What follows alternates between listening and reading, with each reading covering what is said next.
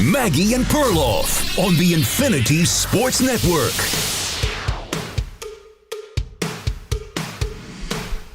So much to get to today, but we start with some news that came out of left field that Pete Rose and shoeless Joe Jackson are now going to be eligible to get onto a ballot that could get them into the Hall of Fame. Perloff, good morning. We haven't done Pete Rose in a while, but here he is posthumously. He passed away in September, back in the news because Rob Manfred has now decreed that anyone who is on the permanently ineligible list, their sins basically now die when they die, and they can no longer threaten the integrity of the game. So now they can be eligible when they were never eligible for the Hall of Fame before this. Yeah, we haven't done the exact Pete Rose topic, but we have done this topic. Rob Manfred is kind of clueless here. And also, this lacks all moral fiber to me. So now he gets in because he's dead. Because they were, afraid he was going to give a speech where he was going to bust on MLB? Or afraid he was going to still bet on games, which he's doing anyway, even in his retirement. He's going to live in the Hall of Fame forever,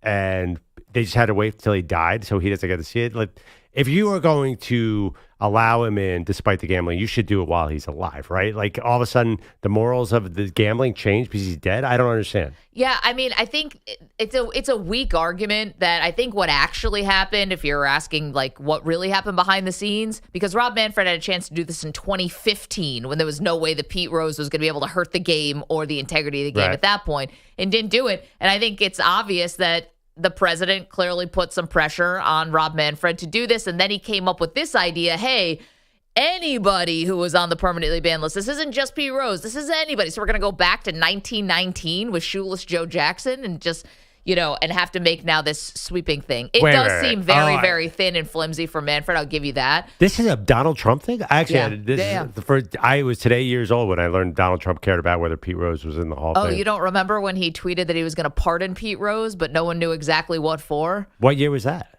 A couple months ago. Yeah. I think he made a campaign on it. I don't know, but I do think that politics did get involved here, and then they came up with this solution. But here's the thing I ask you, Pearl, and I understand what you're saying. The moral code doesn't run out the moment that somebody passes away. But when I ask you, who is the Hall of Fame really for? Right? Well, I mean, who is it for? Is it for the judge, jury, and executioners and us to sit up on high and say, blah, blah, blah, you shouldn't have done this and you need to pay your debt and your dues? Or is the Hall of Fame for the fans? Because you and I have been sitting in these seats, lucky enough to sit in these seats for a long time. And we've talked to a lot of baseball fans. I think there are a lot of people who say, let it go. What was the theme of yesterday's show? Lighten up. and no one's going to take away what Pete Rose did. And I think players who are his contemporaries are still ticked off about it, and he definitely violated something. But if it's a museum for the fans, why not have him in, tell the full story of baseball? I know he is in there, like his story is in the Hall of Fame anyway, but why not just acknowledge what it is, which is he bet, he was banned, he did this on the field, and he does deserve to be in by the merits of what he did on the field. And by the way, I'll extend that to the steroid guys. I think that I would say the exact same thing for Bond. So and Clemens. So I want to be kind of across the board consistent there. Just don't sugarcoat it. Tell the story, but put the guy in on his merits for the fans. Okay, I'm with you. I think this is now a show policy. Maggie and Perloff, open the doors to the Hall of Fame. The one thing I want to test you on. Yeah. Because I agree, if you're going to let Rose in, you should also say, you know what, we're going to let Bond. And I totally agree with your logic. Tell the whole story. Tell the whole story. So for the fans. It's not for the, moral police. Are you letting in Sosa McGuire? I always wanted Sosa McGuire. Like, here's the thing about Sosa McGuire. Good. Okay, so you're consistent. I like that. I'm consistent. But here's the thing about Sosa McGuire, and it's funny how this Pete Rose topic gets to steroids so quickly. The reason, if you wanted to split hairs here and keep Rose out but put the steroid guys in, here's what would be my argument. The steroid guys helped a lot of people get to the Hall of Fame. They helped the game, save the game. 98 was right in my wheelhouse as a very young sports fan. I mean, it was like you had to, we couldn't watch out-of-market games then, unless they were on national TV. So it was wake up, run to the newspaper, run to the mailbox, get a newspaper and see if, I know. Well, I couldn't stay up for 2 a.m. Sports Center at that time. I was a little young. But here's the thing. They saved the game. managers, commissioners, so many other people profited and got into the Hall of Fame off of the steroid guys. Yeah, but also they gutted the game too, because the game is nothing like what it was 35 years ago, popularity-wise. It used to be right there as the most popular sport in baseball, and once they took the home runs out of it, people didn't care anymore. Well, I guess you and I would have to agree to disagree with that. Like, do you get credit for saving the game at a time when post-strike it was very hard to get fans back, and they did? Yeah, but I mean, obviously, I think once that all was exposed, people lost interest in the game in a major way. Young people are like, well, because you used to love to watch the home runs, and now nobody cares about home the run numbers, you mean? Yeah, I just think that you lost a major element of the game, and I think yes, in the short term you saved it, but in the long term, I think you hurt it. I understand what you're saying. Yes, they still printing money off the local deals, although that seems to be falling apart very, very fast too. So. Anyway, but here's the thing about 98. 98 or even Bonds hitting 73, it was before they were actually testing. I don't know if that means a lot to a lot of people. Steroids were basically banned by Faye Vincent in the early 90s, but they did not start testing for steroids until 2003, which by that time a lot of, I don't say damage was done, but whatever. Well, are we willing to go here that, and I am, that if you're going to let in Pete Rose, you're going to let in Barry Bonds, then you have to take those two particular issues, betting and steroids, off the table and let everybody in, even if they got caught with that. So that's where it's really gets in, you mean? A-Rod, Rafael Palmeiro. People who failed tests. Yeah, I think you kind of have to let them all in. Yeah, but here's my thing. I don't think you do it under like a shadow and cloak of it's got to be this cookie cutter, sugar coated thing. Just say what it was. Right. Even if it's Bonds, obstruction of justice. Do you want to talk about the trainer that went to jail? Oh, tell the whole story. And maybe that's because the journalist in me, once upon a time, and where you and I kind of came from at Sports Illustrated, just tell the story and let people decide for themselves. I think that sports fans, what is it about that we love about it, right? Passing it down through generations, telling the stories. Kind of the history of sports is maybe the history of this country in a lot of ways. There's so many things to love about it. Just tell the story. I hate when things are Disney-fied or something like that. And that's not a shot at ESPN. I'm saying when we just do this glossy version of stuff, like the gritty stuff didn't happen, when a lot of times that's the most interesting part. That's the most human part. Everyone loves a fairy tale ending, and sports gives us a lot of those. But when it comes to the Hall of Fame and the scope of someone's career, just say the whole thing. Pete Rose was a flawed person who bet, who lied, who cheated, who profited off of his infamy, who only told the truth when he wrote because he could profit off of it and write a book. He was a scoundrel in his personal life. He was, a tax evader. All the bad things.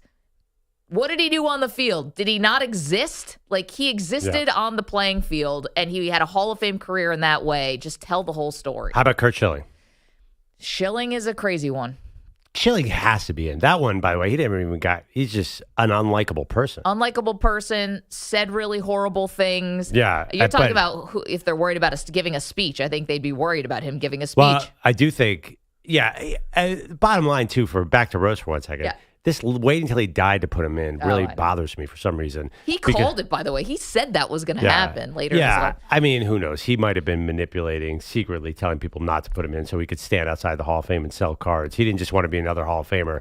But, it just feels like, oh, my God, Manfred, if you're going to fold to this pressure, just do it while he's got 1 year. I personally would have said let him in. Not that you're right. I don't feel anything like any empathy for Pete Rose. Like, I don't care. Guy was obviously a bit of a character. He would have to be the first person to admit that. He knows what he was like. Yeah, do you think Rob Manfred and MLB, do they have any real morals? And I will say the same thing about Roger Goodell and Adam Silver. Like, these things are businesses. So they're trying to do the thing that is most efficient. And this particular move strikes me as, oh, okay, well, I didn't actually even know about the political pressure. Like, all right, we're just going to take the most easy route here is wait till he dies. Like, that doesn't say anything to me. There's no real stand here by Major League Baseball. Yeah, I mean, I don't think so either. Because here's the thing. Pete Rose never got on a ballot, right? Because he was permanently ineligible. This is different than Bonds and Manny Ramirez and guys like that who were on the ballot and just never got the votes. And so now, by the way, if you think this is just going to be like an easy thing, it's not, because of course it's the Hall of Fame, so it's got to be super complicated. It's got to be like multiple committees now that have to put them on the ballot and then vote on it. And this may not even happen until December of 2027. Like, okay. Well, sure. More committees. Amazing. Well, yeah, I didn't know the Veterans Committee does not meet at a regular interval. Like, it's not like this is. I found that out today. It's not that pressing, I guess. Well, no, that there's no rhyme or reason when a Veterans Committee will vote. I don't understand that Veterans Committee. I get the original ballot, but anyway, he's definitely getting in now that he's on the ballot. So Bonds and Clemens, I think, were also initially on, because they did not get in on the regular way with the writers, right? Know, and they, I think, only got 4 votes in the first committee of the this new era. Well, they might have to wait. Those guys are still, they just retired 10 years ago. No, it's 5 years after you retire that you get on the ballot, right? And then you're on the ballot for 10 years. Yeah. But the Veterans Committee usually gets way older guys. So there's 2. Yeah. There's one committee for things that happened before 1980. And then there's one other committee for things that happened after 1980, which is funny because Ryan is here and Manny is here, and like 1980 must seem like the Stone Age to you guys. Well, it just is old. What is it, 45 years ago? Well, old, easy, Ryan. Damn. Wait, so wait. I was not alive in 1980, but I don't want to call it old. Wait, but what do you mean? No, I'm just saying that there's like 2 set. This has so many layers to get there. This is going to be around for a while. That was when the dinosaurs went extinct, right? Yeah. Okay. The Velociraptor. Okay. Who put in Harold Baines? The Veterans Committee. They're not called the Veterans Committee. I want to give them their proper So name. Harold Baines didn't make the normal vote. The Classic Baseball Era Committee. So Harold Baines did not make, for example, who is now 66. And he retired in what year? 2001. He was part of the Classic Baseball Committee? Interesting. Yeah, or Contemporary Baseball Committee. That's anything after 1980. The Classic is pre-1980, I guess. Got it. Interesting. Although Rose didn't retire till when? He won a World Series in 1980, so obviously way after that. Well, he was the manager for the World Series team in 89, right? Right. So I don't know if he's classic or contemporary. Who cares? 89 was the last season as a player, as a manager. So here's the thing. It's just, this is not going to be a quick fix is what I'm saying. If you're planning your trip to Cooperstown next year because you want to see Pete Rose, that's him getting, posthumously inducted. It's not going to happen that fast. Yeah, Baines lost his last regular Hall of Fame vote was 2011. Then got in on the National Baseball Hall of Fame Today's Game Era ballot, of course. Yeah. The what? Today's Game Era ballot. Honestly, where's Musk on this one? How many committees do we need for this stuff? This is why, remember last week we did our great debate, so it's Wednesday, so we're going to do another great debate today. We got a fun one for you. And we asked who should be the commissioner of all sports? Like one person who sits up on high for every single sport who gets to make decisions. This is why we need that person. Bob in Chicago. Oh, is that the Pope? The Pope, yeah. Yes. Manny wants the Pope to be the sports commissioner too, like he's not busy. But here's the thing. This is where we need someone to come in and just be like, screw the committees. This is what's happening. Yeah, I'm not sure that's the number one topic for me, whether Harold Baines gets in the Hall of Fame or not. Well, that's our doorstep now. More pressing issues. But yeah, it's just the whole thing. You're right. I kind of agree with your overall sentiment. The whole process is just stupid. Like this whole Pete Rose, the way they handled this was typical MLB fashion clunky. And just waiting for he died. In fact, they almost look as bad as Pete Rose. It just feels like wait till the dude is. But to be honest, like Pete Rose did do it to himself. Like you know, nobody made him bet. Nobody. Well, then just keep him out forever then. They could have. They were. But they obviously did. They're obviously waiting for. Strong armed him. I don't know if it was. I think it was also they didn't want him alive. Could be that. Yeah. But again, that is pretty vindictive. 888-710-4ISN, 888-710-4476. You got the news yesterday. It was big news. I know it's still a very hot button topic for fans. What do you think? And let's talk about Shoeless Joe. Give him some love. Remember in 1924, Sports Talk Radio was trying to get him into the Hall of Fame? See? See, yeah. That shows you. You should have been in the Hall of Fame. I'll tell you what. It's a disgrace. Oh, the names of the other guys are reinstated. The other are amazing. There's like 3 lefties in there. There's 2 Buckies. You don't name players the same way anymore. It used to be What happened to all those names? Yeah, all the old-timey baseball nicknames. I just love it if you think about being in the hospital. It's like, here's the newborn baby. It's like, we shall call him Lefty. We shall call him Bucky. Yeah, well, I don't think they named the babies. No, of Lefty. course not. But it's just funny to think. Charles the Swede Risberg, George Buck Weaver, Claude Lefty Williams, Oscar Happy Felch. Where are those names? Happy's a great nickname. Yeah. It's like Death of a Salesman.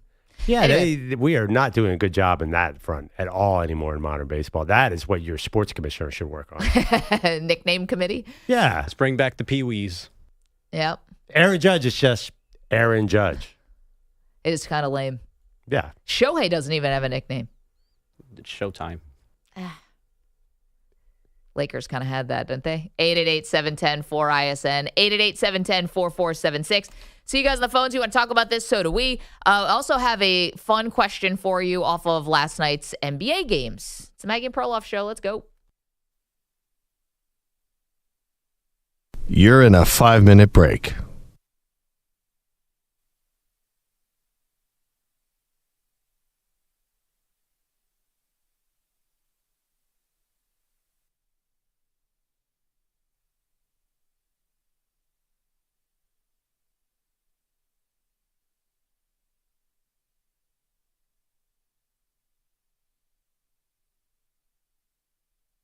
Four minutes, 30 seconds remaining.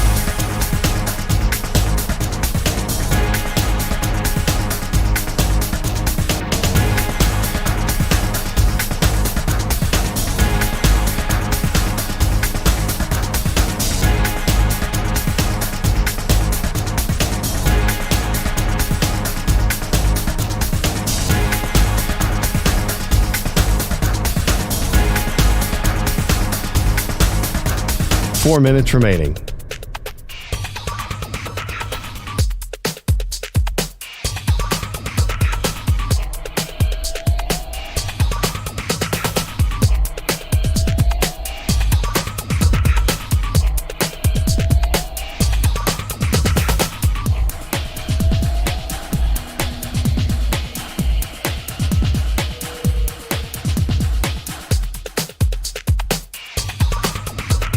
Three minutes, 30 seconds remaining.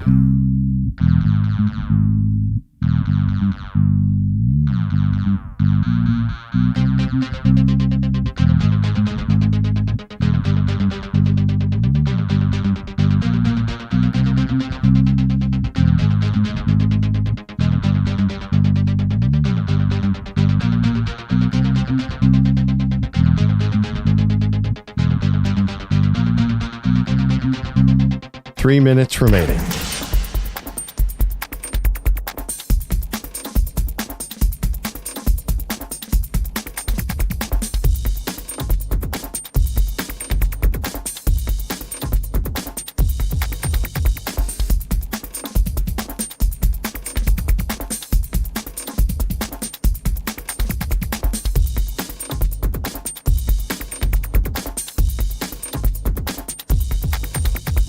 Two minutes, 30 seconds remaining.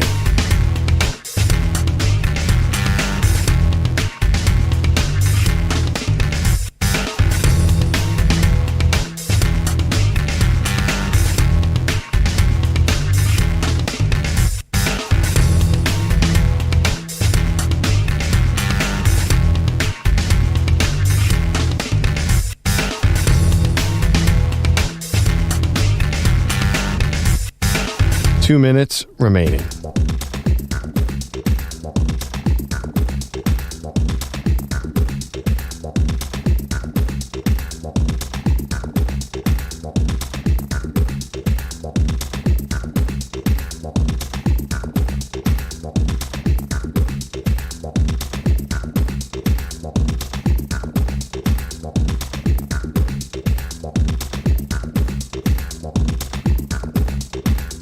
One minute, 30 seconds remaining.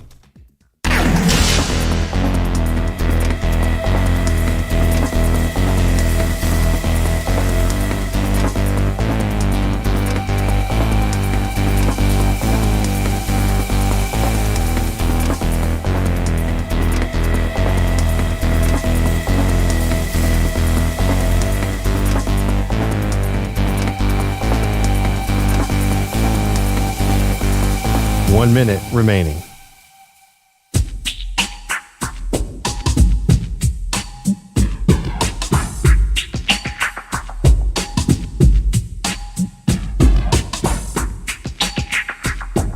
"45 seconds remaining.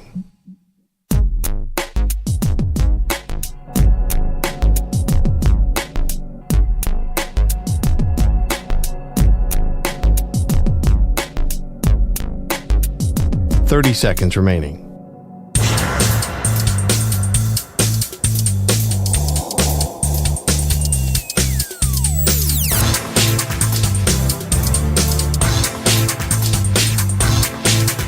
"15 seconds.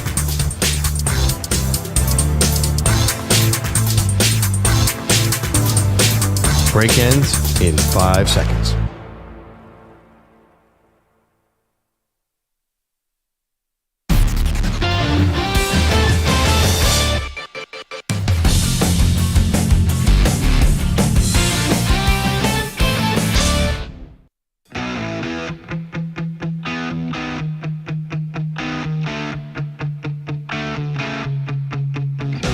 Welcome back, Maggie and Perloff Show.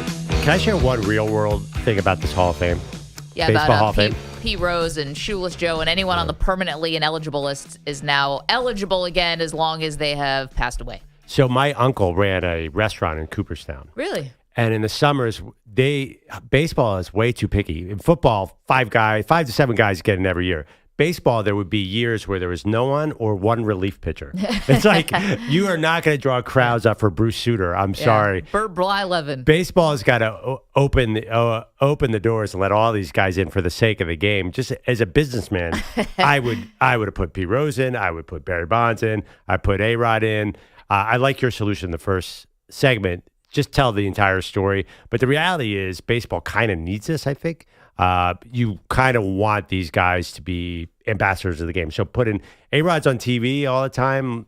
Let him into the Hall of Fame. One of the faces of baseball. Yeah, and A-Rod and Barry Bonds are doing all the social media together now, and it's the awkwardness, I think, has affected the game. I think one of the reasons baseball has fallen off as a national sport is because people were so turned off by the steroids. So I think if you let them in the Hall of Fame and you normalize all that, it's probably good for business. And I don't like that they waited till he died. Like, if he's going to be in there forever, let him enjoy it a little bit, just on a human basis. You know, I think we see this in sports a little bit. We'll get to your calls at 888-710-4ISN. It's like people are going to do bad things. People are going to cheat. They're going to do bad things. And I'm not excusing any of it. But it also feels wrong to feel like you're erasing it. Right? Like, remember when USC, the Trojans, they just like took away their national championship? Like, they just took down the banners, took them out of the record books. It's like, well, that doesn't feel right either. Okay, that guys. Was stupid. Well, okay, yeah. But I'm just saying the paper macheing over of stuff that we watch, and I know this is a little bit different, but I watched Barry Bonds be the most dominant hitter in baseball. That happened. You're not going to tell me my childhood memories didn't happen. Right. So instead of just ignoring in a lot of ways, why not just tell the story? But let's go to Bill, who's in Houston, up first here on the Maggie and Perloff Show. Bill, you've got a good point about the Baseball Hall of Fame and another reason why they've kept a lot of these guys out. Good morning. Oh, thanks for taking my call. I had a friend down here that was a Houston Chronicle sports writer for years and had a conversation with him about this. He was a voter. So he was required to consider integrity, sportsmanship, and character in the morals clause. And, of course, each sports writer had a different opinion of what that meant. But overwhelmingly, for example, Bonds and Clemens, their vote totals are not getting any higher. And I do personally think it's a shame that their normal voting time will expire, then they could be put in by the Eras Committee.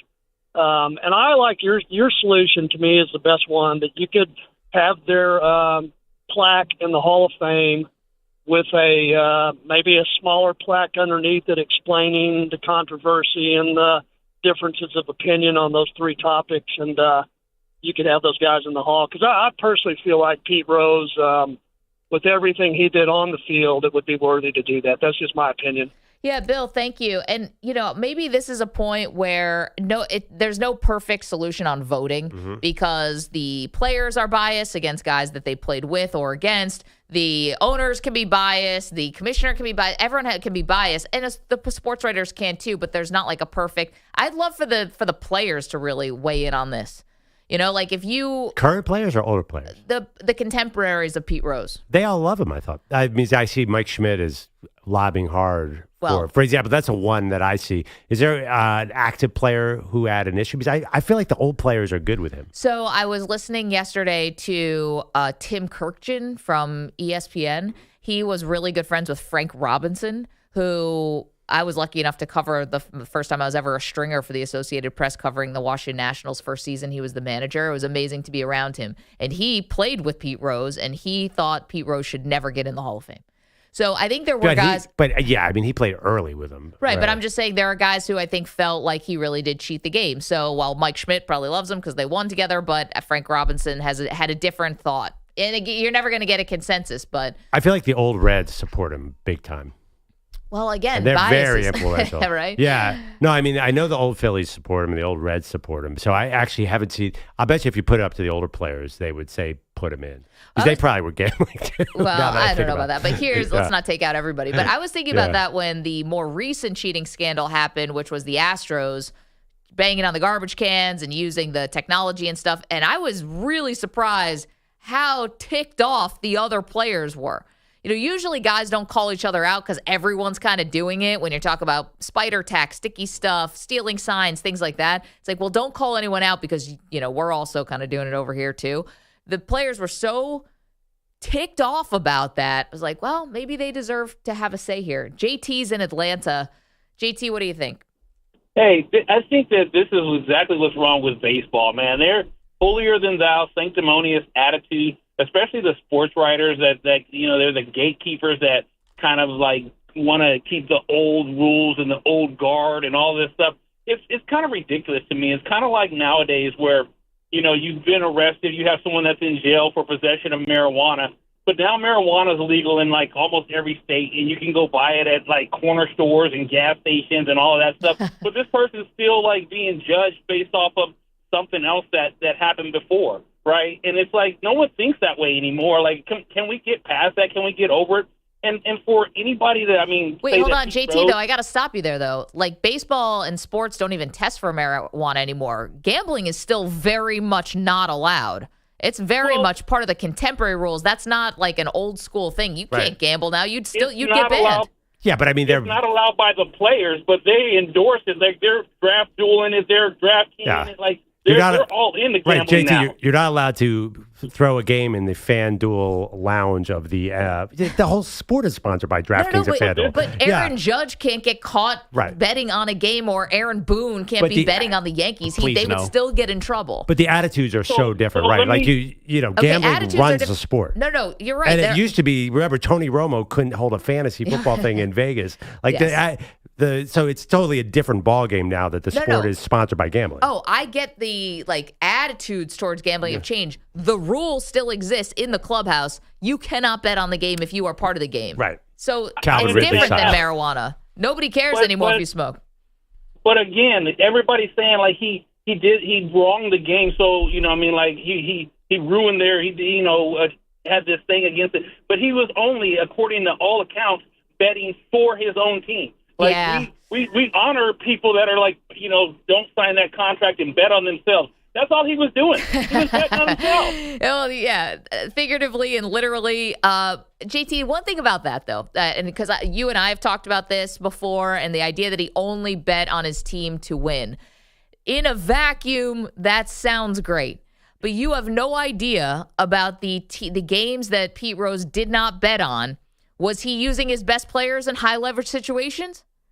He didn't have any money on that game. How much was he trying to win that game? Like, again, we could both sides this thing to death. The thing is, the guy did bet. I'm still saying put him in. Mm-hmm. Just say the whole story. But I can't vouch for him. Just call it what it is. Hall of Fame where your number one home run hitter is not in it. Your number one hit guy is not in it. is just kind of ridiculous. I mean, and then it's like the guy talked about previously, a moral clause. Are we talking about morals now? When Ty Cobb was mostly reviewed as one of the most despicable people that could be, but no one has a problem with him being in. Yeah. So morals in what? Right, and that's why I always, JT, thank you for the call, dude. Good to hear from you. And that's why I always said about the steroid guys, I had a problem with them not getting in because if Bobby Cox is going to get in, how did he win all those games? He was a great manager. He was not winning with clean guys. So we're going to keep dudes out. And Bud Selig, who presided over the whole thing, he gets to get into the Hall of Fame, but you're going to keep Mark McGwire out? Like, all of it is so stupid. You would go after Bobby Cox when everyone else would have gone Tony La Russa. Okay, Tony La Russa, fine. Tony La Russa's teams now, they knew how to take steroids. I'm sorry. That is obvious. Okay. I don't even think that's that inflammatory. One thing about betting, I do agree with the sentiment of what JT was saying. Betting is...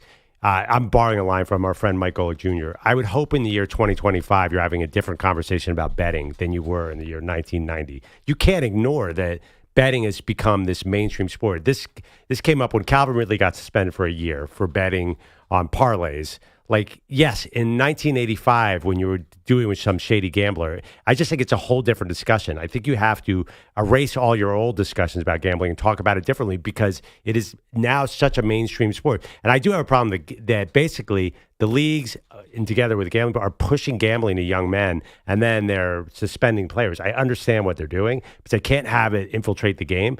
But still, it's just a little bit hypocritical, too. See, I don't see it that way. I completely see it opposite.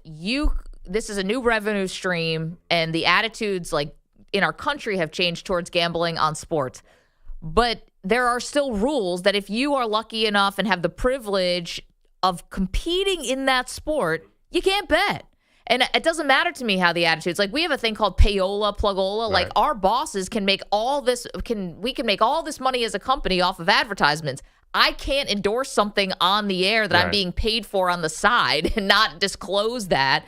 And it's against the rules. There are certain rules in your industry that you can't violate. So while the rest of the world can bet 10-leg parlays, Calvin Ridley cannot. And I don't feel bad for him that he was made an example of. Well, okay. So, but you don't have an issue with, for example, say a company is a beer sponsor and they're spending millions and millions of dollars every year to market beer to young men. Yeah. And then one of the young men comes to your league and he drinks beer. Right. You don't see any kind of hypocrisy or sort of moral double standard there?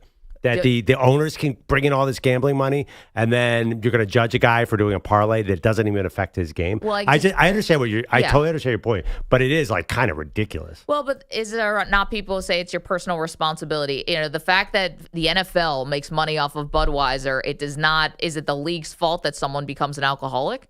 No, it's not. But is it? I mean, is it? Are they disgusting because of their double standards? Of course. Well, now we're doing moral stuff, right? Yeah, I mean, but I just think that's my point. The league should no moral arbiter of anything. I mean, the NFL is so funny.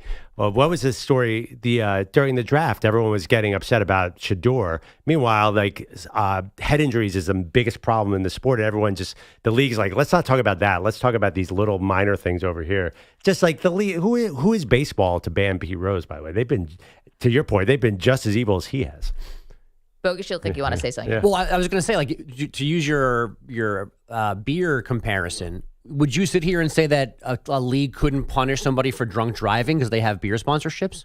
No, they could, but I mean, honestly, like, I do find it a bit hypocritical. Like, let the law do their work. I think that the league should not overpunish. Let the legal system do work. Okay, so I mean that there is a legal aspect to that particular thing, but to me that you would never say that. You would never say, oh, the NFL can't punish this guy for a DUI because they sell me beer. So I would never. So I don't think that disqualifies the argument of, well, baseball has gambling sponsorships, so they can't ask someone to not gamble on baseball? Well, of course they can. But don't you think like that should affect the way they look at these guys? Like, no, because I think, like Maggie said, it's a very simple request. Yeah. Like, if you're a baseball player, don't bet on baseball. Like, that's not hard. So Calvin really didn't bet on his team, and he got docked $10 million. And I think they've changed the rules since they realized that they were over punitive on punishing guys who were gambling like legitimate bets in terms of the rules, but they did it in a facility. I think those rules, they did lessen those punishments. They realized that was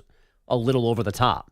But again, like, still, like, I don't like whatever the rules are that the leagues come up with. Don't bet on this. Don't bet it here in the team building. Like, those are all fine.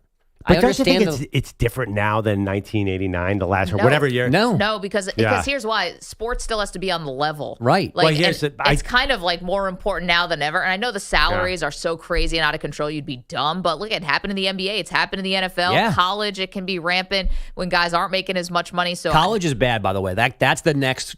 Like, that's coming. Like that. I mean, it's already here, but the story is that these small schools that we don't care about with players who the money actually makes a difference. I mean, Michael Porter's brother, like, this happened at the NBA level. They got caught in 5 seconds because they're idiots. Yes.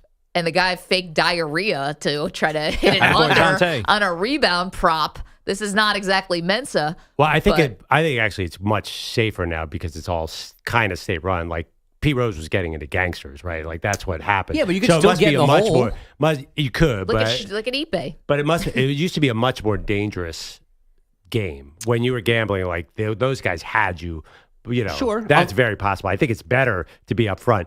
But that being said, the college kids, I know this is a real big deal. Like, basically, it doesn't bother anyone. The FanDuel, DraftKings, and the leagues are pushing gambling to young men on their phones. And then, like, of course, what do you think is going to happen? Like, my argument doesn't hold logic all the way through, but there's definitely some major hypocrisy here. Yeah, of course, these young men that you're marketing to are going to fix games. Like, you're legalizing gambling. It's coming.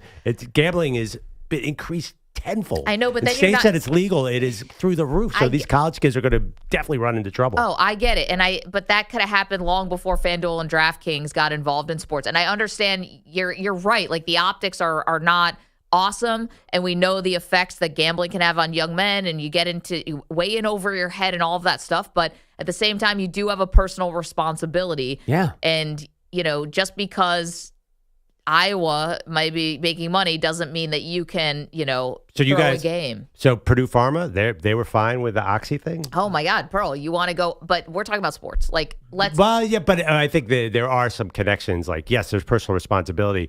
But honestly, like, the league, to me, is two-faced to be profiting through the roof from gambling sites and then to judge gambling. Wait, but are you talking about the Purdue Pharma, because they're giving painkillers to they're guys? They're pushing painkillers, so... Right, well, I feel like that is way worse because this is an authority person in theory, someone who's a doctor or has a license who can prescribe this stuff to you, is telling you to take this, and you're taking it, and then all of a sudden you get hooked on it. Like, it's not that different a phenomenon than gambling. No, but if a doctor gives you a prescription... I mean, it's different because, like, if you can say, all right, here's the FanDuel play of the night, and it's not really that big of an ask to go, just, hey, by the way, second baseman, don't bet on this game. Bet on football, bet on basketball, bet on college, bet on golf. Just don't bet on baseball, whether you're for you to play well or not. Just don't do that. Like, everything has responsibility. I think you're very much giving people a free pass for doing something that's not hard. You can gamble, just don't gamble on the sport you play in. Right, but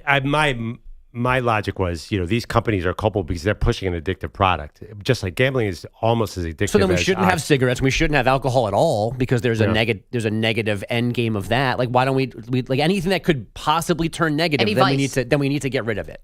Well, then we shouldn't have Doritos because they can make me fat one day. Oh, I love Doritos. I know. I was actually thinking about getting a bag of Doritos later. You could argue, that let's not make marijuana legal. Let's not make gambling legal, which it wasn't legal for most of everybody's lives. Yeah, I mean, because it's dangerous. Sure. I know, but do you want to go back to prohibition and Puritanism? I don't think people want that. They want to make their own decision.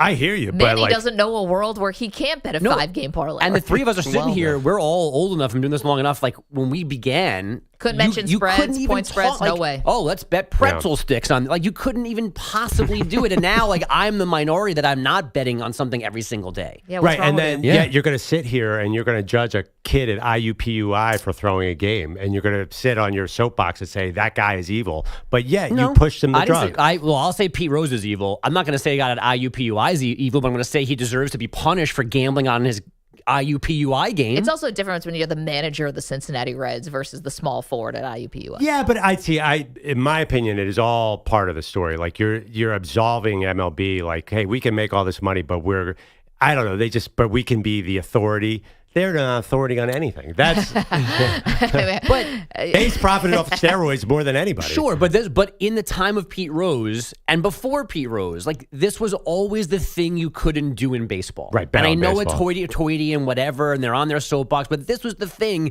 that you couldn't ever do. But he didn't get caught as a player. That's Also, the line I'm going to give him the excuse He also on. I know it's agreed to lame. this, by the way. Well, Like he signed off. that's This is true. basically a plea deal. He knew what he was getting into. Because he thought he was going to be banned for like 2 years, and Right. it turned out to be a lifetime. But I also think the fact that it's still illegal, the betting, the gambling, you still can't do that. It's up in the clubhouse right now. If we walked into the Phillies clubhouse, it's right there on the. Okay, so steroids are illegal, right? So you just put in Barry Bonds in the last segment. I did put in Barry Bonds because I said, just tell me the story.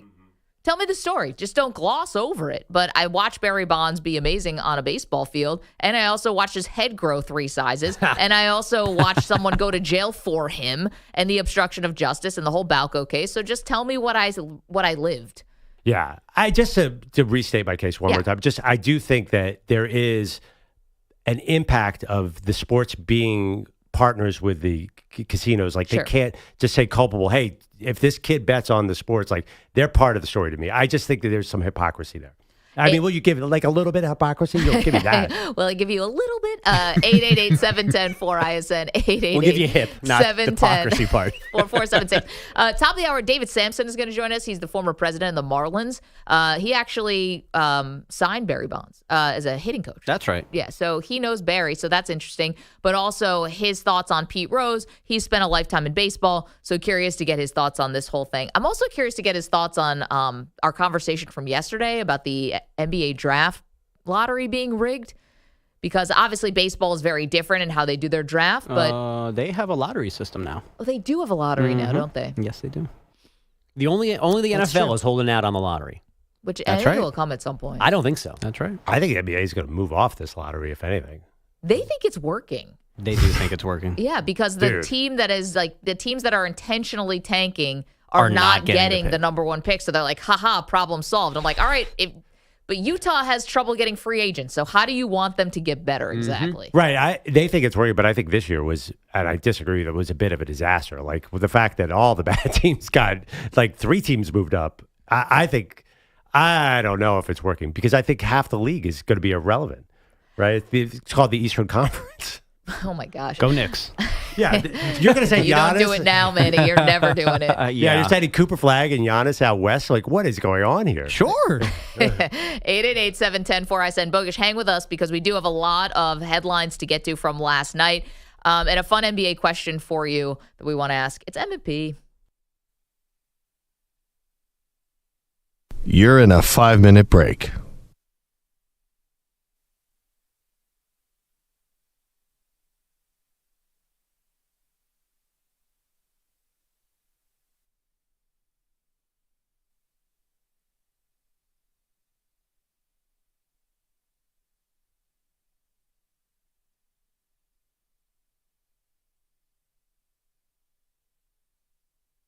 Four minutes, 30 seconds remaining.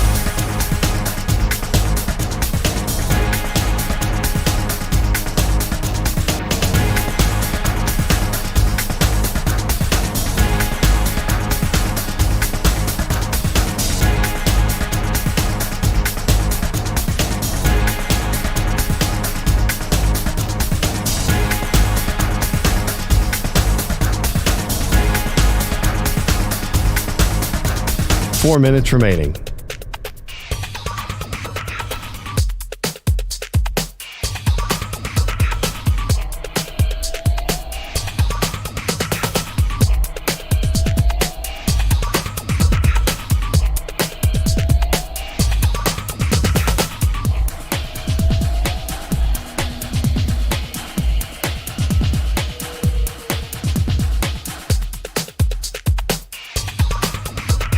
Three minutes, 30 seconds remaining.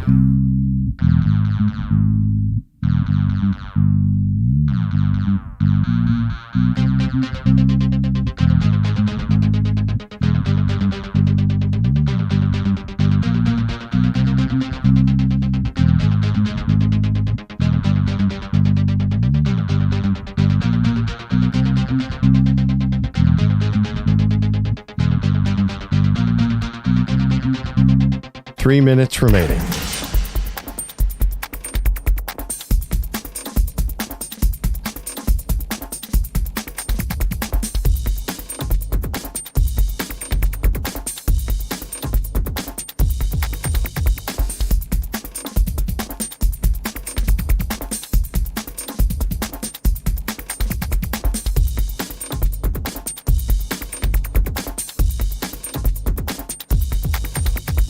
Two minutes, 30 seconds remaining.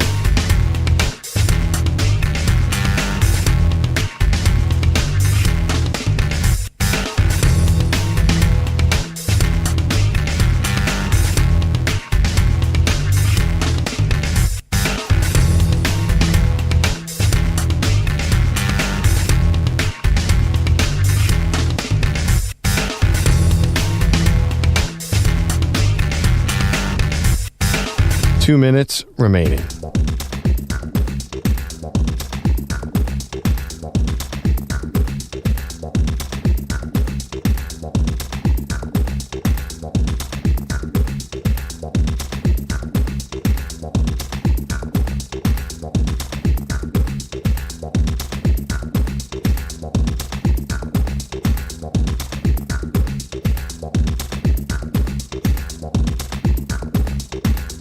One minute, 30 seconds remaining.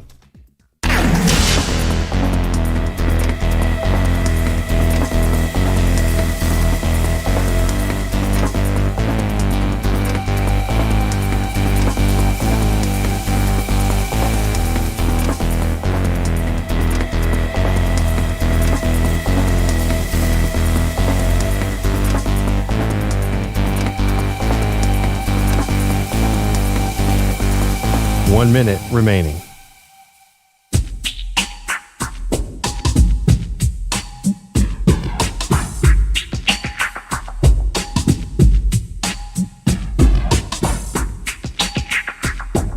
.45 seconds remaining.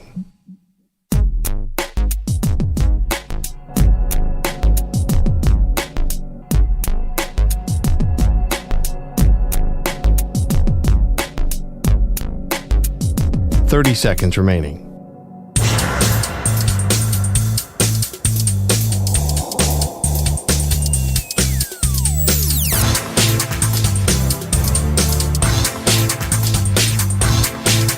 .15 seconds.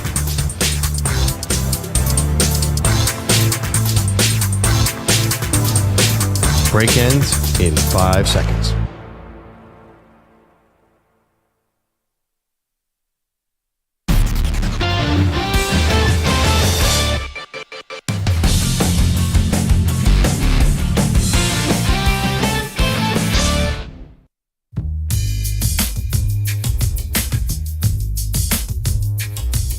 Welcome back to the Maggie Perloff Show.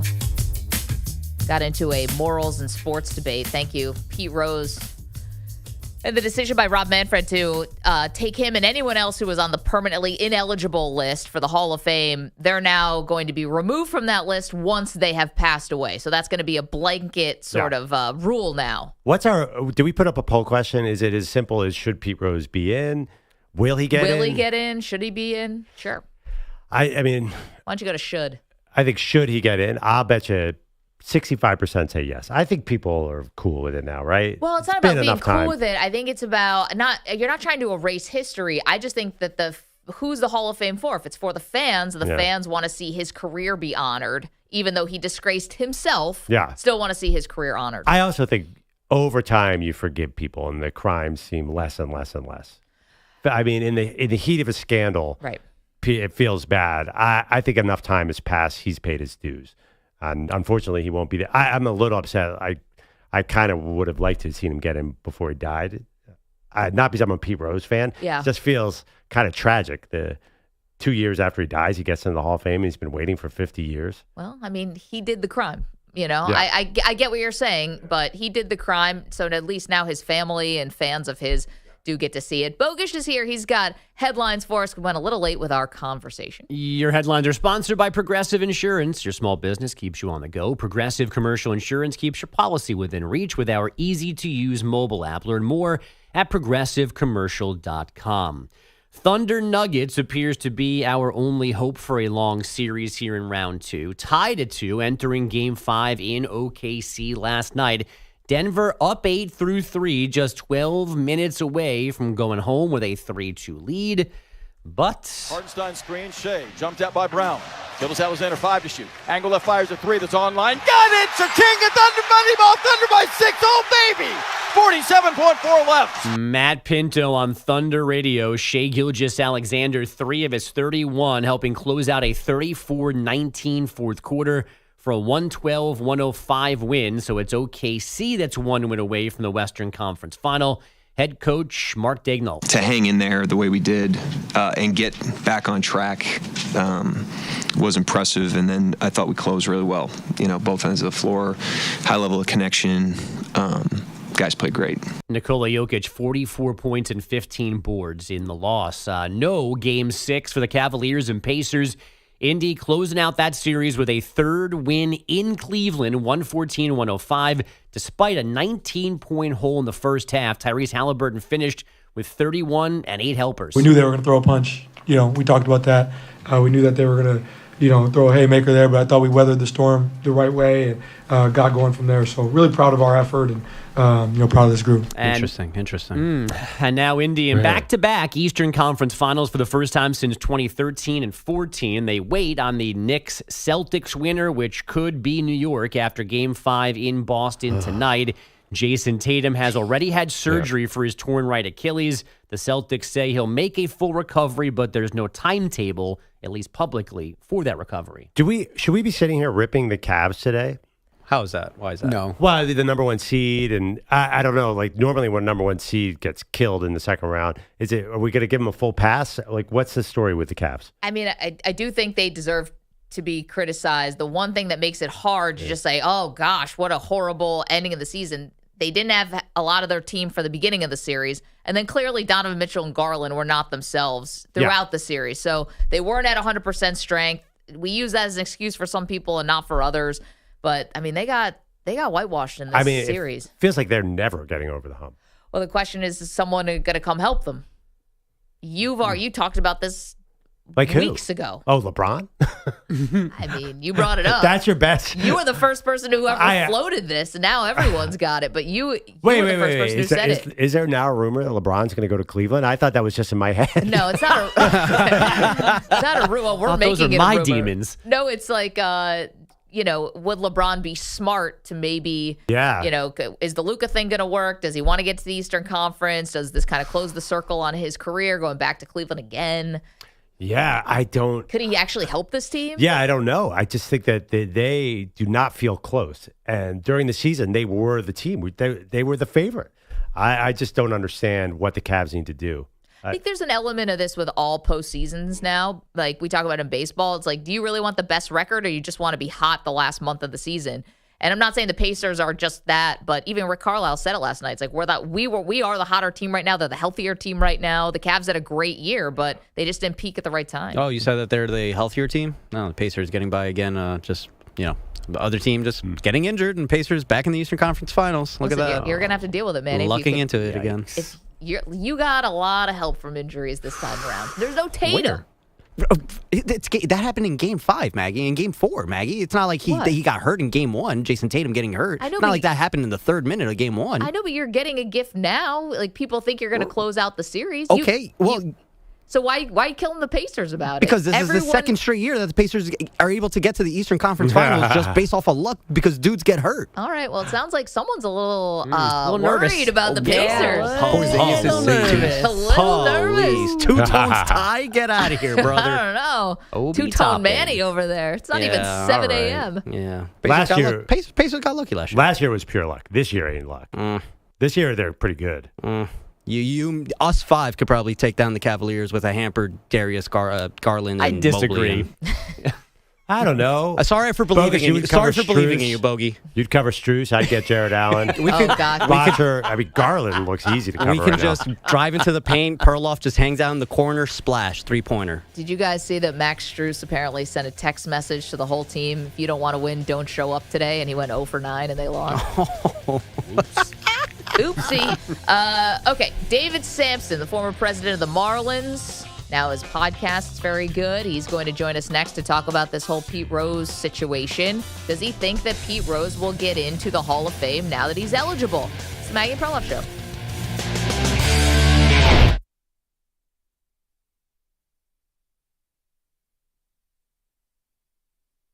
You're in a 5-minute break.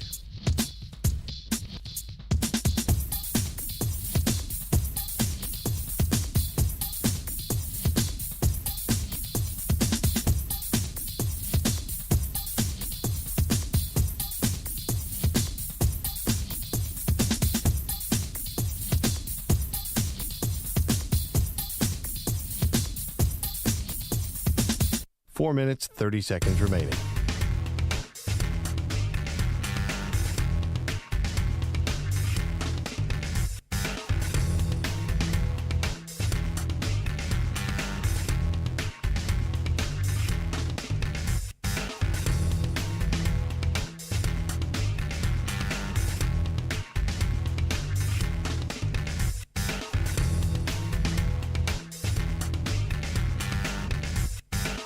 Four minutes remaining.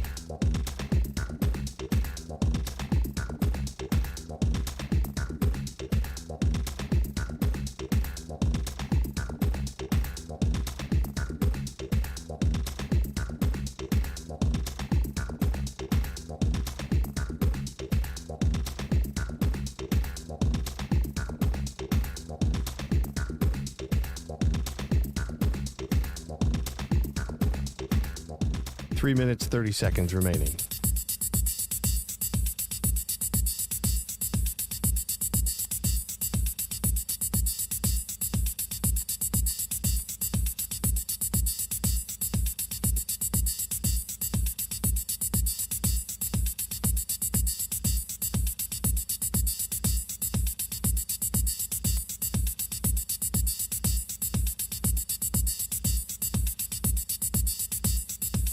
Three minutes remaining.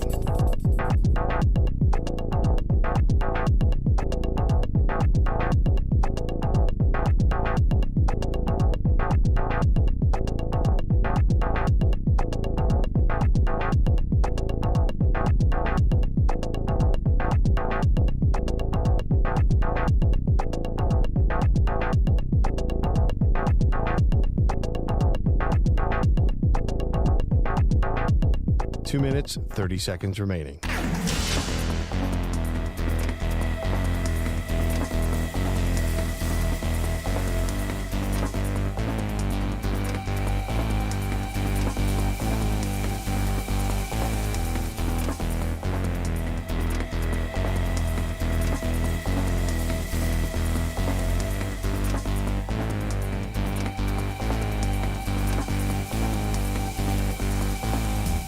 Two minutes remaining.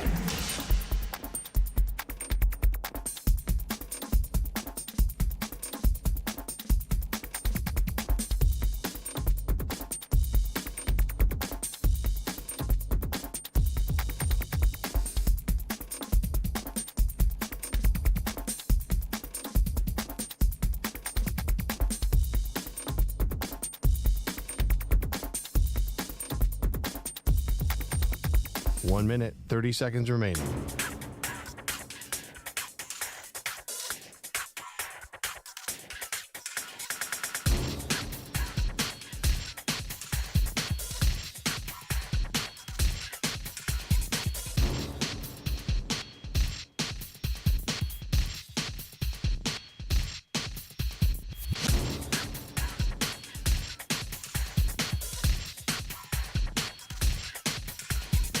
One minute remaining.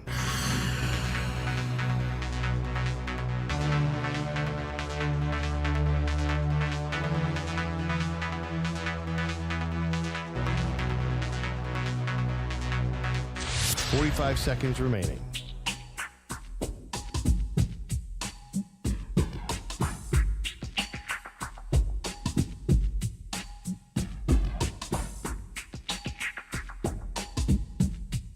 Thirty seconds remaining.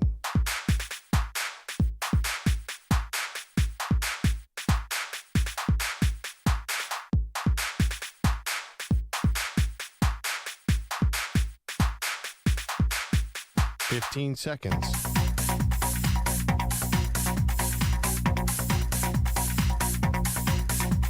Break ends in 5 seconds.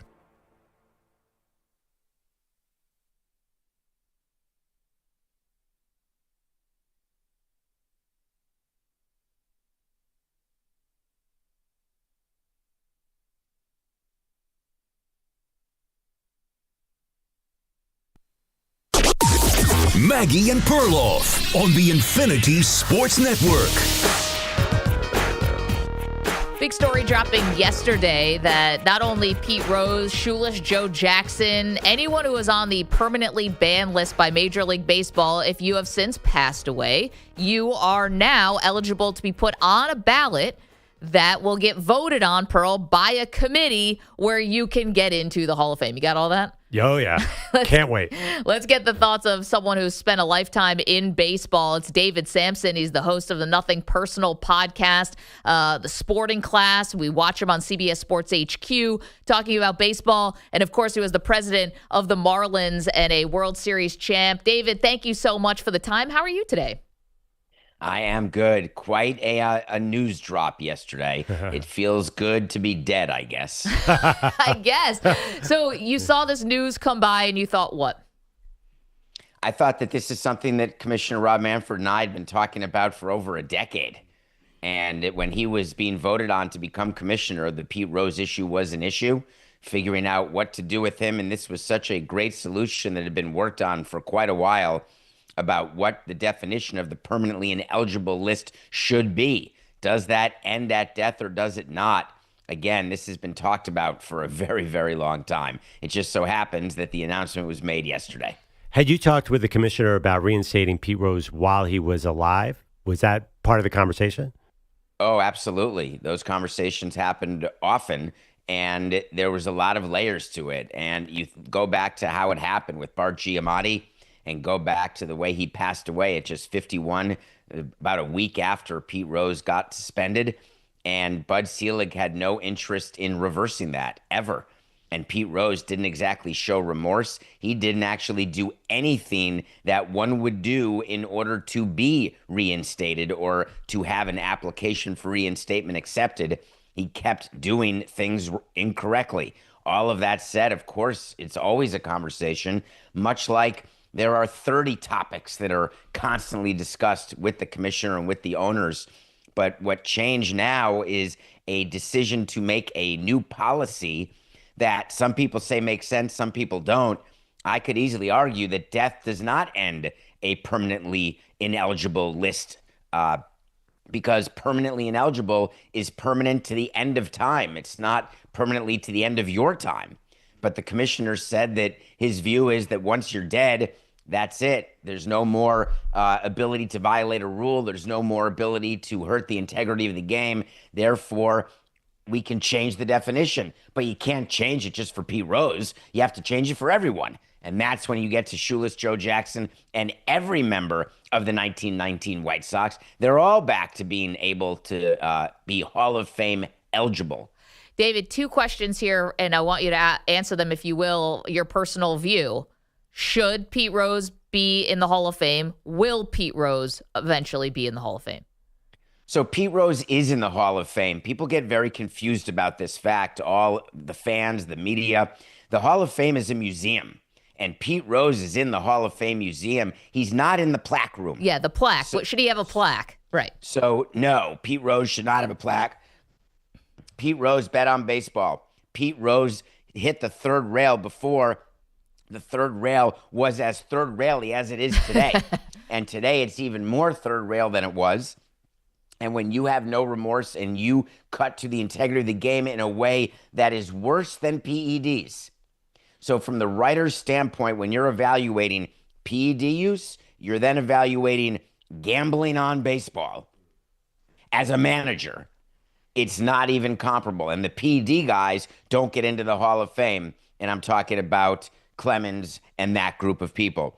So I do not believe he should, and I don't believe he will.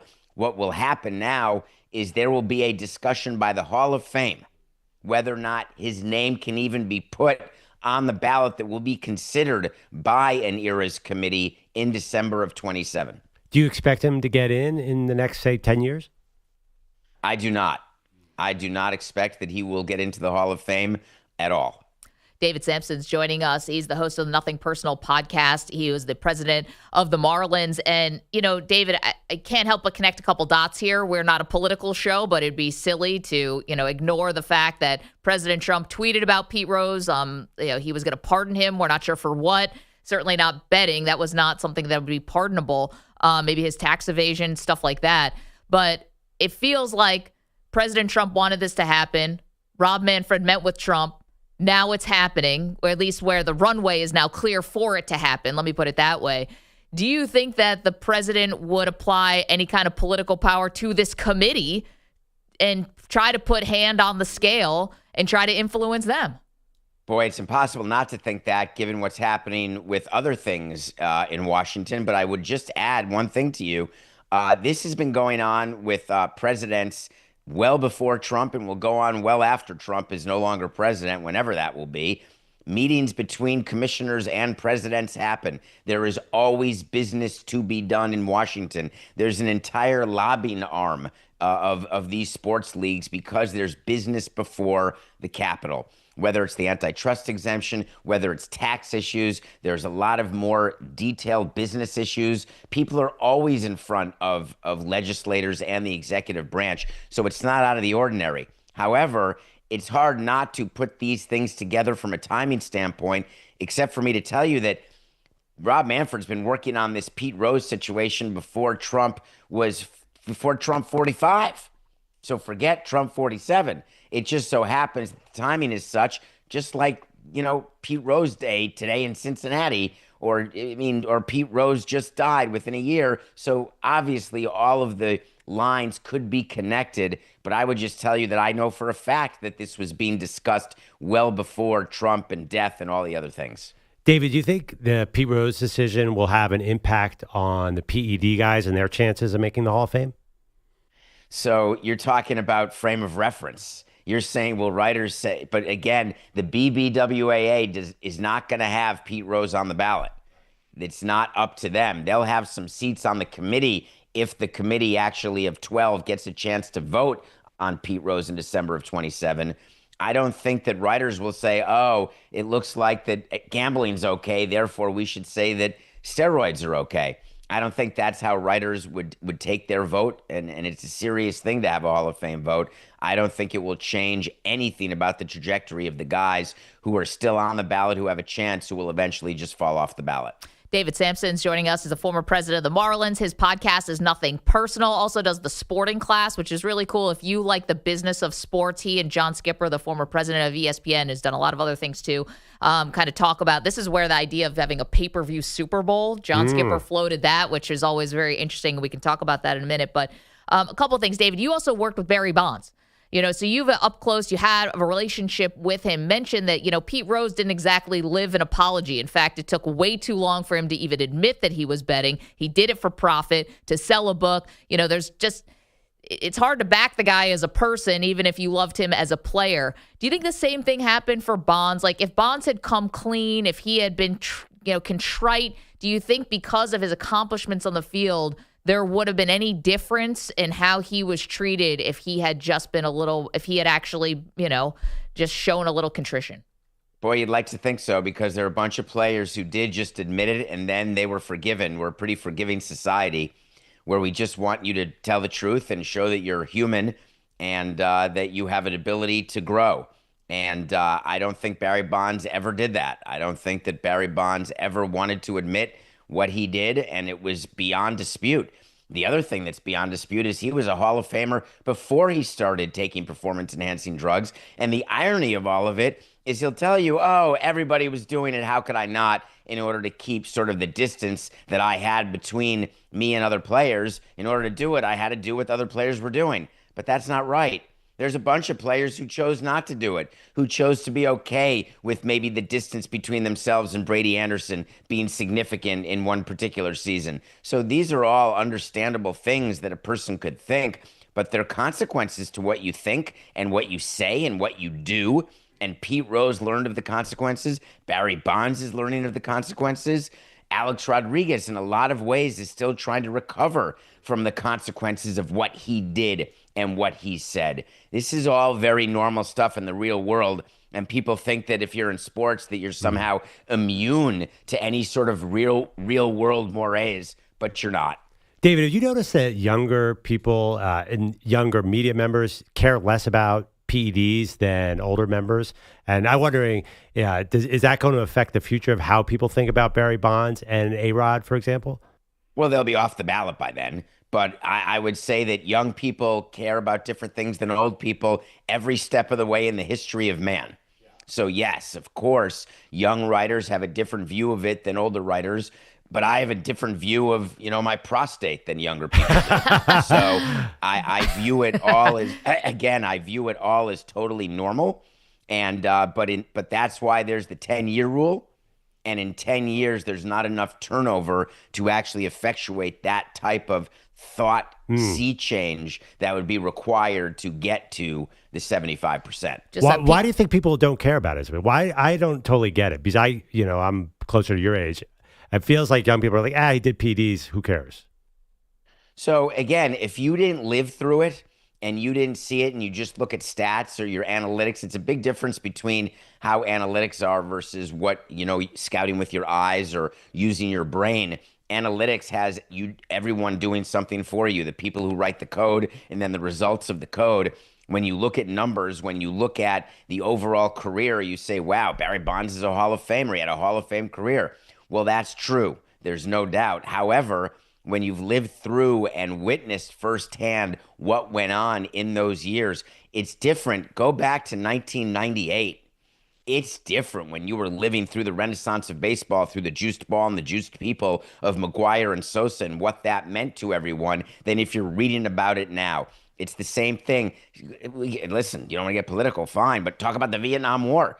My son views the Vietnam War differently than my mother, who lived through it and was part of protests. My son views it in history the way he reads about World War I and World War II. So it's just a very different perspective. I just want to point out for people listening to the show, at one point, Perloff did turn to me and ask if women have prostates. That did happen on the show. It turned into quite an anatomy lesson. This is a Dartmouth-educated person, by the way, but that was a funny moment. That figures. Meanwhile, David, last one for you, and I just want to take it to a little bit away from baseball for a second, because I saw that even you tweeted the other night, of course the Mavs won the lottery, OMG, right? We had bid discussion yesterday. Could a league rig a draft lottery? You've been behind the scenes more than any person as the president of the Marlins. Is it even conceivable? It is conceivable, and people are really funny about this on the internet, talking about, I've seen the balls, and there's nothing anyone can do. It's totally fine. I hear you. It's sort of like saying that referees and umpires don't know what's going on in a series and are totally, totally independent and neutral, or that a league is totally independent and neutral. It's just not the case. Now, there is a 1.8% chance of the Mavericks winning, and sometimes 1.8% hits. By the way, every time someone wins the lottery, that person had a very small chance of winning, but someone actually does win it every single time, or it rolls over. But eventually someone wins it. So I'm not saying anything other than when you look at the video in 1984, and I'm the beneficiary of this as having been the biggest Knicks fan ever back then, hard not to argue that the envelope was stuck to the bottom of the bowl. It's just hard not to argue that. It's different with ping pong balls, but is there a benefit to Cooper Flagg being in Dallas and a redemption story for a franchise? A thank you to Adelson for the price paid for Dallas and everything else? Maybe, but conspiracy, I don't view it that way. It's just a very unbelievable coincidence. David Samson, you can listen to the Nothing Personal podcast. It's great. Sporting Class is great. Love watching you on CBS Sports HQ talking baseball with us. And, of course, as the former president of the Marlins, we appreciate your perspective. Thanks so much, David. Have a great day. Thank you. You too. Okay, so there you have it. So David doesn't think he's getting in. Yeah, Rose, that is. I'm surprised. And David knows what he's talking about. He can predict these things. So it's funny because a lot of people are reading this story and saying, "Oh, Pete Rose is going to get in." That's the most common take. Like this is going to be a coronation, or finally it's going to close a circle or a redemption arc or whatever. Guess not. Also, it doesn't seem, based on what David said, that this is going to help Barry Bonds or Roger Clemens, at least for now. No, I mean, those guys had been ticking up, though. I think the last percentage was like 65%. You need 75. So 888-710-4ISN. Big story today that, the runway is now clear if Pete Rose was going to get a plaque in the Hall of Fame. More importantly, so David Samson, accomplished sports executive, said that, yes, he does think the NBA weights his thing, but he said that yesterday was a coincidence. So which part are you going to take out of that? Well, you know where I'm going. Yes. I heard a good one last night. It's a little too convenient, everybody. I'm not opening this can of worms again, but I did hear one fact that made me laugh yesterday. The fact that the Mavs almost won the second play-in game, and that would have blown up the entire conspiracy that they traded Luka. Right. If you're not in the lottery, then you can't be in the lottery. Yeah. So the fact that this plan had been evolving for 6 months, they played with fire by that was a close game in the fourth quarter. It was. Who ordered the code red? Yeah. So you're saying that they beat Sacramento in the first game, and they were just to keep up appearances, right, Maggie? Maybe Sacramento had something up their sleeve. I don't know. No, I'm just kidding. We don't know how high this goes. No, I don't. 888-710-4ISN. 888-710-4476. All right. Appreciate David Samson there. Okay. We've got lots more to do, including an update on what the Mavs plan to do with that number 1 pick. There was a thought that maybe they would be trading it away. We've got that for you. We've got NFL stuff for you and college football as well. It's M&P. It feels good to be dead, I guess. You're in a 5-minute break.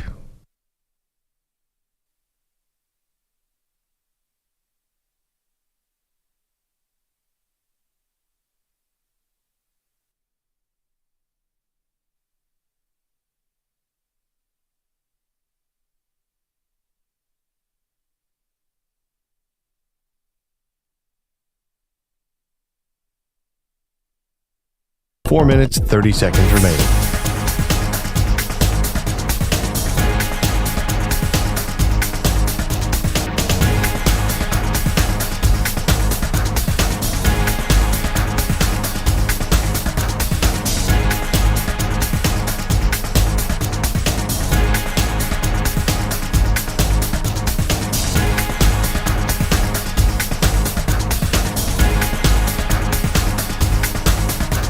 Four minutes remaining.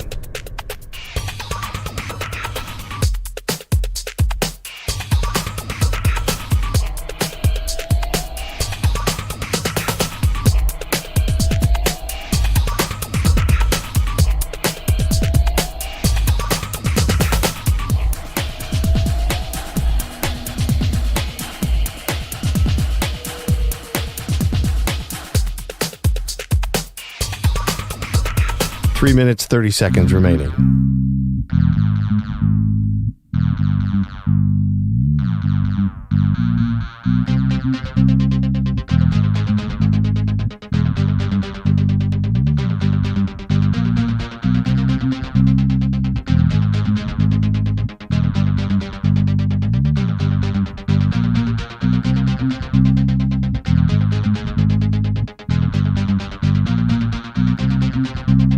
Three minutes remaining.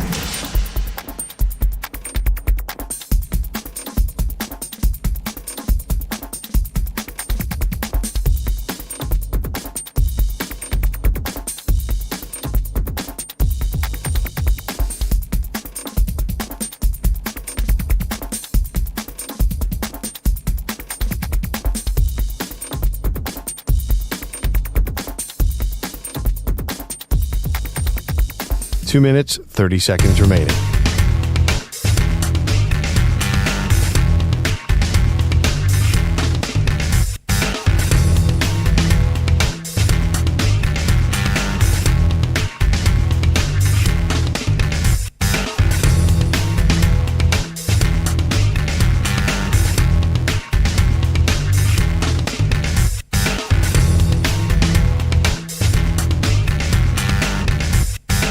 Two minutes remaining.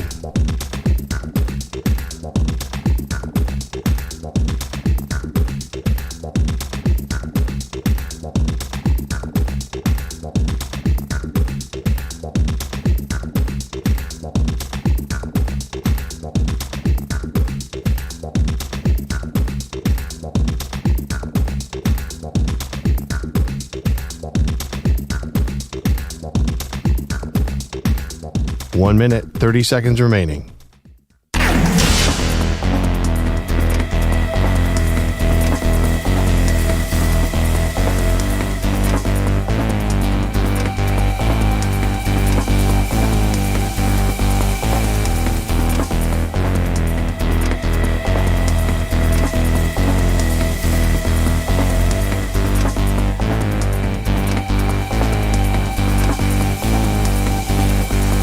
One minute remaining.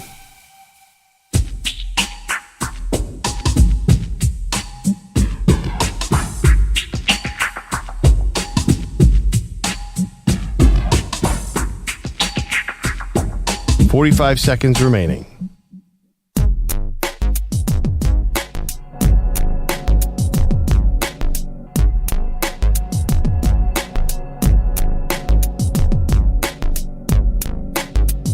$30 seconds remaining.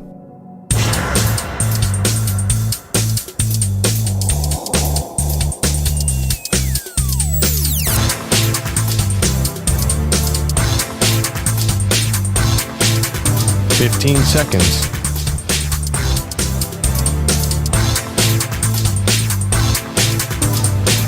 Break ends in 5 seconds.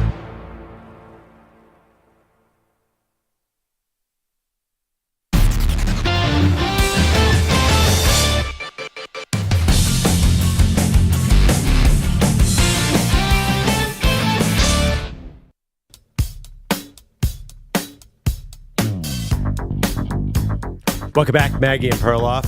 So it is shaping up to be, I don't want to jinx your team, Manny, but a Knicks-Pacers Eastern Conference Final. And it's also looking possible that we're going to get the Thunder and the Timberwolves in the Western Conference Finals. We'll see. The Thunder jumped out to a 3-2 lead. Statistically, that means they have a great chance to get out of this series. I don't know what all this means for the NBA. If I said to Maggie before the show, if they're fixing the lottery, they might want to fix the finals to get some bigger markets in there, but that's besides the point. Well, New York is the biggest one. They might still be alive, but I have this question for you. I was thinking about this last night, watching Halliburton close out that game against the Cavs, who are hobbled, to grant you that, and then watching Shea and Jokic last night going like shot for shot in the last 3 minutes of the game. And I was thinking, all right, shot for your life. For your life, with guys who are playing right now.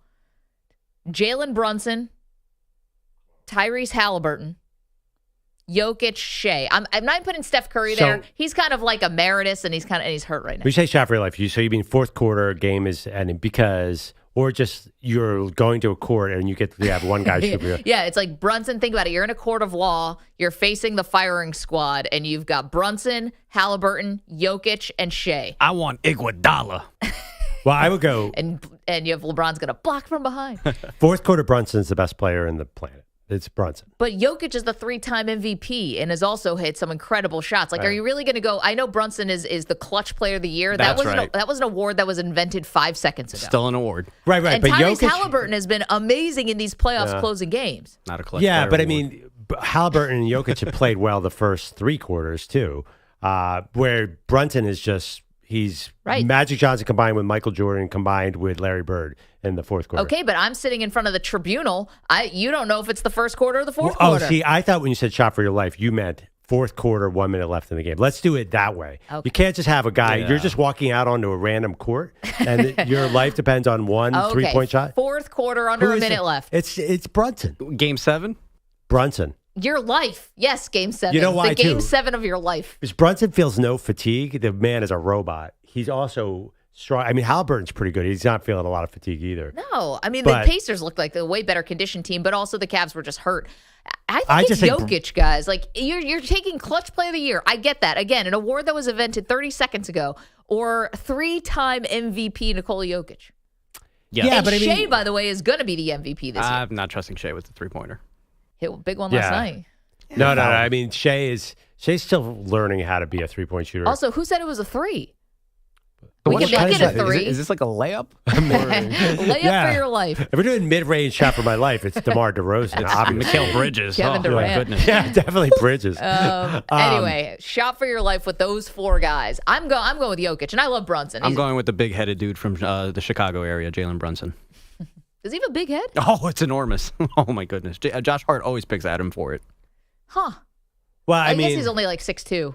Yeah. Let's put it this way. Only 6'2". If the Pacers are going to have to be up by about 11 with 2 minutes left in the game, otherwise Brunson's going to beat them. I think you have to be up by like 25. Yeah. And I don't think 11's going to do the it. Pacers have Halliburton, who I agree has been a great closer. His shot is really hitting its stride right now. But they better be up by a lot because Brunson's going to kill him. I saw it last year. Brunson killed them. Well, it could be the other way, though, because the Pacers have also been coming back on teams. So if the Knicks are up 11, the Pacers could come back. Yeah, but They've both been doing this. How did it work last year? It felt like last year. Well, the Knicks were hurt last year. Yeah, but even so, they were getting worried. Like, if Brunson could just get it close, he was going to beat them. And then Brunson broke his hand in Game 7. Yeah. Can you put that poll up, please, on Maggie and Pearl? I know it's going to be weird. I'm not giving you everybody in the league who's healthy, who's still playing. I'm not giving you LeBron, Luka. I'm not giving you Steph Curry, who would obviously be the answer. I'm just giving How you about it? We're not four going to guys. put Ant-Man on there?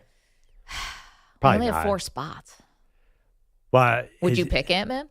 No, I would not. But I mean, He hit I more feel like- threes than anyone in the league. this Yeah, year. he is going to, the funny thing about the Timberwolves, like we're absolutely leaving them out of this conversation, which is typical. The Timberwolves could just trip into the NBA Finals this year. Like, oh, that team is here.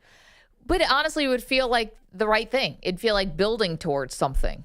No, they completely disappeared during the year. They'll be the first to admit it. We didn't play well all season, and now they came out of nowhere. Look where they are now. I Randall's know. playing great. Although I think Minnesota would lose to OKC, but I don't know. I think Minnesota might have lost to Golden State if Steph didn't get hurt, too. That's the other possible. thing. It's definitely an odd playoffs. And doesn't it feel like if Denver had any bench, they could destroy OKC? Like, they're the better starting 5. They just wear down. Well, and I know that Aaron Gordon has hit big shots in this series, and I know Jamal Murray, but like, you can't have Michael Porter shooting that shot when you're down 3 at that point in the game on the road. It's got to be Jokic. He was only single covered at that time. You cannot have Michael Porter taking that shot last night. Well, yeah, but they only pulled him in 3 once in the final 2 minutes. I know. But, And then Michael Porter took the clang to 3, and then all of a sudden they were down 6, and then it was over. Yeah, I mean, I'm not sure one possession is the problem. Felt like it because Jokic felt like they couldn't wore miss. down hard in the fourth quarter. Well, I think Jokic played the entire third quarter. Yeah, I think David Adelman. the dude got hit a passed heave up. too to make it within 3. I mean, that's your design, a turnaround 45-foot jumper. It's amazing I how he just hits think- these shots. I have no idea. I It think doesn't even it's look like he's looking where it's going. You got to have some kind of bench, right? I mean, obviously you're going to wear down in the second half. OKC has waves of guys. Well, then that's better for the Pacers if we're talking globally, because the Pacers actually do have the deepest rotation, not the Knicks. The Knicks are playing 5.5 guys. I think that's what Bill Simmons said. 6 guys, really. McBride's out there for a couple minutes at a time. And those minutes are not very good sometimes. Yeah. That's a huge issue, that the Pacers can get more guys out there. We'll see. Yeah. 888-710-4ISN. Also, side topic, should more things be decided by just shot for your life? Not for your life. What's a jury of your peers or a bunch of NBA All-Stars? Which would you rather have if you were on trial for something? I'm not even asking if you did it or if you didn't do it. And let's take away like the really serious stuff. Let's say it's white collar crime. Well, that's pretty serious. But you know what I'm saying? Not murder, not rape, nothing like that. I did do it. Would you rather have a jury of your peers, or do you just go Jalen Brunson or Tyrese Halliburton have to make a shot? It's a little ball don't lie, Am I guilty? I don't know. Trial by jumper? Yeah. Pass? I'll stay with the jury. Yeah, I don't know. You want the jury? I feel like you're trying to Good make luck. this a thing, and I just can't wrap my head around it. Like, wait, so am I innocent or guilty, by the way? I don't know. If the shot goes in, you're innocent. No. But how's my case in front of the jury? I mean, it doesn't matter if you pick trial by shot. Right. Who needs a jury when you got Steph Curry behind your back? Yep. And this is the problem. Manny's not going to commit a crime, so we can meet Jalen Brunson in this situation. So if you're gonna innocent, go slash your tires. Yeah, but sometimes innocent people go to jail. Like if it's a ball don't lie situation, if you're innocent and it's Steph Curry, you feel like you got a pretty good chance. I trust my savior, Jalen Brunson. It's like a sports gods kind of thing. Karma. Anyway, Bogusch is here. Jalen Marquis Brunson, you will save me. What's his middle name? Marquis. Oh, interesting. Okay. By the way, we Bogusch. got to go. It's got to be mid-range for Brunson, by the way. And he's got to have a guy on his hip. So you can't not just call in Brunson, but you also have to call in. You got to go to the locker room first Peyton with a Pritchard. limp and then come back A little out. push floater in the paint. Nikola Jokic put up 44 points, 15 rebounds, 5 assists. Still don't want him taking the shot. Nuggets took an 8-point lead into the fourth quarter, but didn't win Game 5 in OKC last night. Interim head coach David Adelman. This is a really disappointing loss. The guys in there should be disappointed. It's a heavy loss, and we have to bounce back quickly to win Game 6 and give ourselves a chance to come back, have a game like this, but finish it. The Nuggets outscored in the fourth, 34-19. They lose the game 112-105, so they'll face elimination at home in Game 6 tomorrow. Shai Gilgeous-Alexander leading OKC with 31 points, 6 rebounds, 7 assists. The duo of Chet Holmgren and Isaiah Hartenstein combining for 29 points and 15 boards. How's that great Russell Westbrook, hero of round 1, doing in this series? The Pacers wrote a 17... Terrible. Can't hit the side of a barn. As I told you, no team with Russell Westbrook's going to the NBA Finals. And what was there was another story this week about how crappy he is as a teammate? Oh, I didn't see that. That he's immature and had to be spoken to. Yeah. Isn't he 35? Doesn't mean you're mature, right? Well, I just think his shot's so bad. The Thunder are playing right into the Nuggets' hands. The Pacers rode a 17-2 third-quarter run to a 114-105 series-clinching win in Game 5 in Cleveland last night. The Cavs failing to extend their season despite a 19-point first-half lead. Donovan Mitchell did score 35, but on 8 for 25 shooting. Pearl asked last hour if we should be critical of these Cavaliers, and Mitchell expects it. I told you during the year we're going to be judged off this. There's going to be a lot of talk. That's what comes with it. And we didn't capitalize. The Pacers, meanwhile, can hang out and watch Knicks Celtics tonight. First chance for New York to reach the Eastern Conference Final for the first time in 25 years, which means it's the first time in Manny's basic existence. What about my basic? You don't remember 25 years ago. So this would be your first Knicks. I was 2 years old 25 years ago. I have a theory on what's going to happen tonight. The Celtics are going to come out swinging, right? I think They're so, going to have so much fun. They will lose the game to Jalen Brunson in the fourth quarter, but they are going to get at least an 18-point lead at some point. No. They're going to win tonight. Who is for Celtics? Tatum. Yeah. The Knicks are going to wet themselves in Game 6, and then we get a Game 7 in Boston. Not even in your dreams, brother. Okay. But I think it's going to be maybe close, but I think the Knicks are going to close them out. But I do see that happening. Yeah. Let's do it for Tatum. Do I it just for don't think. I think they're too injured. They also have a wild amount of talent. I'm like, well, if Porzingis decides to play, he's better than anybody on the court. Decides to play. The guy's on his illness. Yeah. Okay. I don't know. Pearl doesn't believe in. Yeah, as I said, they need to do an MRI in the middle of his chest cavity to see what's going on there. So wrong. Come on. You're a Knicks fan. You feel that way about Porzingis, right? I can't stand the dude. I mean, it was 3 teams ago. But they do have they have 2 Olympians on their starting lineup. No, 3. Sorry. 3. Oh, no. Brown they have didn't make 2 it. They have and 2 Brown. 2 Olympians, Drew, and they have plenty of talent to battle with the Knicks. They just were going to wear down, and Brunson's going to kill them. Is it too much to ask just for a 25-point win for the first time in like 3 months? And if No, you don't do that. Okay. Somebody on Missoula's bench told him how to double team Brunson, then watch out. That dude doesn't coach. He doesn't do a thing. And he just stands He's not on even the really sideline. there. I mean, is he just watching The Town over and over again? Isn't that what he does? Watch that bank heist movie from Boston? Yeah, and when he's in New York, he's looking at the actors or something. I don't honestly have no idea why he's there. Look, I mean, at the end of the day, he must think that we're all just specks on this floating rock in the middle of the universe. Well, what hurtling does life towards really nothing. mean? Exactly. Did you see they have a guy on their, I think he's a consultant. I don't think he's actually on the staff, but he was the young chess prodigy that they based the movie Searching for Bobby Fischer off of. No. Yeah. This is who Joe Mazzulla is collecting as far as the sounding Sounds board. about Joe Mazzulla. Yeah. And he does like these weird things about taking them all on hikes and stuff. The chess prodigy. Yeah, I mean, they did win the NBA title last year, right? Like, Amazing. that did happen. But he's going to be Mike Malone, where he gets 2 years and see ya. That's New my ownership. Yeah. Meanwhile, Mo Cheeks is represented on that Knicks bench. That Knicks, every NBA bench. How many assistant coaches are there? 74. They need 2 for every actual player on the team. And it feels like Mo Cheeks gets in every camera angle for the Knicks. Mo Cheeks is always in that second row, just somehow just appears on every MSG broadcast, every TNT broadcast. Well, the camera finds him because he's magnetic. It's Mo Cheeks, man. Mo Cheeks, former Philadelphia 76ers, long time. A hero for saving that little girl who botched a national anthem 20 years ago.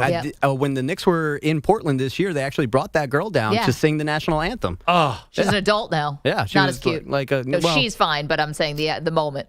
That might be my favorite moment all time in sports, when the girl couldn't finish the national anthem and he came over, put his shoulder. So nice. Wasn't that the best? It really was. You ever interviewed I can't him by imagine any chance? Rick Brunson doing that. Maurice do you know Cheeks, Mo nice, Cheeks at all? No, I don't think I ever interviewed Mo Cheeks. No. I haven't either. Maurice Cheeks, nice man. Speaking of the Blazers, Aaron Boone's favorite player. Oh, okay. Really? All right, there it goes. There you go, full circle. Philadelphia sports fan. Aaron Boone's dad, teammate Pete Rose, Look at all back that. on the news. Oh, yeah.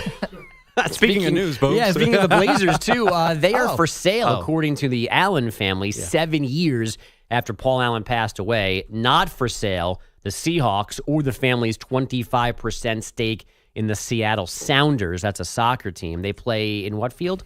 Lumen Field, They where do. where the Seahawks Yeah. play. I was wondering when I saw that announcement, it was very much at the bottom, and hey, by the way, Seahawks not for sale, so stop asking. Yep. But also, do you put that out there so that people do? It's like, and the Seahawks are not for sale, but are they? Yeah. We're not listening to phone calls for number one pick, so give us a call. I actually found it 888-710. interesting. I'm like, wow, a family would not like it. Like the NFL is where you want to be right now, because I think those teams make a lot of money. Yeah, but imagine how much you could sell. The Broncos went for what, $5-6 billion? Yeah, And a couple years ago too, right? So, but I think they have plenty of money. They're going to get a ton for the Blazers. A ton. They're going to ton. I mean, the Phoenix sold for what, $4 billion?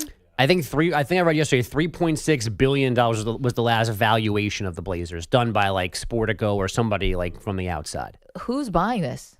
Oh my God! I The bet you there's a Saudis? line of people who want to get in on Drew this. Carey. He's got that kind of bank. I mean, he's big on the Northwest sports soccer. I think he's like part owner of Seattle Sounders. So I mean, he's The guy who hosts The Price is Right. That's right. Yeah. Yeah, he's and whose line is it anyway? I think he's got some bank, and I think I think he'll make an investment. I'm so serious. Man, there was a moment when Dan Patrick could have been the host of The Price is Right. I remember that story. He told it on the air. He had a great story. They didn't tell him how much it would be for, so they kind of left him hanging a little bit. Like, you just had to take the job. You had no idea what the salary was. Yeah. It was like, so take a something- risk. Well, I'm glad he didn't do it, because he had a bunch of game show options, and that, like, Drew Carey's good, but he's sort of like, he's kind of been pigeonholed as the Price is Right guy now. I'm going to be honest. He was honest. a big comedian before. I know. He's the whose line is it anyway guy. Yeah. To me. And the Drew Carey show. Big Cincinnati sports fan, right? But, Cleveland, right? Or Cleveland, sorry, Yeah. Cleveland. Cleveland Rocks was the Yeah, intro that- to the show. yeah. I'm an idiot. But here's the thing about him being the Price is Right. He's not as good as Barker. Right. Hey, But well, Barker's I mean, iconic. Yeah. Okay, but nobody is calling Drew Carey like a failure, you know? It's like he's not even, no one even expected him. Like usually when you take over for somebody, you get the torch pass. Like we all expected Aaron Rodgers to be really good after Brett Favre. There's been no expectation that he's even going to be close to Bob Barker. I think he's pretty good, though. I think he's good at Price is Right. I haven't watched it a lot. Does he tell you to spay and neuter I your mean, cats? I don't even obviously, know. Richard Dawson's the most famous Family Feud guy, but Steve Harvey's amazing at But it, there were too. 3 guys in between that. That wasn't a direct really? handoff. Yeah, Ray Combs was my guy when I was no growing way. up. Yeah. Actually, I didn't know that. But Steve Harvey is so good. Nobody does the turn camera like Steve Harvey on Family Feud. It is unbeatable, that move. Some weird answer. He just slowly turns the camera. Oh. But it's like pseudo-sexual, too. It's like an innuendo. And that no little one- smirk that Steve Harvey does. I mean, he's perfected that. It is good. Can we rewind to? Are you mad that there's not enough Drew Carey backlash right now? Yeah, kind of. It's like, how did he escape? You know, it's like being the guy after the guy. Because I think Nobody gets away with that. I think Drew Carey's really good. I think he can work that crowd, and yeah, he shares in the excitement. I think he's great at his job. Cavs don't get a pass. Drew Carey doesn't get a pass. I mean, listen, it's like it's a big deal when you take over for being the guy after the guy. But can I tell you? So sometimes now with our new schedule, I will catch some Prices Right if I'm on the treadmill. And with Drew Carey, underwhelming. I'm on mute. I still want to see people win a car. It's the best moment. I just don't think you're giving him a chance. What's your favorite Price is Right game? Plinko. Easy question. no, and no, I'm glad no. you asked because No. one of the warehouse stores sells a mini Plinko Costco. board, and I want it so badly. The Yodeler is definitely the best. Yeah. Oh, I do like the You're so Yodeler. wrong. The Yodelers are Rat pretty Race. good too. Good one. Also good. Fine program. By the way, I'm so confused by why not Drew thinking. Carey. I'm still catching up why Drew Carey, a famous Cleveland sports fan, is now this Pacific Northwest sports empire mogul. And I thought you said Jim Carrey at first. I'm like, Jim Carrey's a Sounders fan? That would be amazing. If Jim Carrey owned the Blazers, what about LeBron, by the way? Portland, Nike, and LeBron wants the Vegas team, but is he still going to be playing and he can't buy a team, Jordan style? Like, what's happening there? Oh, that's a good question. Yeah, what former player do you think? Well, because A-Rod has the team. this? Yeah, and also A-Rod just got officially put in as Timberwolves, right? So I was thinking a great athlete could get in, and LeBron wants a team. No, it seems like now you kind of need an athlete, almost like Magic helped with the Brady? Commanders. How about Brady takes on a second team? He likes basketball. Huh? Didn't think about that. I mean, Might get in the way of his official duties with the Raiders. Grinding tape on North Dakota State left tackles. Yeah, by the way, she said it would get was his a way, guard. official duty with the Raiders. Not that forget he's getting $38 million a year to work for Fox. The Dallas Stars beat the Jets last night 3-1 for a 3-1 series lead, and baseball got a little crazy. First pitch, swinging a fly ball left field, deep into the night, and gone! You gotta be kidding me! Dan Dickerson on Tigers Radio. That was Javi Baez's second 3-run homer of this game, and it gave Detroit a wild 10-9 win in 11 over the Red Sox. It was one of 3 game-ending hits that happened in a 4-minute span last night. And Nico Horner, a 2-run double to get the Cubs past the Marlins 5-4 and the Astros down the Royals 2-1 on a solo homer from Isaac Paredes. Muy bien. Gracias. Isaac Paredes, but whatever. By the Close way, enough. Big win for everybody with the Stars last night. Everybody? Yes, because it will possibly eliminate the Jets and kill Maggie's bust slumper theory or drought slumper theory. Oh, Drought buster. Busters, drought busters. She's been watching these NHL playoffs because she is going to triple down on her drought buster theory if any of these NHL teams break a drought. Oh, I'm banking now on the NHL. Yeah, Like, they're going to be my ace in the hole. Because you really don't want the Stars because that's been pretty recent, and you don't want Florida. No, I need a Canadian team. Yes. To really declare it the year of the slump buster. Why am I having so much trouble calling it the year of the slump buster? Slump buster. Yeah. Well, because it makes everybody kind of sit up a little straighter in their seat. You know what I mean. Ryan gave out I was so confused. Audible gasp when he Drought heard busters. that. I deemed you don't know about 2025 the year of the No. drought buster. Yeah, I guess. Maggie's been lonely. Rory hadn't won a major. Well, Florida men. men. It's a singular person. Florida men's basketball won title in those long tenures. Yeah. Sorry, the Stars haven't won since '99. And I was going to say, we talked about this yesterday. Yeah. If it's got a 1 in front of it, it definitely counts. They were in the finals in 2020. Not the same. Yeah. Not the same. And that's been weighing on us in the hockey community. The Stars Stanley Cup drought. And the Hurricanes, of course. I mean, I know, it's no been, one will shut up it's about been it. a long 19 years. Mm-hmm. Will somebody please think about the Edmonton Oilers? Yeah, obviously. Now that's... I will, if the Leafs are the... Oilers and Leafs count. If the Oilers are Leafs, went to the then finals I'm last year. full on. I'm getting a T-shirt that says 2025 year in slump buster. and then I want a T-shirt that says "I'm with the slump buster" with an arrow. 888-710-4ISN. Quick break. Big question for you about the NFL next. You're in a 5-minute break.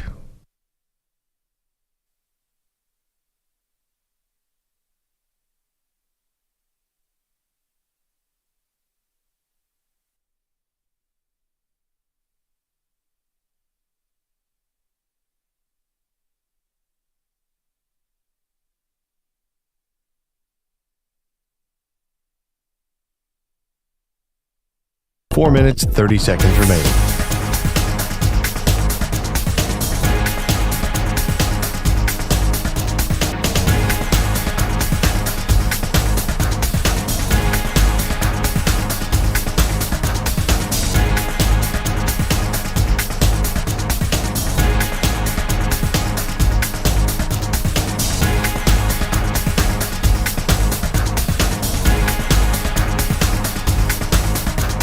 Four minutes remaining.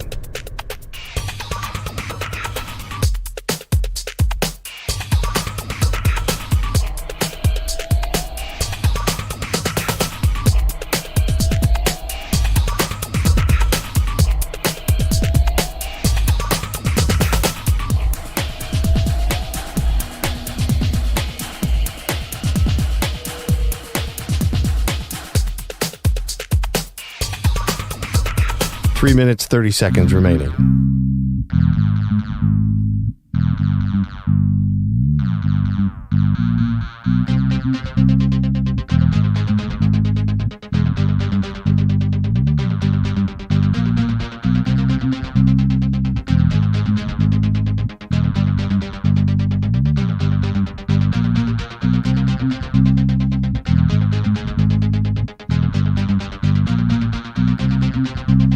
Three minutes remaining.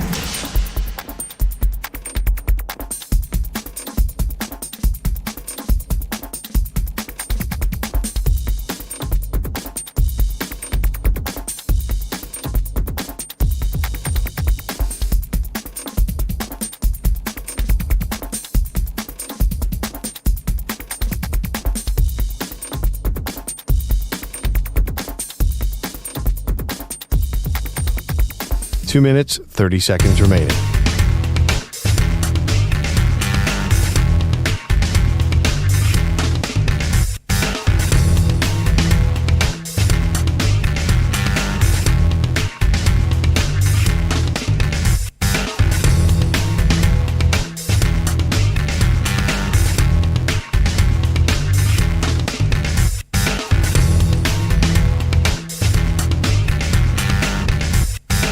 Two minutes remaining.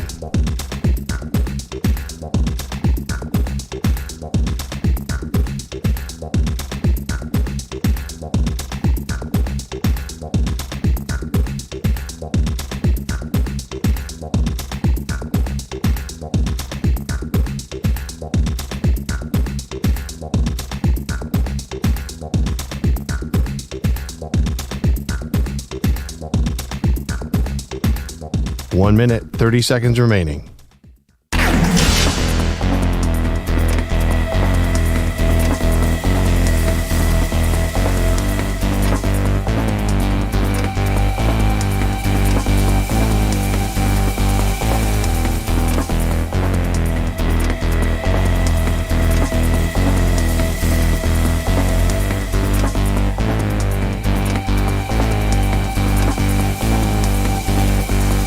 One minute remaining.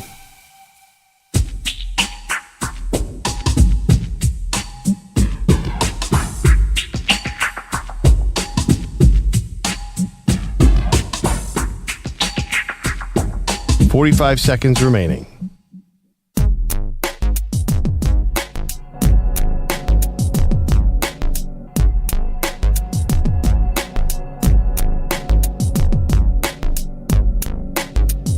.30 seconds remaining.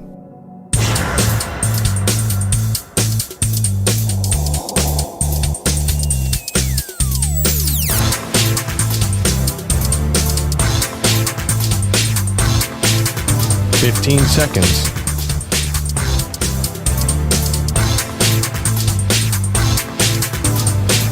Break ends in 5 seconds.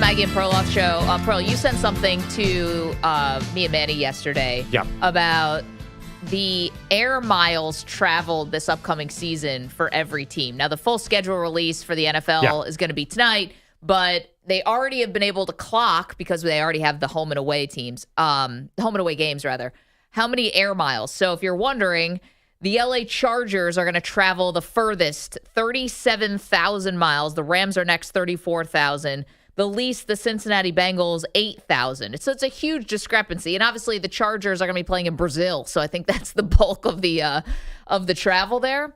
Right? It's going to be Chargers and Chiefs, they already said, is going to be in Brazil. So, right. Okay, so when these things are going to start coming out, miles traveled, days of rest in between games, when your bye weeks are, we're going to get to dive into. You used to do this for Sports Illustrated when you would talk about these other ancillary things and try to predict how it would impact a team. Do you think any of these things matter? Well, really, the metric that always worked was strength of schedule.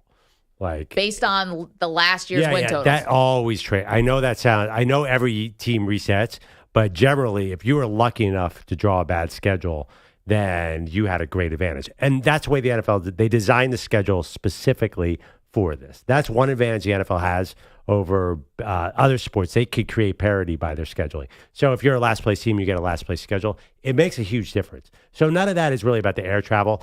I think a lot of this stuff to me is marginal because last year the Eagles had one of the highest travel because they went to Brazil. They went to Brazil. They were actually they were 8th, but they were the highest. Them and Miami were the 2 East Coast teams that were on the top 10. And pretty much everybody who is high up made the playoffs. Generally, it doesn't kill you. I just think that LA teams, it must be the geography. They have to go farther. Last year, this is the 2 LA teams were in the top 6, and they both made the playoffs. Right. So I don't think this is going to. I'm not going to see that tonight and say, oh, those teams are in trouble. I think that teams kind of adjusted to travel. I don't think it's a thing anymore. I really don't. I don't think the teams have really adjusted to the European games. Like, it's different in Brazil because it's not a big time change. But I think every team does it differently. Some teams fly in right before the game. Some fly in as early as possible to get acclimated. So I don't think anyone has perfected that because these games are so hard to predict. Those European games are a total crapshoot. I don't bet on them. But I feel like the teams. I think the teams can bond on those trips. I know that sounds like a lot of old coaches school get fired after those trips too. I think that I'd like to see the metric on how teams do after those games. I don't think that it's a killer to your season at all. I feel like a lot of good teams go over there. They might lose that weird game, but it doesn't gut their season. They're not like exhausted from the air travel. I mean, like, listen, again, like the Eagles went to Brazil. You're saying because it was just the beginning of the year. That should gut you. That hurt the Packers because Jordan Love got hurt. But it seemed like that. I think that was a big part of their Super Bowl year that they got to do that trip together. So if you are talking about strength of schedule, as far as Warren Sharp is concerned, who does this every year, the teams with the easiest, I have the easiest and the hardest. You want easiest first or hardest first? Just to clarify, he's based on projected win totals. Yeah, he's famous because he does it by Vegas win totals. There is an actual strength of schedule number 2 that's a little different, but his is even better. So go ahead. Okay, so teams with the easiest schedules in 2025, according to Warren Sharp, doing projected win totals. Number 5, my Buffalo Bills. Number 4, the Atlanta Falcons. 3, the New Orleans Saints. 2, New England Patriots. And the number 1 team with the easiest schedule, San Francisco 49ers. Yeah. And they could probably use it. Teams with the hardest schedules. You guys ready for that? According to Warren Sharp. Number 5, Minnesota Vikings. 4, your Philadelphia Eagles. 3, Detroit Lions. 2, Cleveland Browns. And number 1, the New York Giants. Damn it, bro. Manny. Throw Jackson Dart in the middle of that. This is why I need the Knicks to win a title, because football season is going to suck again. Wait. Do that list again. I'm sorry. Do the top 5 hardest. Hardest. 5, Minnesota Vikings. 4, Philadelphia Eagles. 3, Detroit Lions. 2, Cleveland Browns. 1, New York Giants, according to Warren Sharp. Yeah, so the reality, the actual strength of schedule, the number, it goes Giants, Bears, Lions, Eagles, and then a 3-way tie, Cowboys, Packers, Vikings, which, by the way, makes me... For hardest, which makes me worried. Last year we saw 3 NFC North teams. The schedule says that ain't happening again. But even though all of them have gotten a lot better on paper, and we think the Vikings are still going to be good, even though J.J. McCarthy's never taken a snap. But and actually, I don't even have it in front of me. They must have gotten the AFC South last year. So the NFC always feasts. They sweep the AFC South every single year. This is something my Eagles have done many, many years. So that particularly weak conference buoys whatever division gets them. But this is not going to be your older brother's AFC South anymore because just as bad, if the not Texans we think are going to be better this year, right? I mean, they have C.J. Stroud. They have one of the best quarterbacks. We think that DeMeco Ryans is a great coach. They can fix their offensive line. Well, they thought they were going to be great last year. And they were a playoff team that ended up winning a playoff game. So I don't think they necessarily underachieved. And then you have now Travis Hunter with maybe a healthy Trevor Lawrence. We'll see what happens in Jacksonville. Maybe they're interesting this year. The AFC South is sticky bad. They never improve. I mean, you're talking about the Colts, the Titans, the Jags, and the Texans. Listen, that's what scares you? I mean, Cam Ward may end up being good. Year one, you got to give the kid time. The Colts, I'm not so sure because I don't love a quarterback battle between Anthony Richardson and Daniel Jones. That doesn't get my juices going. And yet they'll probably be 8-9 like they always are. I think Houston and Jacksonville are not going to be bottom feeders this year. I don't think. Ooh, I think Jackson will be in play. For the number 1 pick?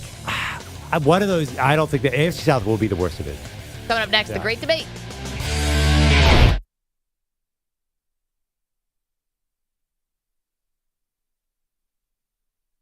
You're in a 5-minute break.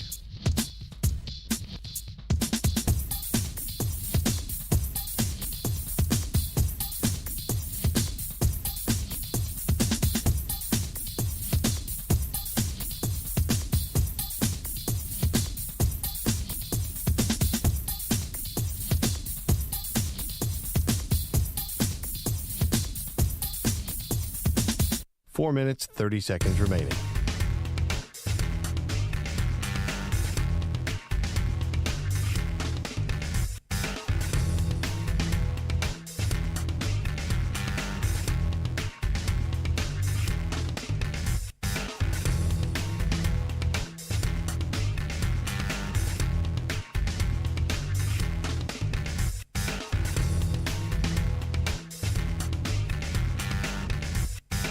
Four minutes remaining.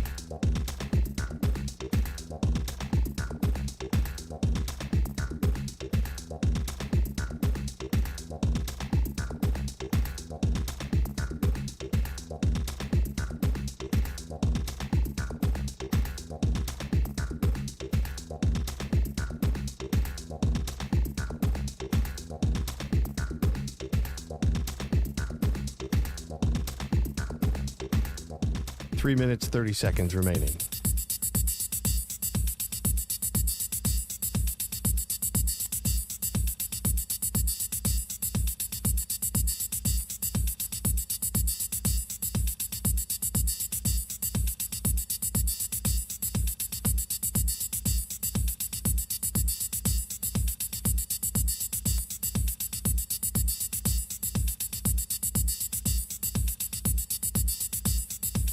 Three minutes remaining.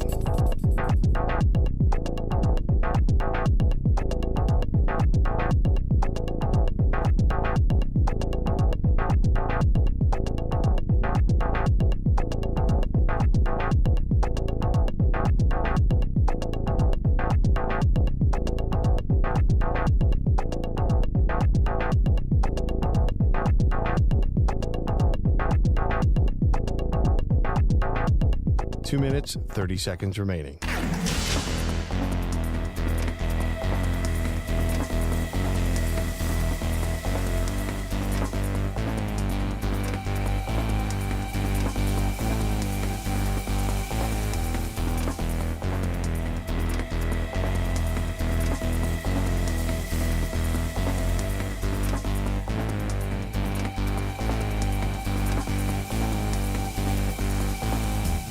Two minutes remaining.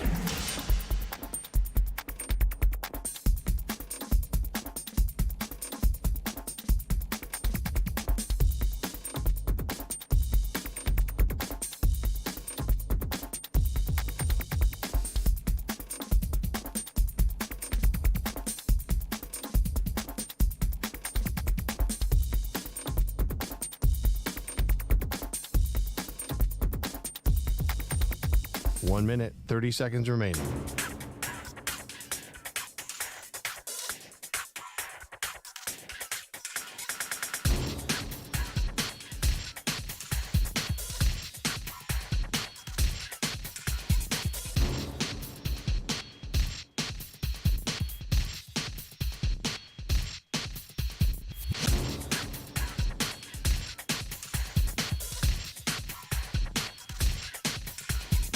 One minute remaining.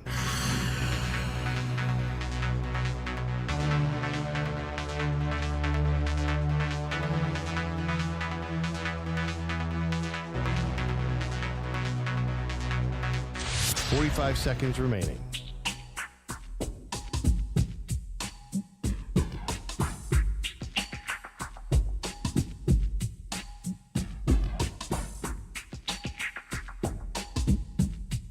Thirty seconds remaining.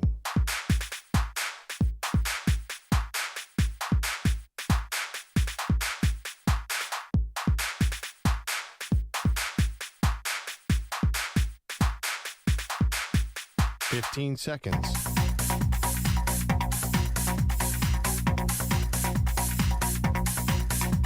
Break ends in 5 seconds.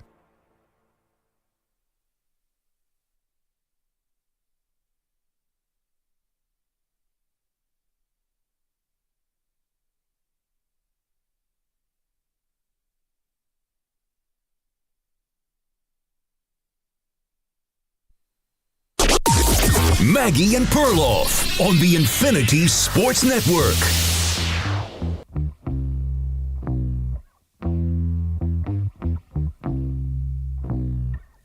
Keeping you up to the minute here on everything going on with the NFL schedule release. We got a juicy one that just got dropped right now. So obviously, we know two teams always play on Thanksgiving, non-negotiable, right? Detroit Lions don't know their opponent yet, but the Dallas Cowboys in that 4:30 Eastern spot, Perloff, they will be facing... Oh, your KC Chiefs. This is a perfect storm. Kansas City, I think this is actually toward the end of the year, 4 of the top 5 games, ratings-wise, were Kansas City before last year's Thanksgiving game. Then Thanksgiving with the Cowboys, and I think the Giants got 39 million. So you're putting the two highest-rated teams against each other on Thanksgiving. I don't know what this means. Smashes a record, I'm assuming. I mean, I don't know if the records, maybe there were more viewers in the 80s when there were only 3 networks, but this is going to be so must watch. But let me ask you a question about this. I think the Chiefs will be fine. But what if the Cowboys aren't competitive this year? Will that water down what should be kind of a game of the year feel? I don't think by Thanksgiving the Cowboys are going to be out of it. That's Last early. year they were. I mean, I guess you just have to hope that Prescott's healthy. Yeah, but to be honest, can I see a little Joe Milton? Like, I'm okay with a little Joe Milton on my Thanksgiving. I don't know. I think what's interesting about this. So Kansas City is also playing on Christmas, right? They've asked. They want to be the Christmas team. Yeah. Like how teams are associated with Thanksgiving, no matter what day of the week it lands on. At least we know Thanksgiving's on a Thursday. Last year they played on a Wednesday, right? It was Christmas. Kansas City, we've talked about this before, slowly taking over as America's team in terms of audience. Yeah, and call it the Taylor effect or whatever. Was that a bump specifically because of Taylor Swift, though? Now, I mean, to get yourself on Christmas every year, you're kind of becoming part of people's traditions, and that stuff matters, I think, over time. It does. I mean, still, I think they have a ways to go because Taylor and Travis will be gone in a year or two. Right. I would imagine he's got to retire at some point. So I don't know if that'll last past her. You think it will? I think Mahomes is that big that people love him. He is. I just think Dallas has not won since 1995, and they're still the number 1 rated team year in and year out. Yeah. So why would that go away? Well, I think that when you win, especially in a dynastic way, which despite the fact that they couldn't pull off the three-peat, I mean, Kansas City has been the next dynasty since the Tom Brady and the Patriots went their separate ways. That gives you national fans. Right. But still, it's not just local Kansas City fans anymore. Everyone globs on to a dynasty. Yeah, they're big, but the Patriots had a dynasty, and they didn't challenge the Cowboys as far as supremacy and hype and ratings. Yeah, it's just so odd that they didn't, too, because they used to play exciting Super Bowls, and Tom Brady is as famous as they come and was married to an extremely famous woman, and...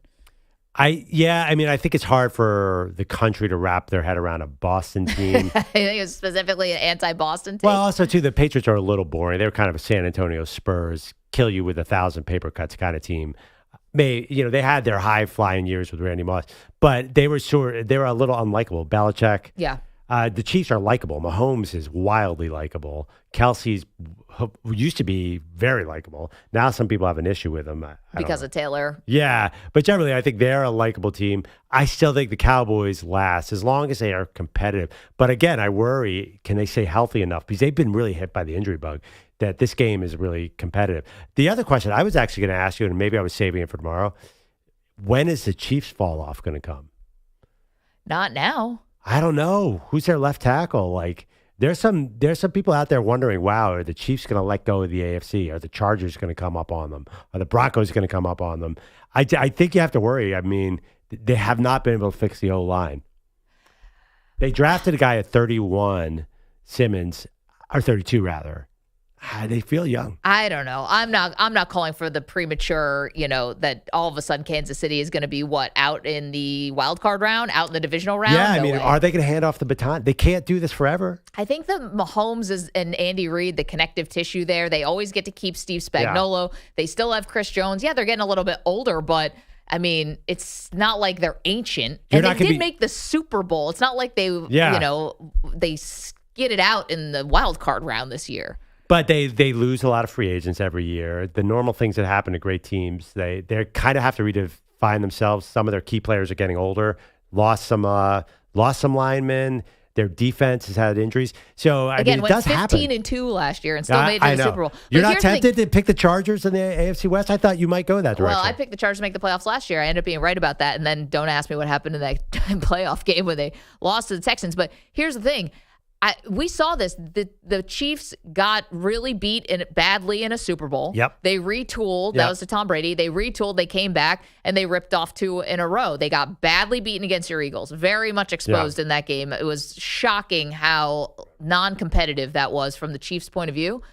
What's to say they don't retool and get right back there? I'm not calling for the demise. They had to take 1 year off. Remember, they lost the next year to Cincinnati. Yep. They were up 21-3 and blew that game. I just wonder. It's been a long run for the Chiefs. That they haven't really had. You're right. They haven't had that dud year, but it could be coming at some point. I mean, if they look at their actual roster, you don't see some vulnerabilities there. I mean, they were counting on Rashee Rice to be really the man, and he's coming off an injury. I think there's something about the Chiefs not just proving that they can do it at Arrowhead, but they have gone on the road. They've won in Buffalo. They've won in Baltimore.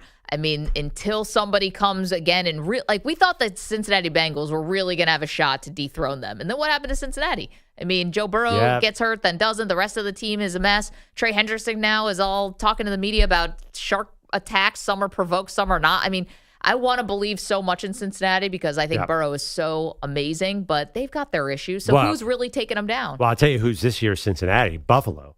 We saw yesterday a national expert pick Buffalo. I think people are ready for the fall of the Chiefs. Yeah, but people have been picking Buffalo for a while, including you.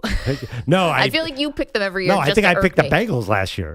Right. Then I picked the Bills. Yes, and guess what? They're knocking at the door, or as Jerry Jones would say, hanging around the rim. So this was Joe Buck yesterday who picked the Bills to win the Super Bowl. What does he know? I think that'll be interesting. I'm curious, this show where they announce the schedules on ESPN and NFL Network, is it both?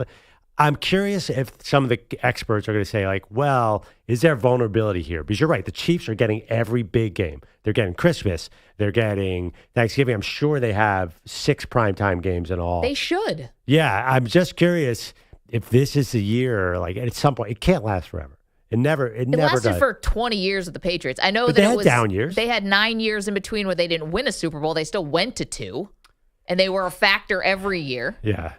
I'm not picking against them yet, but I do see some issues. I definitely see that line is they did not sign. They tried to sign a big free agent at left tackle. They did not. I think this could be the year. I'm leaning to pick Bills, which I know is going to make you very unhappy. Yeah, I don't need that. 888-710-4ISN. You can pick the Eagles. I don't care. Nah. I mean, can't lie to the audience. It's really hard to repeat. I know the Chiefs did it, but it's really hard, Pearl. Right, but my point is, I already got my title this year. You can't hurt me. I know, that's true. 888-710-4476. Let's get to the great debate.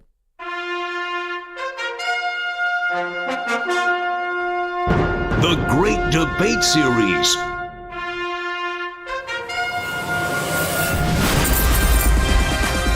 Okay, Wednesdays around here, we do the Great Debate. This is loosely based on the news and what has been in the news the last 24 hours. This Pete Rose and Shoeless Joe Jackson and anybody who was on MLB's ineligible list, permanently ineligible list. Well, if you are deceased, you are now, eligible. Rob Manfred saying yesterday in the news leaking out that your permanent ineligibility now ends when your physical presence on this earth ends, Pearl.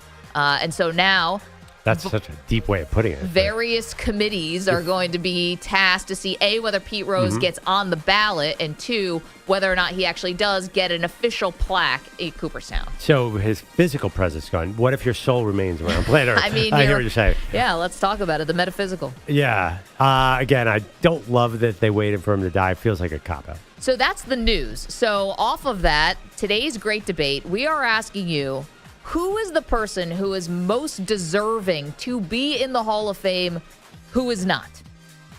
And when we say this, I'm not talking about people who still have eligibility and could get in. Like Manny asked, can I pick Eli Manning? No, you cannot, because Eli didn't get in last year, but we believe Eli will get in. That doesn't count. We're talking about guys and gals who went through the whole eligibility process and never made it in. Who's most deserving to be in a Hall of Fame, any sport, who is not? Perloff, start us off. Okay, this guy is actually up again for the seniors committee, so maybe he will get in. But I don't know if you youngsters, Ryan Botcher over there in his 20s, knows Jim Plunkett. Jim Plunkett's the only 2-time Super Bowl winning quarterback who has not gotten in, who's gone through the entire voting process. Obviously, Eli Manning did not get in last year, but he probably will get in. So He's got 9 more years, Eli, to get in. Yeah. So Jim Plunkett won 2 with the Raiders. His overall stats, he was the number 1 pick of the Patriots, totally flamed out there. Listen to these stats. They're remarkable. 164 career TDs, not bad. 198 interceptions.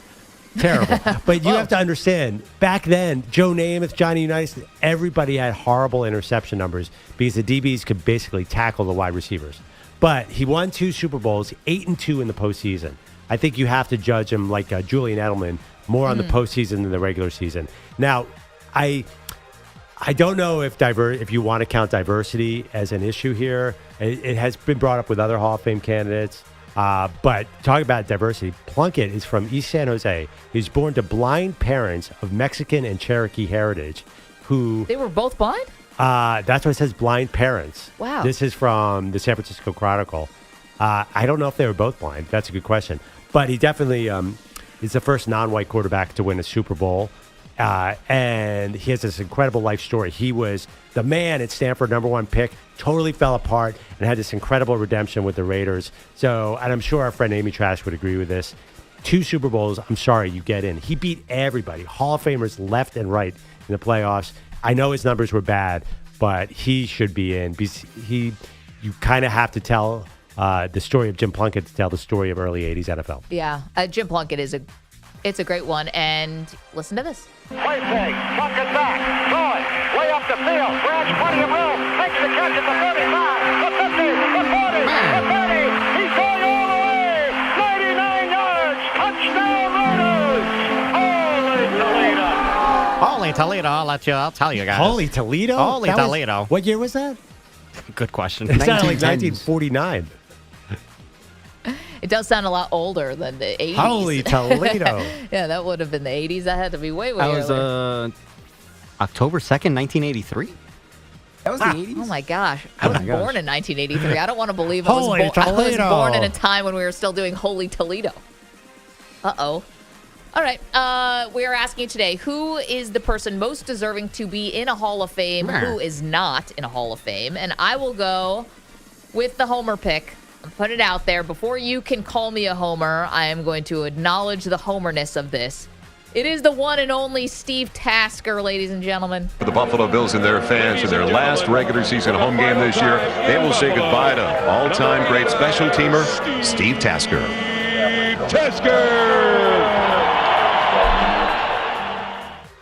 How do you not put a trailblazer into the Hall of Fame with what Steve Tasker did as a 5-time first-team All-Pro, a 7-time Pro Bowler, and universally thought to be the greatest special teams player of all time, was on all 4 of those Super Bowl teams, and I know they didn't win. I'll self-own, but the other guys who are on those teams are all in the Hall of Fame who didn't win any of those Super Bowls. So why would Steve Tasker...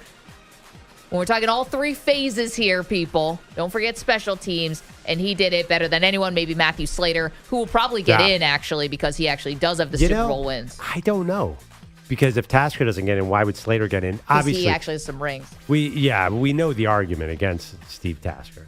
Just special teams? Yeah, That's he's a BS. gunner. What do you mean it's BS? He couldn't even make the team as a wide receiver. I know, and Devin Hester to me was the only surefire special teams player. And he got in. But that's because he was Devin Hester. Okay, well, Steve Tasker. Are you putting in long snappers? Are you putting in the guy who runs out the tee for the kickoff? If you're the best to do it, then yes, I think you get in. Are you putting in the deflator? Like, that's what we're talking about here. Like, he's a special teams player. No, he had over 200 tackles, all the block punts. He was a difference maker, and if you're going to say all three phases, you don't want to put Ray Guy in? I mean, at least Ray Guy touched the ball on every special teams play. No, I really didn't want to put Ray Guy in. Well, touch the ball. You're putting left tackles in? They don't touch the ball. I'm just saying, you can make this fit any way you want. Oh, you're right, because, left tackles, yes, they get $35 million a year to do their job. And they don't touch the ball. Guy couldn't even make the starting lineup. Integral part of the Bills and their runs, which unfortunately didn't end in Super Bowls, but Steve Tasker deserves to be in the Hall of Fame. And by the way, it's 15 years now that you have eligibility. So he's in the seniors committee because he never got in through the 15 years of true eligibility, and he's doesn't look good. It's not the rings. I mean, it doesn't matter if you won a Super Bowl or not. No player who in that role has ever made it, have they? And he's thought to be the best, so why wouldn't the best make it in? Meanwhile, Matthew Slater, I think, is going to get in, and that's going to make it look even worse. I don't think he will. We're talking about who is the person most deserving to be in a Hall of Fame, who is not. Manny Tyers, go ahead. I will piggyback the homerism, Miss Maggie. Well before my time, I've heard many, many stories of a captain that the Yankees had by the name of Donnie Baseball. Here it is 0-0 with the Yankees and a bases-loaded threat. Here it goes. Long drive and a grand slam upper deck for Mattingly. His 6th of the year. Before Derek Jeter, there was Donnie Baseball in the Bronx, and, well, Mattingly not in the Hall of Fame, a 6-time All-Star, an MVP in 1985, 9-time Gold Glove winner, 307 lifetime batting average, almost 1,100 RBIs. I mean, I think the fact that he is not in the Hall of Fame, I think is a tragedy. I mean, yeah, you take a look at the back end of his career, but unfortunately his back ended up giving out. I think Donnie Baseball should be in the Hall of Fame. Yeah, he doesn't have the rings. He only has that one playoff appearance, but I mean, that was when the Yankees were not the Yankees, when they were in the basement of baseball. So it just stinks. I think Donnie Baseball should be in the Hall of Fame. I second that. I think it's shocking to people when they find out that Don Mattingly's not in. And yeah, just the peak was extremely high. It just wasn't long. Okay, we're talking about the most deserving players to be in a Hall of Fame who are not any sport. Ryan Botcher's in today. Ryan, what do you got? You got another NFL player here, also a homer. I think that's a common trend here. But I have a resume from Mark Gastineau of the New York Jets. In 10 seasons, he had 107.5 career sacks, was a 5-time Pro Bowler, 3-time first-team All-Pro, and a 4-time All-Pro in general. He had 3 top 5 defensive player of the year finishes, and he had 22 sacks in 1984. That was an NFL record that's for 17 years until Brett Favre, of course, took a fall, and Mark Gastineau had some words for him. Finally met. Now you I thought we met a long time ago. At least I saw you. Right. How you doing? When you fell down for him. I'm going to get my sack back. I'm going to get my sack back, dude. You probably would hurt me. Well, I don't care. You hurt me. You hurt me. You hear me? Yeah, I hear you. You really hurt me. You hurt me, Brett. We got to get back to this, Brett. I'm sorry. Yeah, so that's so awful to listen to. Yeah, that hurts every time you hear it. And it's not just because it's awkward. It just That's 2 Jets legends, right? Yeah, 2 Jets legends. But that PR guy was working overtime right That there. guy came in and saved all of us because I couldn't listen to that anymore. Yeah, despite the sacks and Brett Favre, and he had a bunch of off-the-field issues. He was also known for turning self-promotion of dancing after getting sacks into mainstream. He got a big part into banning illegal substitutions in March 1984 because of his dances, sack celebrations. Yeah, Joe Klecko got in, right, to the Hall of Fame from the New York Sack Exchange, but Gastineau not in. We're asking you who's the most deserving person to be in a Hall of Fame, who is not. Bogusch, take us home. Well, I'll stick on the homer front. I'm going to stay in New York like Manny. I'm going to go first base like Manny. I'm just going to go the other team here in this beautiful city. And with the runner going, a ground ball to Hernandez. Back to first. Does he get him? Yes, he does. Boy, that is some sort of play by Hernandez. Nobody turns the 3-6-3 like Keith. No one else probably could have turned that one. Much like Steve Tasker, the best special teams player of all time, if Hernandez, which most people agree is the greatest defensive first baseman ever, shouldn't he be in Cooperstown? But there's also a co-MVP, 5-time All-Star, 11 Gold Gloves, and a 2-time world champ, one of which, of course, with the glorious 86 Mets. So, and I guess you could also consider the Seinfeld storyline as well. I'll give you Keith Hernandez should be in baseball's Hall of Fame. Best defensive first baseman. It's like kissing your sister. I mean, when a guy gets hurt at the end of his career, they move him to first base. I mean, he was amazing. Get out of here. Eviscerate you for that sentence. Also, why don't we do co-MVPs anymore? We really don't. Because it's a cop-out. Weak. Was it McNair and Peyton? Peyton Manning. No. I honestly don't think that has the least value of any position on the infield. First So base. it's like you just met baseball. You can't do that. What? This is not Little League Baseball. No, definitely in the pros. Like the old injured guy goes to first base. It's like where the old injured guy goes to DH now. Well, now they go to DH. You're right, but they used to go to first base because I don't think you can use that in his argument. How about the that is the MVP and the World Series ring? And how about that? Well, I'm just saying. There's a lot more there with you Hernandez. could definitely do that, but hey, listen, the voters spoke. They don't care about fielding first baseman. By the way, Or Jim Andres Plunkett. Galaga was also a good like Big that. cat. Yeah, he was a good fielder. But I find it curious that all these guys are in the Hall of Fame. Like when Ryan read Mark Gaston, I was like, that guy's on the Hall of Fame. That's a Hall of Fame resume. Yeah, I mean, I guess his teammates thought he was selfish, and he doesn't have the single season sack record anymore because Strahan has it, who got in the Hall of Fame. I do think it's kind of lame that we went 3 New York City athletes in a row. Well, I mean, It's a subjective question. It is subjective. Listen, I think that you could go with one of the guys who's been in the news now. I mean, Barry Bonds, Clemens, Pete Rose. Are these the guys who deserve to be in the Hall of Fame? And we all went with something a little closer to home. 888-710-4ISN. Honestly, to be totally honest, it surprised me more that Mattingly and Keith Hernandez are not in than Barry Bonds, because I understand why Barry Bonds isn't in. These cases just made these guys belong in. And even your Steve Tasker, it's not Barry Bonds. No, he didn't cheat. Yeah. He's the best ever. It just was a very specialized role. 888, I wish they had cheated. Good point. Sheesh. 888, that guy was getting down fast on punts, Maggie. Explain that. Didn't help when they got smoked by the Cowboys. 888-710-4ISN, 888-710-4476. To you, who is the person most deserving to be in the Hall of Fame? Who is not? Maggie Perloff. You're in a 5-minute break.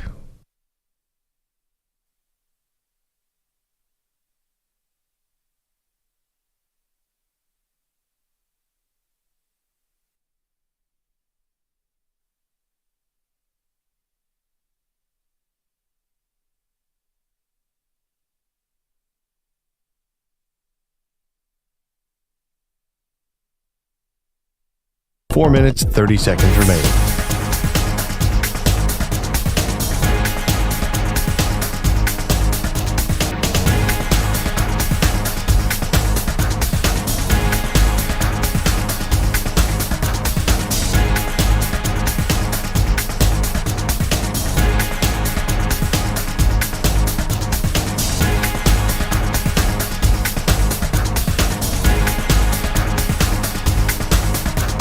Four minutes remaining.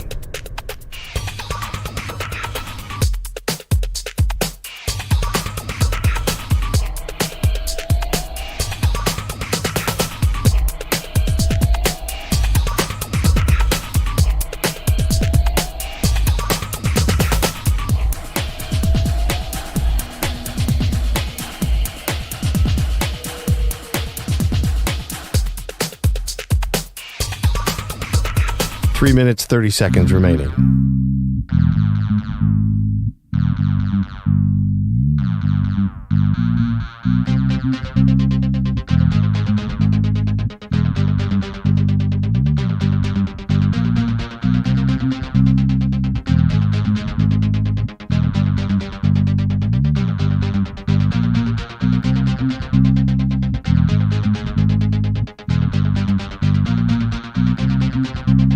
Three minutes remaining.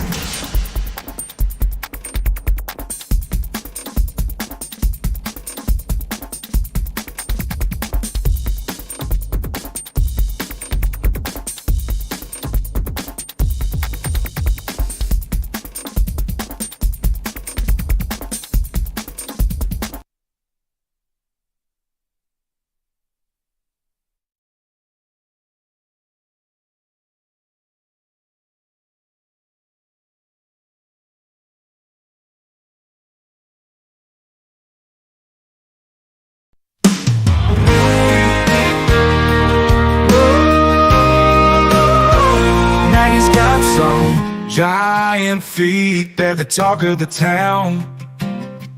When she walks the side. Andrew Bogusch, lost in the fog of golf. Bogusch can't see his way. People out his voice in his ears every day. Tom Brady's glory, it's all too much. Andrew Bogusch needs a break. Bogusch has had enough of Pete. Freedom from Bellotti, that's what Bogusch needs. People he won't leave alone. His voice keeps ringing in his headphones like a drone. Oh, get out of Bogusch's head. People can't you see? Bogusch trying to be free in the sea of noise. Let Bogusch find his peace. Oh, get out of Bogusch's head. People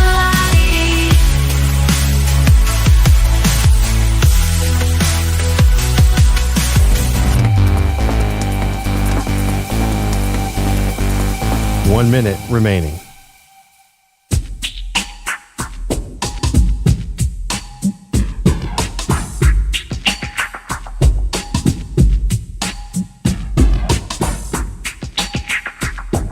"45 seconds remaining.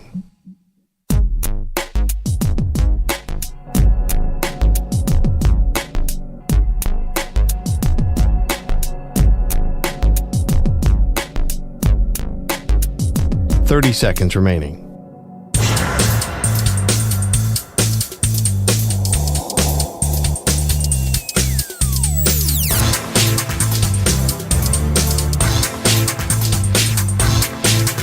"15 seconds.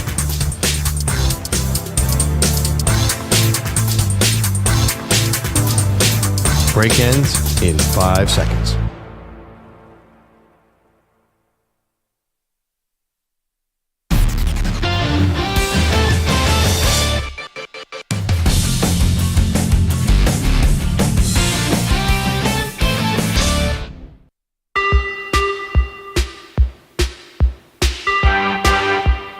Welcome back, Maggie and Perloff. Great debate Wednesday. Who most deserves to get in the Hall of Fame? You can go any direction you want. You can go with the steroid guys. You can go with a special teams player like Maggie, who went with the longtime Bills. What was he, a long snapper? What did Steve Tasker do? He was a special teams ace. He was a special teams ace. I went with Jim Plunkett. Ryan went with Don Mattingly. Manny went with Donnie Baseball. Oh, no, sorry. Ryan went with Gastineau. And Manny went with Donnie Baseball. Bogusch went with I'm Keith Hernandez. All good choices. Actually, when you guys read those resumes, I'm like, how are these guys not in? We have a couple from the chat that are interesting. This is very different, but David is in the chat saying, how about Pat Tillman? Well, that's so different. That's a very, very different. That'd be more contribution to the game. It's more like society for Pat Tillman as opposed to football, right? He meant something so much larger. I think the spirit of this conversation, the way we all went, is look at these stats. Like, we're talking about, except for your guy, Maggie, I think we're looking at performance on the field. I'm also looking at performance on the field just because of special teams. Doesn't mean 200 tackles on special teams. Give me a break. How about Jeremy, who says Antonio Brown? No. Definitely in. First ballot. Yeah? 100%. I mean, this is one of those where the character of the guy is obviously really, really bad. Distasteful. Yeah. Same with Tyreek Hill. No, I think Tyreek Hill he's actually a first ballot. I think they'll make Antonio Brown wait 1 year like they did T.O., but Antonio Brown's resume is ridiculous. And we've talked about this many times. Peter King said there's no morals clause in the voting. There's like 5 pillars, but there's not actually a morals clause like there is in the Baseball Hall of Fame. He said that if Darren Sharper, who has had literally in a jail cell for horrible crimes, if he'd had a better career, he'd be in. And you can definitely see that OJ bust there in Ken. So what do you let Antonio Brown? Is he making a speech? Yeah. That means the NFL. Like? Antonio Brown could be a head coach by then. We have no idea in this league what's going to happen. Antonio Brown might be the commissioner for the way. All we know. Hines Ward. Ward is still eligible. He's not a Hall of Famer. Wow. Isaac Bruce is in. We were just on the break. Bruce made it. Torrey Holt not yet. Yeah, let's go to Ty, who's in Boise. Wanted to talk about the greatest show on turf. What's up, Ty? Hey, thank you, Bogusch. Torrey Holt, not in there. The only wide receiver from the 2000s All-Decade team not in the Hall of Fame. And it's crazy to me because Kurt Warner, Isaac Bruce, Marshall Faulk, they're all in. 6 consecutive seasons of 1,300 yards or more. I'm not a Rams guy. I just think that it's a crime. You're right, but so Ty, he still has a couple years left. I believe, just did some quick internet research, that he's gone through 11 years of eligibility and you have 15 years. So it's still possible that Torrey Holt could get in. 100%. I mean, how long do you got to wait? Oh, though? I know. That's It's my ridiculous. question. It's ridiculous. I agree with you. I think he should be in, although, Perloff, you said what? You think the system got a little more Well, credit? that was great to show on turf. And Marshall Faulk proved it in Indy. And then Kurt Warner had to go to Arizona and get that second Super Bowl appearance to secure his spot. But as Isaac Bruce made, and Torrey Holt should. You know, to me, the most interesting and most controversial one? Who's that? Julian Edelman, because he didn't make any Pro Bowls. That is going to be a wild scene because I think he's a Hall of Famer because of the Super Bowls. So I know, but when do you count that and when do you not? He is one of the great catches in the Super Bowl, too, that led to one of the great all-time comebacks in the Super Bowl. But to be fair, David Tyree's not in the Hall of Fame for an all-time catch. I know Edelman was a lot more productive than that, but one great Super Bowl moment doesn't get you in. Not just one, though. I know. He had a lot of great postseason moments. And also, too, he was just such a key part of that dynasty. Do you reward the guys for rings? All the great Steelers are in, all of them. So what about, from the chat again, Pete saying, what about Robert Horry? Big shot Bob. I mean, 5 titles, right, for Bob Horry? 7, I thought. Oh, 7. You might be right about that. I think it's the most ever, and I was a big part of them. Yeah, but how many points a game did he score? Well, that wasn't the role he was being asked to play, right? He played alongside some of the greatest players in the NBA on some of those Rockets team, the Lakers, obviously.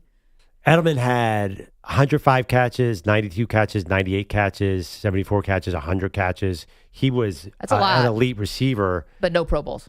No Pro Bowls because he was possession. Yeah, it's tough. I bet he gets in. This also feels like a tough position because I'm looking at Antonio Brown because my first thought is, and this is not, I mean, I can't not be about who he is as a person, but I didn't think he's a Hall of Fame player. Like, I don't think you need to tell the story of the NFL and include Antonio Brown in that conversation.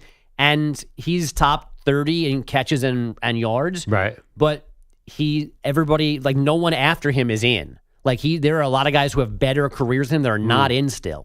He's got, and have been waiting to get in. Just if you have the list in front of you. Yeah, I mean, so guys who are eligible that have not gotten in. I mean, Torrey Holt is a better player than him. That's in the yards group.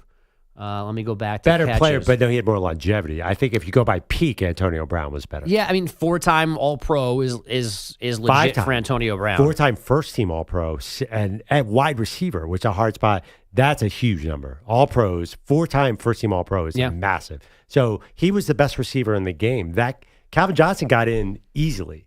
So I think Brown will. Yeah, but again, I mean, Calvin Johnson, I would take him 7 times a week over Antonio Brown. I think you're more of an Antonio Brown fan as a player. Forget all the side How stuff. many 1,000-yard seasons? I don't have his page up, but yeah. I get that. Let me go to Adrian, who's in Maryland's got another one for us. Adrian, who is the person who deserves to be in the Hall of Fame but isn't?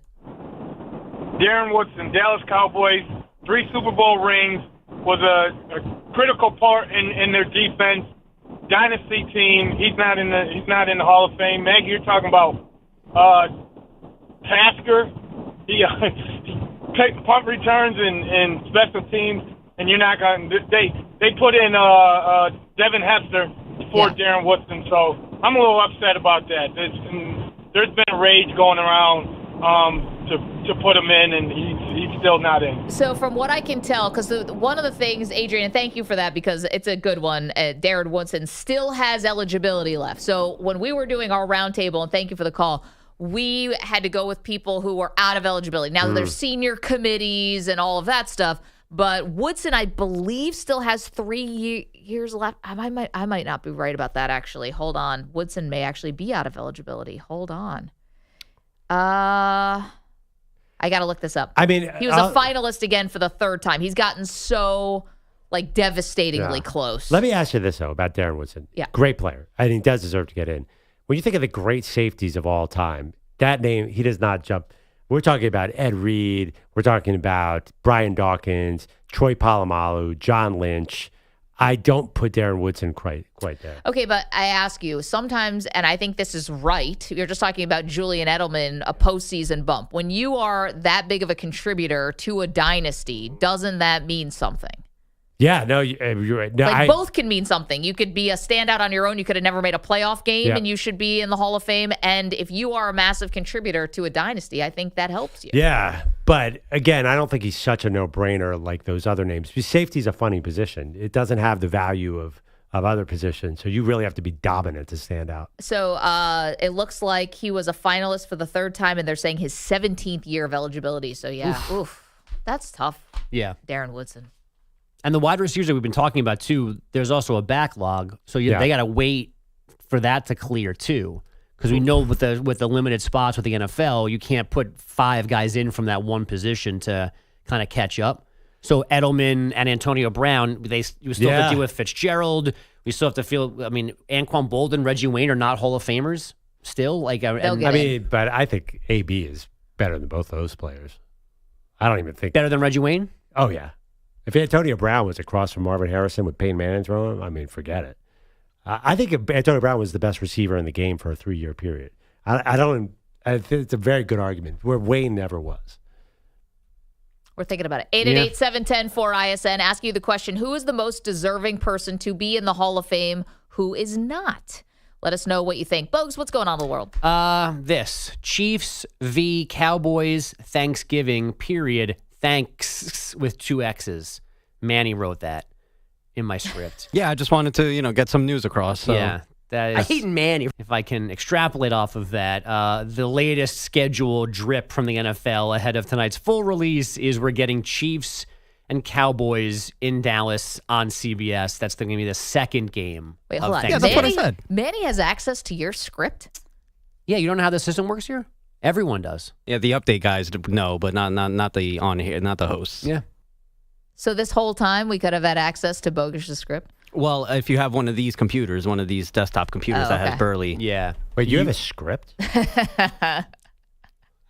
We also have Chiefs Chargers in Brazil on the first Friday night of the season. The NFL's plan for that game apparently is a free stream on YouTube, and we believe that's designed to set streaming records that the league can then put on its resume. Love a free stream. Wait, what number are we talking about? I don't know. Infinity. Wait, I'd love to know. I'd love to know what's the highest streamed thing ever. Yeah. Is it some kind of Mr. Beast thing? I have to imagine I imagine a woman's involved. Let's put it that way. Oh, like some sort of half-naked woman, you mean? Yeah, I don't know. Well, I think Mr. Beast would probably be the biggest YouTube number. And I took this as the sports subcategory, like the right. most streamed live event, not Mr. Beast having people live in a house for 30. Do you want me to tell you? It's got to be like 3.5 million. Wait a minute. This is from what I'm seeing. This is very quick. Most watched YouTube videos of all time. This is the 2025 edition. Number 1 is the Baby Shark dance. Right, yeah, but that's not live streamed. That's a video. Yeah, that's just a video. Yeah, okay, that's not live streamed. That's all told in the history of the video. Yeah, that's a sad commentary on all of us, but whatever. Baby Shark. Stop. I have a 5-year-old. Don't. I will murder you. I was so stoked to hear that news, so I don't have to get YouTube Plus. Yeah. Trial by jumper, Maggie? Because YouTube Plus is not cheap. Give me a Halbert. Yeah. Okay. Oh, all right. AI overview on Google says the most individual live stream event on YouTube was a Fortnite event. Okay. How many people? 920,000 people concurrently. That doesn't sound... That can't be the right answer either. Can't be, yeah. All right. I'm seeing some other ones. Well, you're looking at YouTube. You should probably check out like Twitch or something like that where it's more prominent. But this is going to be on YouTube, isn't it? Oh, fair. Good point. Yeah, Twitch was 3.8 million. What was? Everybody okay? 3.8 million for Twitch, and then YouTube, it says 8 million. Oh, my goodness. Was some channel, and then there was some soccer game that had 6.1 million. That's it? The world's beautiful game. Yeah. Well, that's concurrent, so. They didn't put like the World Cup finals on YouTube. It was the World Cup 2022 quarterfinals. There's not a lot you're getting. Wait, they had the 22 World Cup? Yeah, on K's TV, 6.1 million was the World Cup 2022 quarterfinals. Streamed on YouTube. Streamed on YouTube. I'm seeing also here the royal wedding William and Kate Middleton. Oh, and I've got technically the Jake Paul Mike Tyson fight on Netflix. That's what it was. 108 million global viewers. Oh, for a stream I event. thought that there was a fight, but I didn't want to say Pacquiao May. Well, that wasn't streamed. That was would have on been streamed. pay-per-view. That's Yeah. old school Yeah. pay-per-views. Are we talking real numbers or fake Netflix numbers? Because there were I didn't say 108 it. million people watching simultaneously. We It also did glitch a lot. Yeah, Bogusch. maybe. There were a lot of people who thought that number was inflated. I'm just going to put that out there. We also have from the NFL Trey Hendrickson, who went to a Bengals voluntary workout yesterday shark to remind us how much the Bengals front office sucks. Hendrickson again said the team first backed off earlier promises and extension talks, cut those off after the draft, and he explained that he went public this week with his feelings because head coach Zach Taylor texted him to remind him that he'll get fined if he misses a mini camp in a month. Hendrickson with a very interesting, I think, threat to the Bengals yesterday. I'm a Floridian, so there's unprovoked shark attacks and there's provoked shark attacks. So he's the shark and he's been provoked and the response is coming? Oh. Is he going to bite Zach Taylor? Is he going to follow That's Mike so Brown's funny. family to Bermuda? I thought the team was the shark. I don't know. And he was unprovoked, and they're biting him even though he didn't provoke them. So they're coming after him. But you could be right. So he's the Roy Scheider of this analogy? No, he's the victim. Roy Scheider survived, killed the shark. Right. I think he's a shark bite victim was how I read it. So he's taking a bite unprovoked, is what you're saying. He's not I'm a punching him Floridian, in the nose. so there's unprovoked shark attacks and there's provoked shark attacks. Because he doesn't really finish the thought. No, Yeah, what I think happens- they're what does he have to provoking that? him. He's the shark, and they're provoking him. And Okay, he so- doesn't. He wants to take the high road because that's what he's been saying this whole time. There's been no communication, and now with that text message, which I doubt had any emojis in it, although that would have been fun. Shark emoji. Dancing guy, you're gonna get fined. So does that mean that Fireball. he's going to play hardball? That's what he's saying. Because I'm gonna be a he shark. did say that he's not going to play on his current contract. And that's shark-like behavior? I don't know. Neither is breaking off extension talks. By the way, can I just say one thing? He was there last year, and the Bengals defense was atrocious. So I don't even know if this holdout makes that big of a deal. New defensive coordinator, Al Golden now in. Yeah, I know, but they can't stop the run. I think they're like, well, we're going to stink with you or without you, and I don't care if you bite us. The Pacers took their last bite of the Cavs last night in Game 5 in Cleveland, turning a 19-point first-half hole into a 114-105 series clincher. Rick Carlisle's team in its second straight Eastern Conference final. Wrong button. Look, Boy. we're talking about 8 more wins for an NBA championship. You know, the league is wide open this year. I mean, there are a lot of great teams, but it's wide open. There's Jalen Brunson. Look out. I know that's Jalen Brunson. That's funny. The Pacers took control of this game with a 17-2 third-quarter run. Tyrese Halliburton led them with 31 and 8 assists. Shai Gilgeous-Alexander also scored 31 as the Thunder rallied past the Nuggets 112-105 for a 3-2 lead in that series. And Pearl's favorite college basketball player, Boogie Fland, has removed himself from NBA draft consideration. What? So he is back in the transfer portal looking for a new home, maybe Florida, after playing at Arkansas this past season. How did this not come across my timeline? Man, I really don't know. think that we should be putting the Jaws theme under more random highlights just to build a little suspense. We can really spice up some of these boring press conferences. Trey Hendrickson. Baby shark. Stop, you ruined it. 888-710-4ISN coming up. How about something getting a little awkward yesterday? We're here for it. It's M&P. You're in a 5-minute break.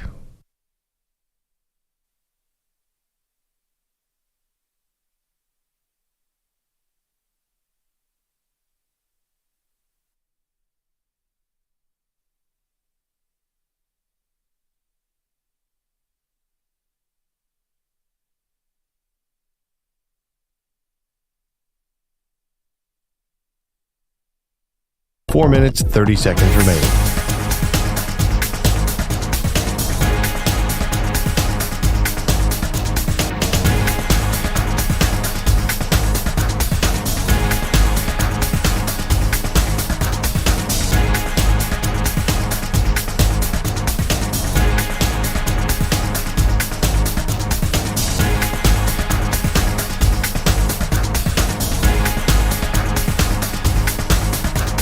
4 minutes remaining.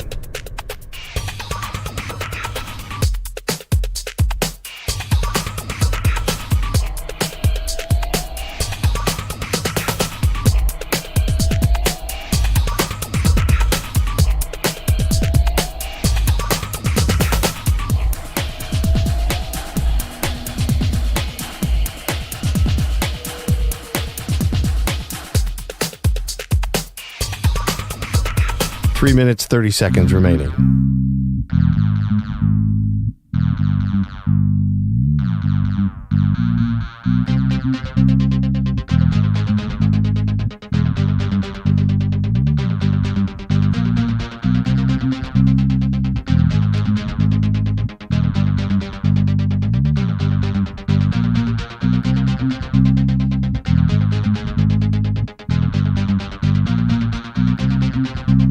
Three minutes remaining.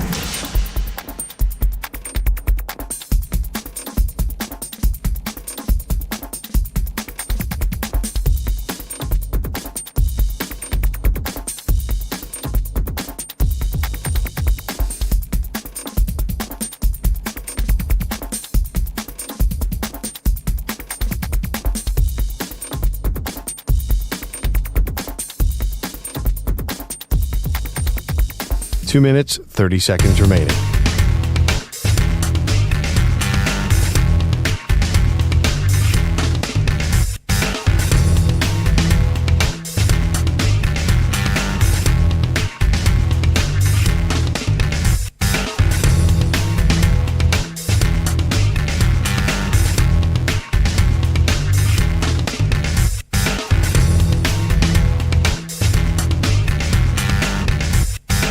Two minutes remaining.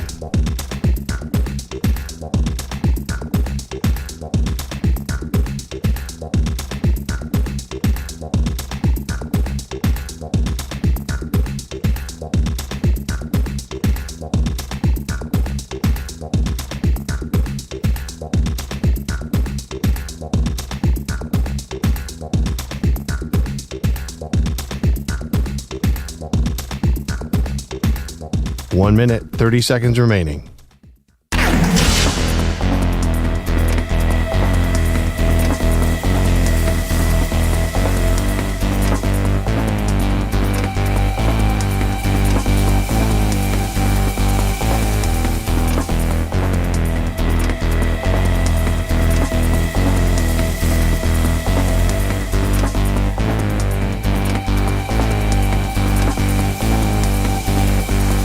One minute remaining.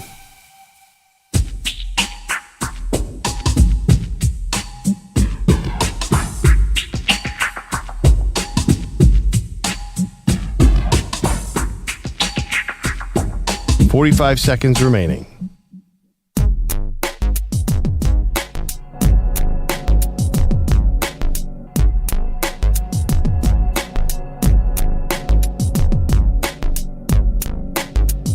.30 seconds remaining.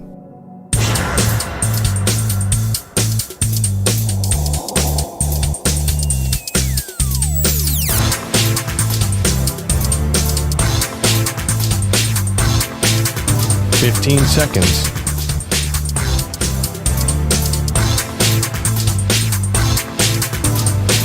Break ends in 5 seconds.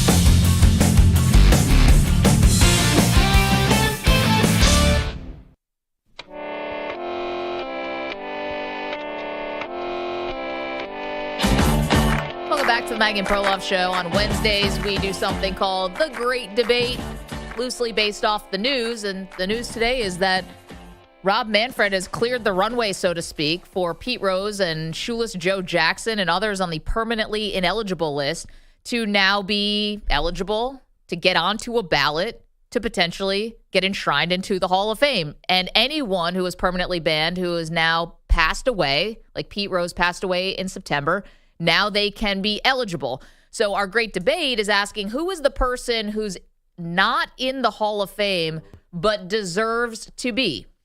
And I'm told we have a special guest on the line. Adrian is calling from Sacramento. Adrian, welcome to the show. I'm told that you are have some intimate knowledge of some of these people who may not be in the Hall of Fame who should be. Welcome to the show. How are you? Oh, I'm pretty good. Thanks for having me. Do you want to say who you are, or you want to keep yourself anonymous? Oh, yeah. No, I'm a former Bengals linebacker. I was in the AFC Central, knocking people out. But, one guy being in that small market, especially how TV was different back then, Corey Dillon by far. Oh, yeah. Was the best running back at that time. And then he goes to the Patriots, and they win the Super Bowl over there, and he's not in. You have Joey Porter, Pittsburgh Steelers, and then lastly, Elk Grove's own Lance Briggs, Chicago Bears, and that great defense. Those are three guys. So this is Adrian Ross, we're told. We can't really verify it's you, but you sound lovely, so thank you for calling the show. And you bring up three really great people. I'm wondering, do any of those guys have eligibility left, though? Wait, actually, Adrian, let me ask you a question. There was like character stuff around Corey Dillon, I remember, and Joey Porter was a hothead. Do you think some of that stuff got in the way of their candidacies? No, I don't. Maybe Joey a little bit, but I mean, there's so many greats. I think that Joey has to do with coming from Pittsburgh Steelers, and Corey didn't really ever have a character issue. I felt that was more of a contract thing with the Bengals and him coming out in the draft. It was never really anything that he really ever did when you really look at it. Like, what did he ever do? Adrian, what do you think? Hold out. Can I ask you the player's perspective? We were talking about Antonio Brown, who obviously has had a lot of issues since he's stopped playing. Do players think those guys deserve to get in the Hall of Fame, even if they might have done something you don't agree with, say after they're done playing?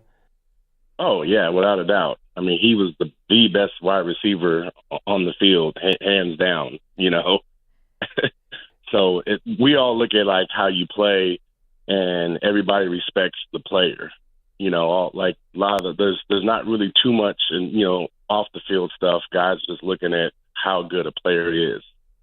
Adrian Ross has called in the show. This is awesome. Our great debate today is who's the person who's not in the Hall of Fame who deserves to be. Adrian, who's your favorite memory of an opponent from your time with the Bengals from 98 to 03?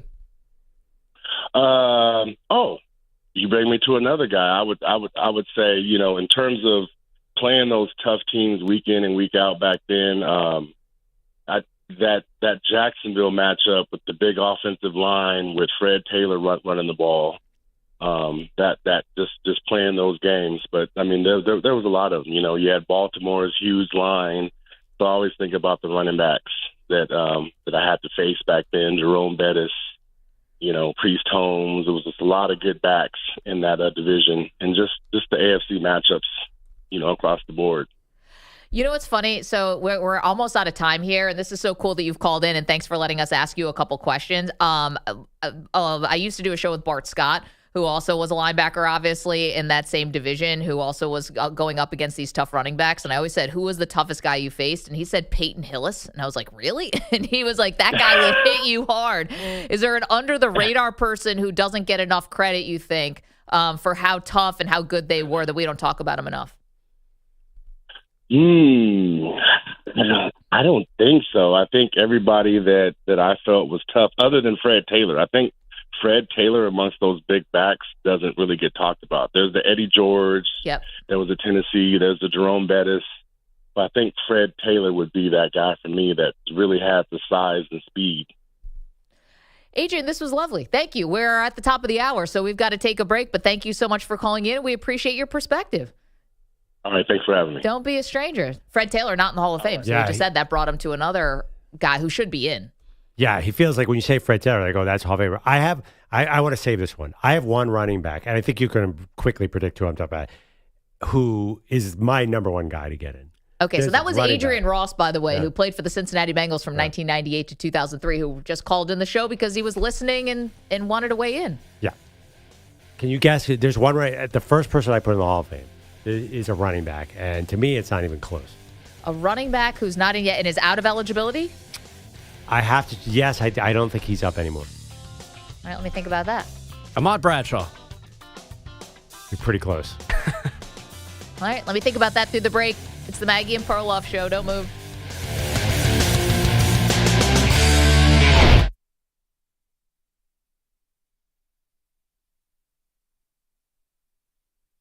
You're in a 5-minute break.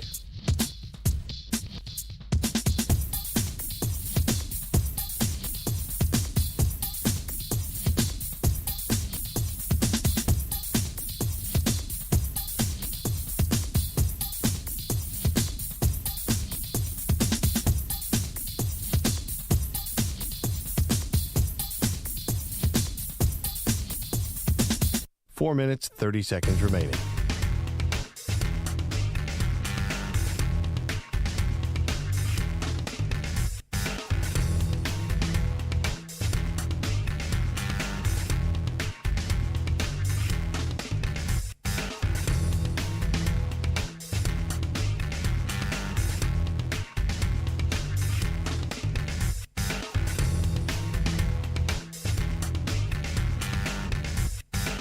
Four minutes remaining.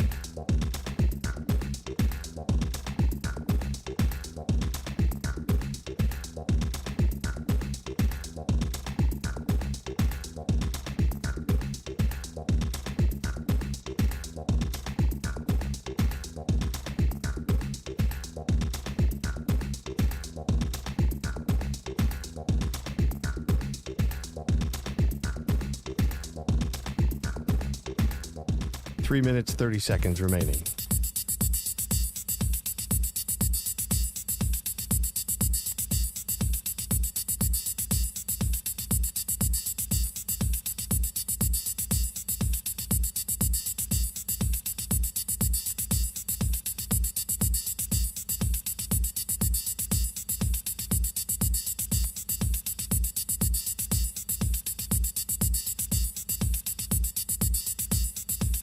Three minutes remaining.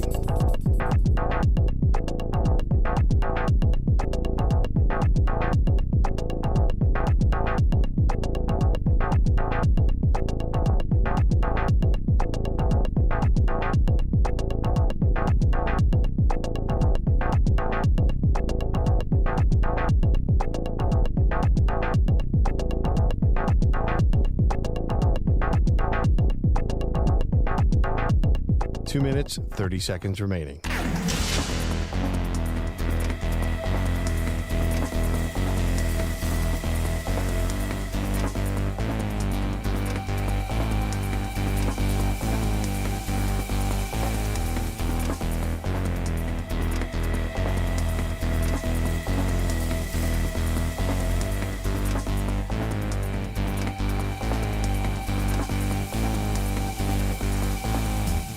Two minutes remaining.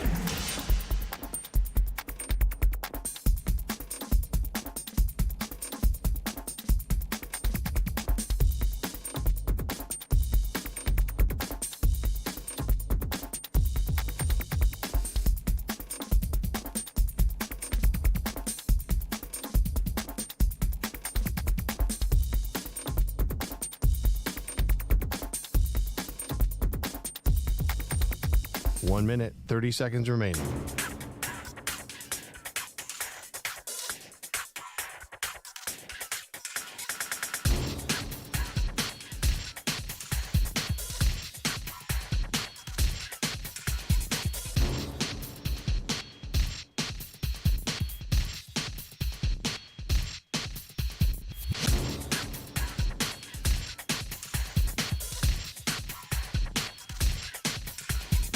One minute remaining.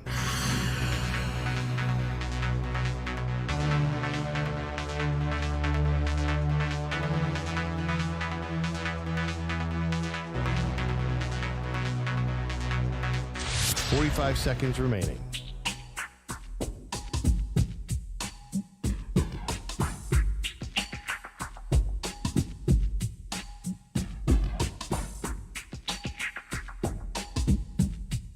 Thirty seconds remaining.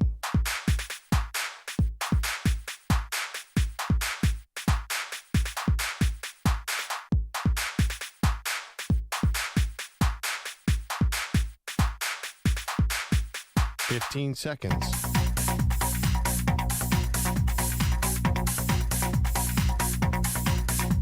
Break ends in 5 seconds.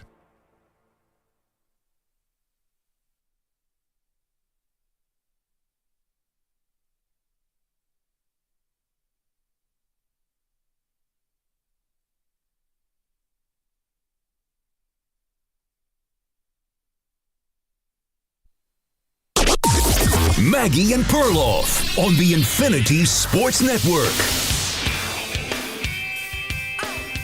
Well, for all the people who are shouting from the rooftops that Pete Rose should be inducted into the Hall of Fame, he's actually getting a second chance. Welcome to the show, Maggie Gray, Andrew Perloff, Rob Manfred, the Commissioner of Baseball, saying yesterday, Pearl, that anyone who was on the permanently banned list, once they are no longer with us, like Pete Rose passed away in September, well, now the runway is clear for you to get on a ballot where then a committee can put you into the Hall of Fame. Yeah, impossible to celebrate this because he's just died. It's kind of just a sad end to the story to me. Not anything to celebrate if you're a fan of Pete Rose.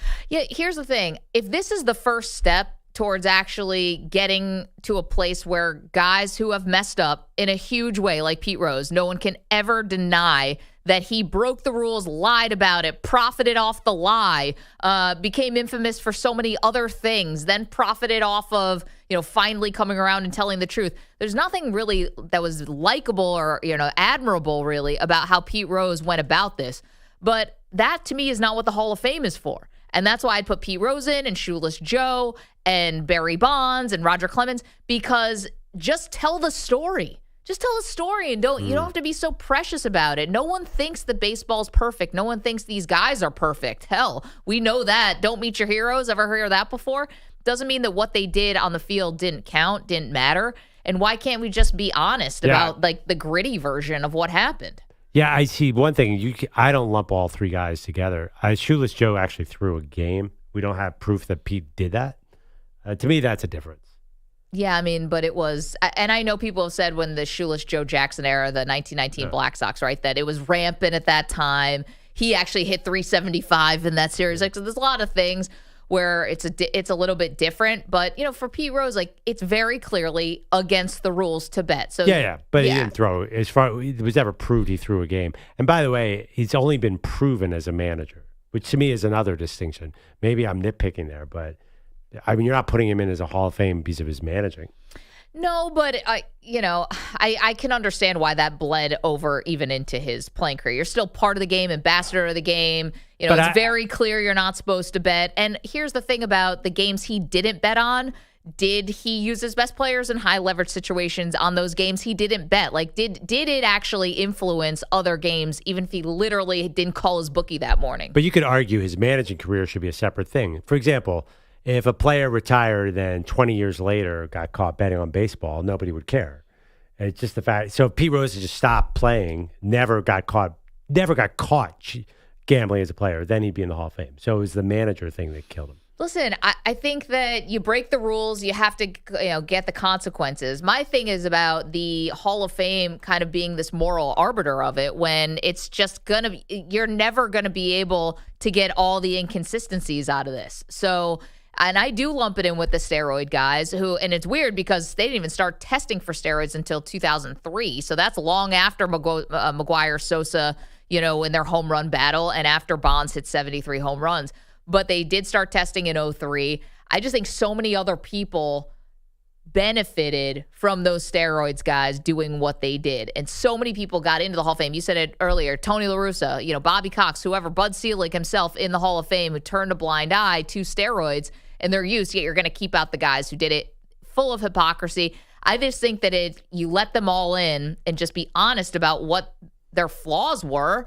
And just warts and all. Let's just do the whole thing. It's for the fans. It's not for baseball purists. But they saved the game in the short term, but the long term of those guys helped the game because once they start getting caught, haven't the ratings descended year after year after year after year? You don't think that's just a coincidence?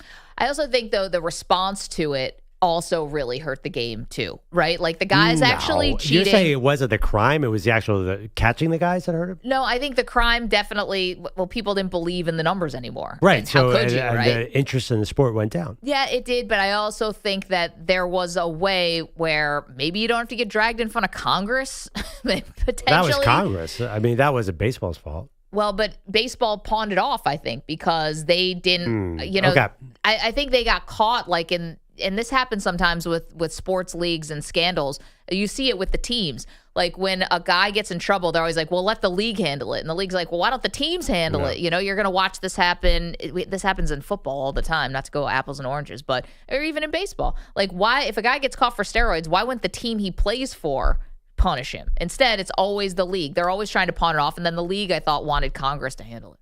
Well, because the league is an arm of the teams. Like the league works for the teams. So the owners are like, well, you do this for us. So they're an extension of the owners in a sense. But I understand. I mean, these are businesses at the end of the day. Of course, baseball turned a blind eye because they were. Right. But that turned out, in my opinion, to be a mistake. They probably, my issue with Barry Bonds, he got 100 on the test. Right. Dude, don't hit 73 homers. He literally probably should have slowed down that year. I know, but And Sammy said he was the even best, He's going to what? The guy never had 50 homers in a year, and he hit 73 one year. At a certain point, don't you want to say, okay, maybe am I going a little overboard? So it's not that he cheated; it's the manner in which he did it. Yes, exactly. Okay. Yeah, this is the world according to Perloff. I do think there are degrees, and I really think the one that stands out, Sammy Sosa's steroid use is different than a guy late in his career who uses HGH to recover. Because there are guys who, like Sammy Sosa would have been nothing without that blast of PED, like a 4-year span where he hit 400 home runs. I don't know. Sosa's career is like a lot longer, I think, than all of us remember. But it peaked so much. I do think, I think there are degrees. Maybe that's stupid. I think most people would say, well, if you use it once, you're the same as Sammy Sosa. But Sammy Sosa, look at the ups and downs at his home runs. It's pretty insane. Well, maybe just a little bit of a late bloomer. He was 29. His career high was 40 homers. At 29, he hit 66, 63, 50, 64 at 49. And then it went 49, 40, 35, 14, 21 by 38. Listen, what do you think happened in there, Mag? Well, all I know is that in 1998, young Maggie couldn't wait to see whether or not, Sosa and McGuire were hitting home runs. And it's beyond like... Were you wearing your Live Strong bracelet, too, for Lance Armstrong? Maybe. But I'll be honest, I think the league, it was helped more than hurt. I mean, I understand what you're saying. Now the numbers don't mean as much, and, I get it. But at the time, after the strike, decimated baseball, it really did help it get back on the map. Yeah, I mean, Cal listen, Ripken, Ken Griffey helped. Cal, and he never got caught. Yep, and there were guys who there was never a whiff, totally, and they deserve to be in. But I don't think that you say, oh, we're not going to let these guys in, and it's like I know they don't get whitewashed from history because they get acknowledged in the Hall of Fame, but just be honest with the fans. 888-710-4ISN, 888-710-4476, and you can vote on our poll as well, which is up on Maggie and Pearl. It's Wednesday, which means we do something called the Great Debate. Today is loosely inspired by Pete Rose, Shoeless Joe Jackson, and the like. We're asking who is the person most deserving to be in the Hall of Fame, who's not. And this is not guys who aren't in yet, but guys who went through their eligibility and never made it. So, Perloff, want to go around the horn real quick? Yeah, so I had two-time Super Bowl winner Jim Plunkett, formerly of the Raiders. I had the greatest special teams player of all time, Steve Tasker. Manny? I've had the greatest ringless Yankee, Don Mattingly.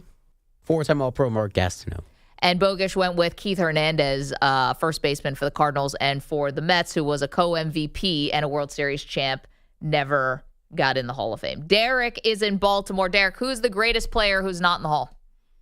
All right, now I'm not biased because I'm not a fan of the team, but how was Reggie Wayne not in the Hall of Fame? Does he still have eligibility or no? I'm not sure, but 14,000 receiving yards. He's actually 10th all time in receiving yards, which is, I didn't even know that, but he should definitely be in the Hall of Fame. So there's still possible. He still has a lot of eligibility left. You're right. I know there's like this weird log jam that happens with wide receivers, but you're asking me when I was watching Reggie Wayne, was he a Hall of Famer? I would say yes. It's tricky, though, because his quarterback was Peyton Manning. So? But here's it's the thing. easy to play wide receiver when the ball lands between your numbers. That's the reason Torrey Holt's not in there. That's why Andre Reed took forever to get in. It's a difference. Well, let's flip it then, because when people say that, I always say this. Is Peyton Manning in the Hall of Fame because he played with Reggie Wayne and Marvin Harrison. I mean, we could say it for the wide receivers, but let's flip it. I mean, it's not like Peyton Manning played with a bunch of scrubs. He played with Hall of Famers as well. Right. So if you're going to say, you know, well, Reggie Wayne is only in because of the quarterback, you can say that for how many quarterbacks? Yeah. And how many wide receivers? So I don't really like to play that game. The players are the players. They did their job. It doesn't matter who you played with, who you didn't play with. If you was great, you was great. You deserve to be in. I don't understand the 5-year rule anyway. I don't understand, what makes you a Hall of Famer in your 5th year eligibility versus your 10th year. It makes no sense. If you're great, you're great. You're Hall of Famer, put him in. Yeah. Hopefully he'll get in because Andre Johnson just recently got in. Yep. So hopefully Reggie Wayne and Torrey Holt will now get in. I think they're both going to eventually get in, Derek, but you're right. I mean, it's so funny because they do this thing, and thank you for the call, about capping the amount of guys who can get in a certain year. And that's obviously because they make a show out of it, right? And it's like, and it's a TV product now, the Hall of Fame, and I think there's a reason they kind of space it out, but it does leave guys like Reggie Wayne wondering, what else did I have to do to get in? Well, I mean, there's way, way, way more football players getting than baseball. So that's true. I mean, football is much more liberal than some other halls. I mean, it's a great point. Andre Johnson was a better receiver than Reggie Wayne, even though his didn't have anywhere near the accomplishments because he did not have Peyton Manning throwing him the football, and he just dominated. I think another person who I think of who never had a great quarterback around him is Tim Brown. I think Tim Brown played with like 15 quarterbacks or something in his career, and he was able to get in. Now, before we went to break, you asked me there's a running back who's not in. Yes. I thought you would guess this easily. Is it Ricky Waters? Who would I suppose? Ricky Waters definitely should have gotten into. Similar time, similar skill set. And a Philadelphia Eagle, I'm presuming? Nope. I'll give you a hint. If you stick around here for lunch, he will pass you in the hallway. Oh, Tiki? Tiki. Tiki still has eligibility, though. Does he? I think Tiki Barber, who does afternoons here he retired on WFAN. He retired in 2006, famously. He still got eligibility. No, but I think Tiki decided to make a comeback. So I don't know if the clock Tiki restarts. Never made a comeback, did he? He attempted one, yeah. We got to double check that. I think Tiki's still eligible. You're saying also down the hall is Boomer Esiason, who's Boomer an MVP, also has a case. Played in the Super Bowl. Yeah. Tiki, though, the stat about Tiki, yards from scrimmage, 15,632. He's 15th all time. The 14 ahead of him are all for Hall of Famers. Almost every one of them first ballot Hall of Famers. If my math is mathing correctly, Tiki is in his 14th year of eligibility. And how many did he get? I think you get 20. I think I had that wrong before that. I said 15. I think you get 20 years of eligibility. Okay, but it's not going good. Actually, when's the last time Tiki was a finalist? I think he may have been the So 2 years ago, semifinal. I think he was a finalist, but not last year. Oh, okay. Yeah. Meanwhile, we will not pass him today because that afternoon show is doing their show from Boston because that's the site of Knicks Celtics. Well, we won't pass him. No, we won't. But Tiki, you know why I give Tiki? Because he kind of invented the running back who could catch the football. Not invented, but he ushered in a whole thing. If he had just stayed for 2007, he'd already be it. I know. Well, he would have been a Super Bowl champion. It would have been easily, but that's my thing. You can't judge 1 year. He had a total easy Hall of Fame career, and his brother is in. And I did not realize that he was getting close, so I hope he does get in. I know. Let's go to Shane, who's in Boise. Shane, what do you have? Hey guys, I wanted to touch base on the Hall of Fame argument. You know, it's the Hall of Fame, which is short for famous. It's not the Hall of squeaky clean, great baseball players.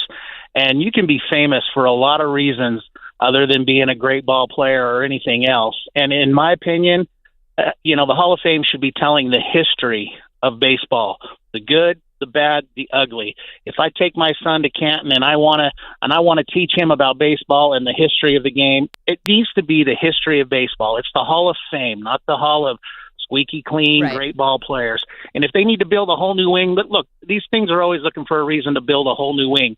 Build a whole new wing and put, Hall of controversially great famous baseball players for one reason or another. But, I mean, you ask today's generation, why is Pete Rose, quote, famous? And they're not going to tell you because he had the nickname Charlie Hustle and he outworked everybody else on the field and, his batting average and his runs batted in and all those things.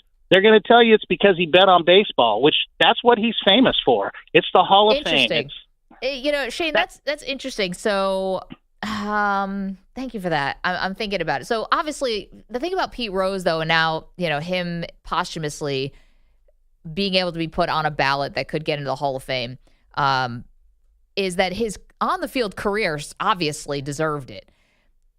What Shane is saying, Pearl, is that guys who were just controversial, so that means like Albert Bell or Gary Sheffield, some people might really have a strong feeling about Sheffield, who was kind of a little bit of had an edge. Who else are we talking about here? Bell and PDs might be a problem. That could be a problem. I'm trying to think Sheffield and PDs also.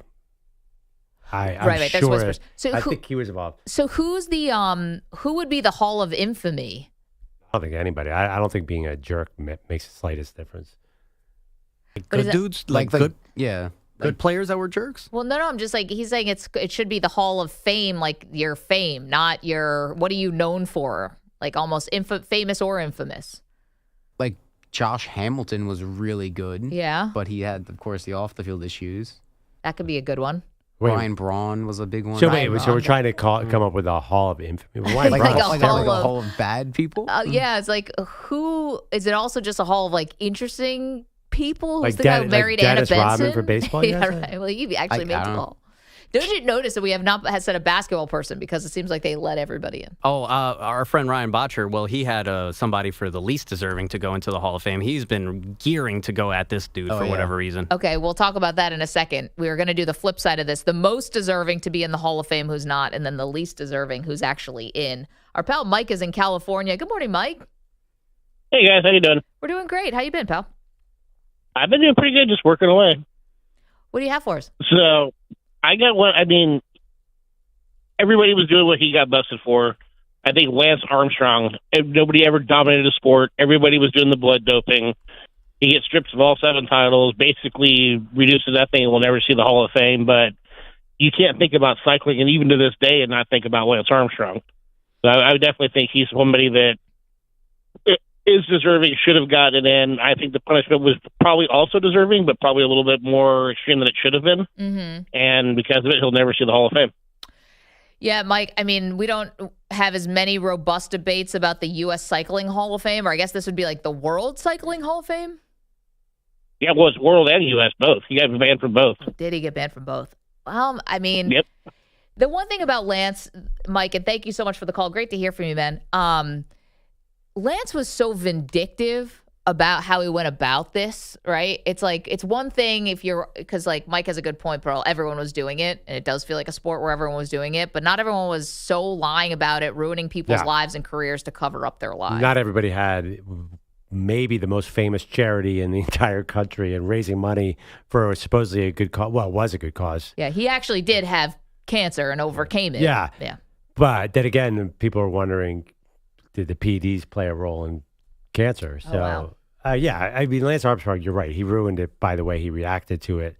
Lance Armstrong, again, did it all wrong. If he had fast up, he'd be in every Hall of Fame. Because you're right. Everyone knows that there was doping throughout that era of cycling, but you can't fight it. And I think that's an interesting message for Pete Rose, too. If Pete Rose had played ball, he'd be in the Hall of Fame, right?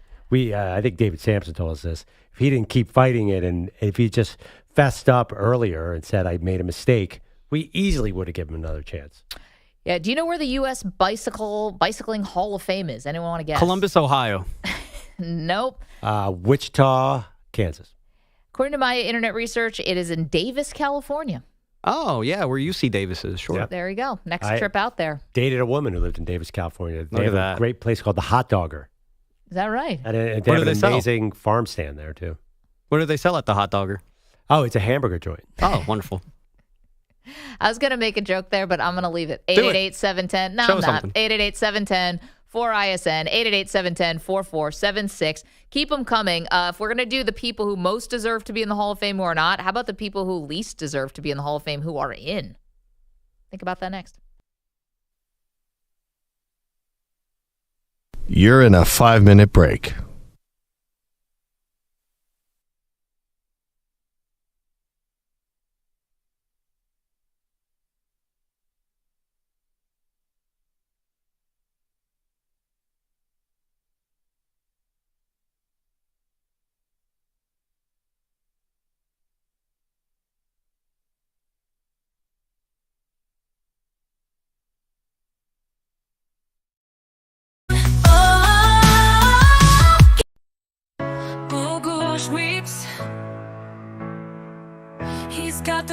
road trip blues.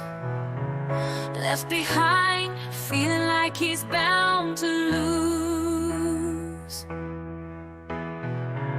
Perloff's off to San Antonio. Can't believe his eyes. But Bogusch stuck at home.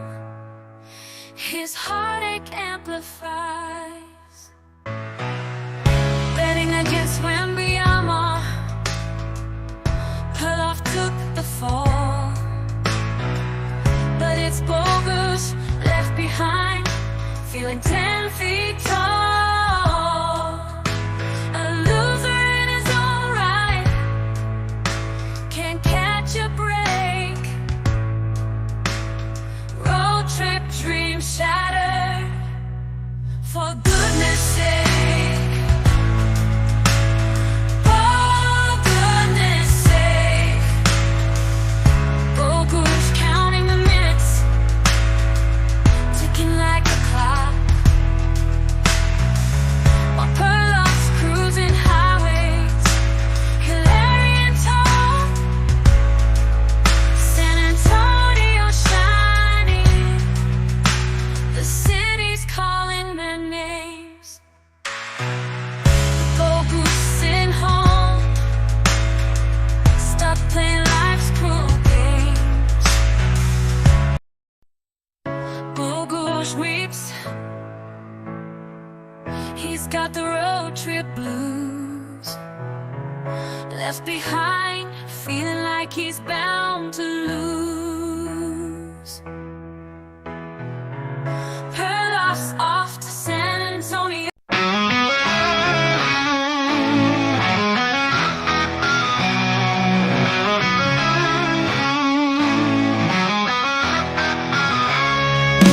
Uncle Greg's got a problem his Niners can't defend. They're letting every team score, never seems to end. From the Bay to the city, San Francisco's looking rough. But the real question is, what's being Bellotti? It's tough. Uncle Greg's teams are all out of luck, but Peter Bellotti, he's nowhere. What the heck? Forget the defeat, fans, forget the end zone. Cause finding Bellotti's like finding the unknown.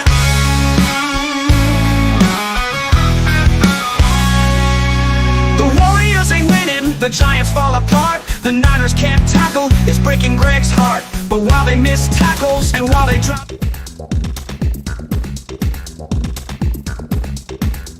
1 minute, 30 seconds remaining.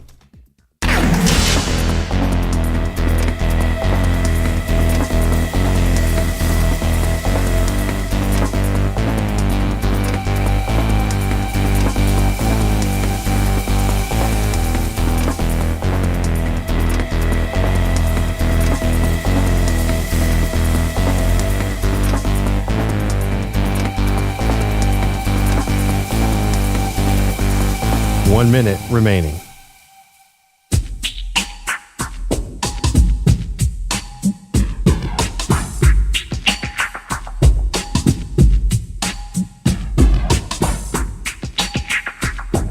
"45 seconds remaining.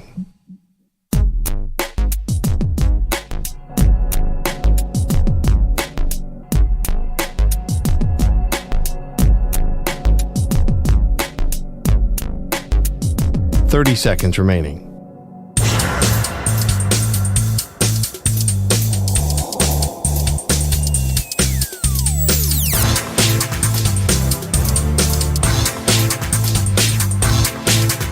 "15 seconds.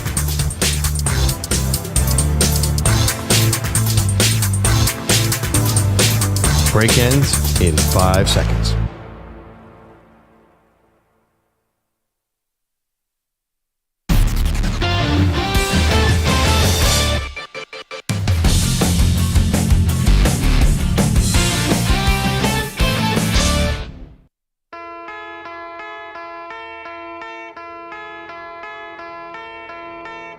Welcome back.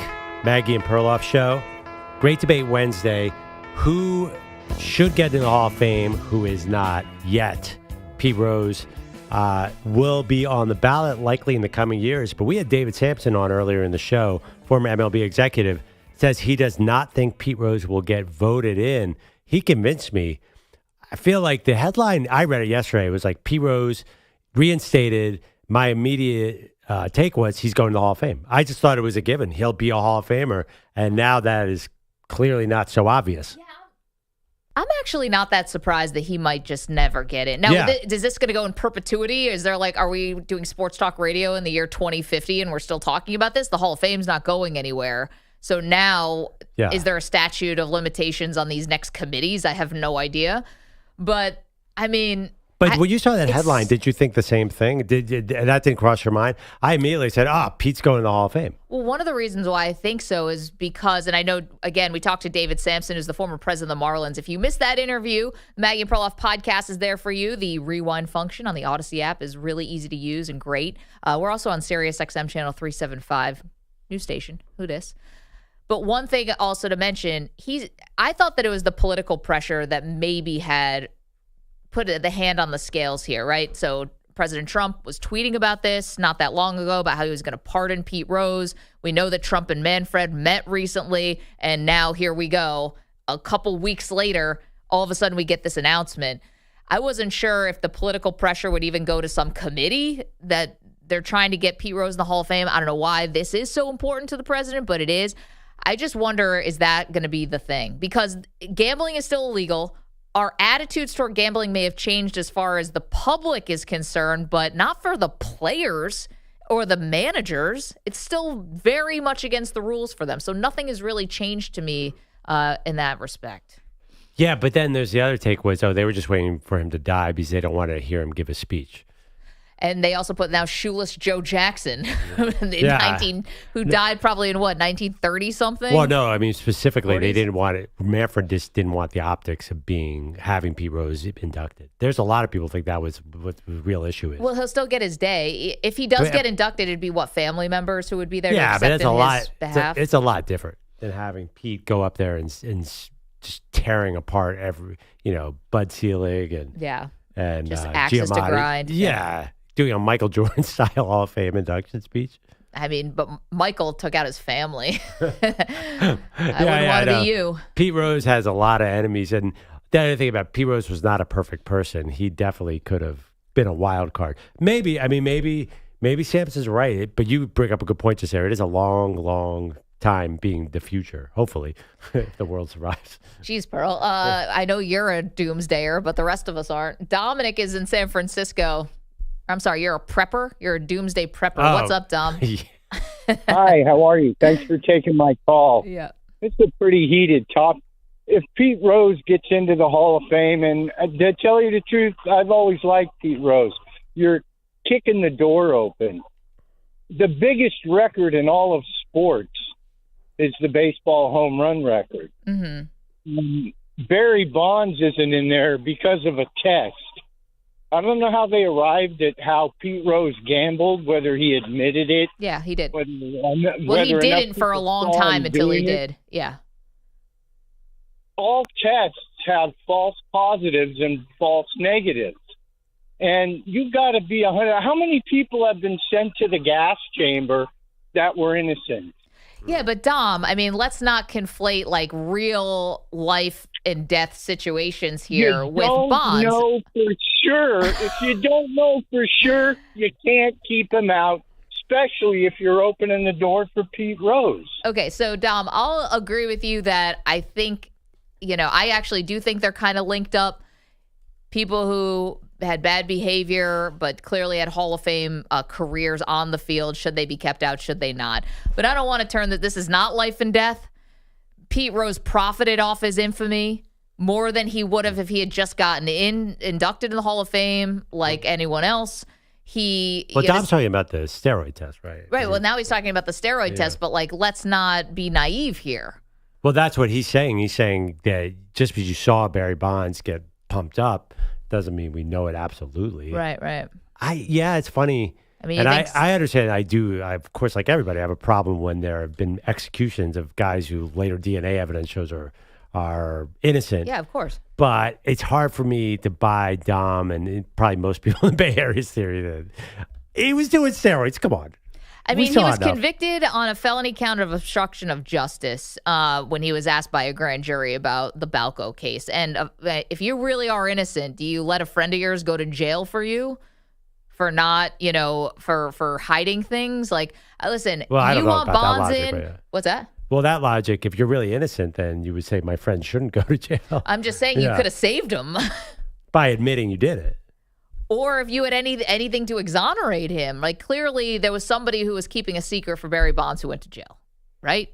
Right. But that, again, to Dom's point, that's not absolute ironclad proof that he did it. That's fine. But if I were going to take up the innocent people who get railroaded here, I don't know, Barry Bonds would be my poster child there.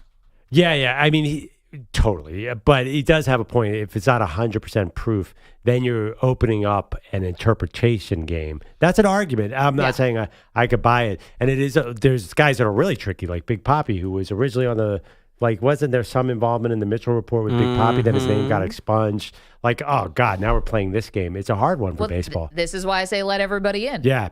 I mean, but You're I just say, me. but be honest about it, right? There were suspicions, speculations. Because also, let's be honest, I think there are guys who are already in who there were speculations, and it's beyond speculations. I mean, Pudge Rodriguez is in.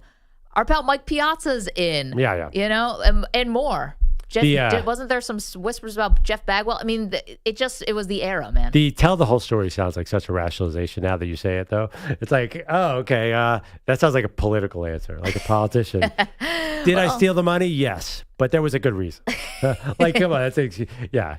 So I didn't realize, Pudge, was he on the Mitchell report? So Pudge was outed in Jose Canseco's book. Right. So in Canseco's book also named A-Rod, and it ended up being true, and a few other people. So circumstantial.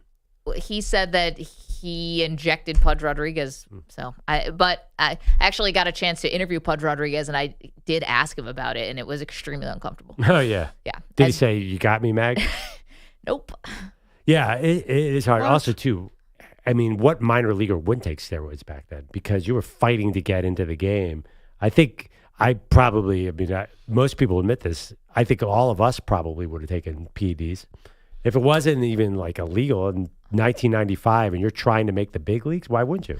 Yeah, well, they weren't testing for it then, but it was basically outlawed, but they weren't testing for it. So that's a weird thing. I would like to think I'd be one of those people that would not cheat. But to be honest, I've never been in that situation. I see Perloff's point, man. If you're 20 years old and you're a fringe baseball player trying to live out your dream, I don't. But your favorite, Ken Griffey Jr. You love Ken Griffey Jr. Never a whiff. Yeah. What about what was that? What was that eye shrug right there? The only thing, I mean, he did play baseball in the 90s, so that's a whiff of enough. Oh, come on.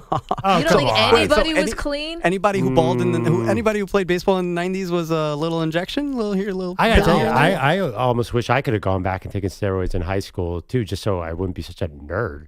I could have beefed up and not gotten bullied by Ernest Pendleton or the rest of the crew. I think nerd is an aura, though. By the way, I don't know if any drugs are going to help that. This is the essence of who you are. That is absolutely not true. If I put on 40 pounds of muscle, trust me, it would have been a totally different experience. And a lot of high school kids do that for the exact reason, probably way more than baseball players. I know it. It's terrible for your body. You know what would all happen to you. I was actually just listening to a funny Cat Williams stand-up about this because he's like 5'5", and he was going to take HGH, but then he finds out that it messes with your, manhood. Well, Lionel Messi was supposed to be like 5'5", but he took HGH to get up to his, the towering height of 5'8" that he is today. But yeah, he took HGH as a kid, yes, to grow, because they were like, hey, this kid's going to be amazing in soccer, but he's going to be a small person. Right, but the type of steroids that Perloff's talking about, that he could have taken back at Lower Merion High School, that's like the Winstrol and the stuff that really gives you man boobs. Oh, that's the stuff that's the stuff that, The Rock was taking when he was, going up in WWF. Rage attacks, back knee, kind of thing. You would have signed up for all that? I wonder if EJ would have signed up for all that. Yes, I mean, you know what it does to your not good things. Like what? So what? I didn't need it in high school anyway because I only weighed 100 pounds. But you wouldn't have been a dork. So maybe you would have needed it. I would have taken. No, I get it though. Like I get why kids why do you think kids go to the weight room? I know, but it's just not good for your still developing body. Not good for anybody's body. Because you want a gorilla back like mine, because I'm so buff. Well, I know it's not good, Manny, but I'm get off generally the like, stuff. Sorry. This is an intervention. Get off the gorilla back mention. That doesn't seem like a compliment. It is. It very much is. This is definitely a thing that's in right now. You ever seen a silverback's back? I can't say that I have. That thing is muscular. Thing is buff. Okay. But you guys know the problem with HGH, not to scare you. What? So if you have even a small tumor in your body, Yeah. HGH is going to multiply it. Other than that, HGH is a wonder drug. I think like they're using it for old people. Like it's like I'm into HGH. I'm probably going to get super buff in my 80s. Can't wait. Why wait? Start now. You can help the show. All of a sudden, Walking around like Ric Flair. we can track Perloff's growth. I have a feeling I would be take a great HGH, bit. and still, like, I don't even think my body would. I don't think not you'd grow? capable of putting on. Well, you got to do a- some work, right? You Yeah, can't just go to that's sleep with it and wake up with muscles. I would imagine you need some kind of frame too. Like, not everybody becomes Sammy Sosa. This would be amazing if you just did an HGH summer, like a hot girl summer. Oh, there's 1,000 articles in Men's Health Journal of journalists who've done this kind of thing. And what happens? It's awesome. They go to the beach and look like Lou Ferrigno. They get Jordan Hudson at 80. Yeah, there's not the downsides are minimal. Yeah, you have a couple of rage attacks. So what? Right, maybe overwhelming cancer, but you're fine. Yeah, you ever seen the Ben Affleck after school special on YouTube? Mm-mm. It's amazing. He's a high school football player who takes steroids, and it's like every cliche you've ever heard about steroids. Must be what, 1992 or something? Yeah, no, I think it was somewhere around there. He takes like one shot of steroids, and 8 minutes later is trashing his room and yelling at his mother. Funny enough, Perloff, I don't think you'll need HGH for rage incidents like those. You could just watch an Eagles game and you probably just rage out. Not lately. Yeah. Oh, Manny. Too bad my ring finger. I'm not wearing rings. You point Too to the bad ring. these Super Bowl rings are weighing me down. Otherwise, I'd raise a fist to you. Yeah. Well, my team still has 2 more than yours, so mine's a little bit heavier. Who's your team? Wink, wink. BOMBSHELL Giants. Tough. Got the hardest schedule Toughest in the schedule NFL in baseball this and in football. Let's go. Can't wait. year. Oh, yeah. Here comes our Bogusch 5th has the Super Bowl. details. Bogusch also a big Giants fan, but facing reality this morning in a big way. Yeah, we were told. These are unofficial, but our Giants begin their season at the Commanders, at the Cowboys, home on a Monday night for the Chiefs, and home for the Chargers. Wait. So enjoy your beatdown, Russell Wilson. Wait, maybe you get a body clock game for the Chargers. Is that a 1 o'clock or maybe they? I don't know if we've gotten that far just yet, but I mean, I guess that helps somehow. They're still maybe feeling Brazil. How does that work, Pearl, again? You have jet lag for 6 months. Everyone knows Right. that. Or But it's not jet 8 lag. month delayed tiredness from the dry Super Bowl. Wait, but when does Jackson Dart see the field? Not till October. By Think the way, Russell Wilson could beat any You of those said teams? Commanders, Cowboys, Chiefs? Yeah. Chargers. Yeah, what happened to the Abdul Carter injury? I was thinking about that the other day. I It saw him in disappeared. shorts. Guy's a stud. Yeah. Oh, yeah. Looking good in 51. Yeah. This could Yeah, I be thought he you, was Pearl, hurt. if you just took a little HGH Yeah. and would let us track your height and Some weight push-ups and away we go. or But whatever. wasn't he hurt like 2 months ago? Why Doesn't does he all of matter. a sudden look amazing? Dr. Positano told us he didn't think it'd be a big deal.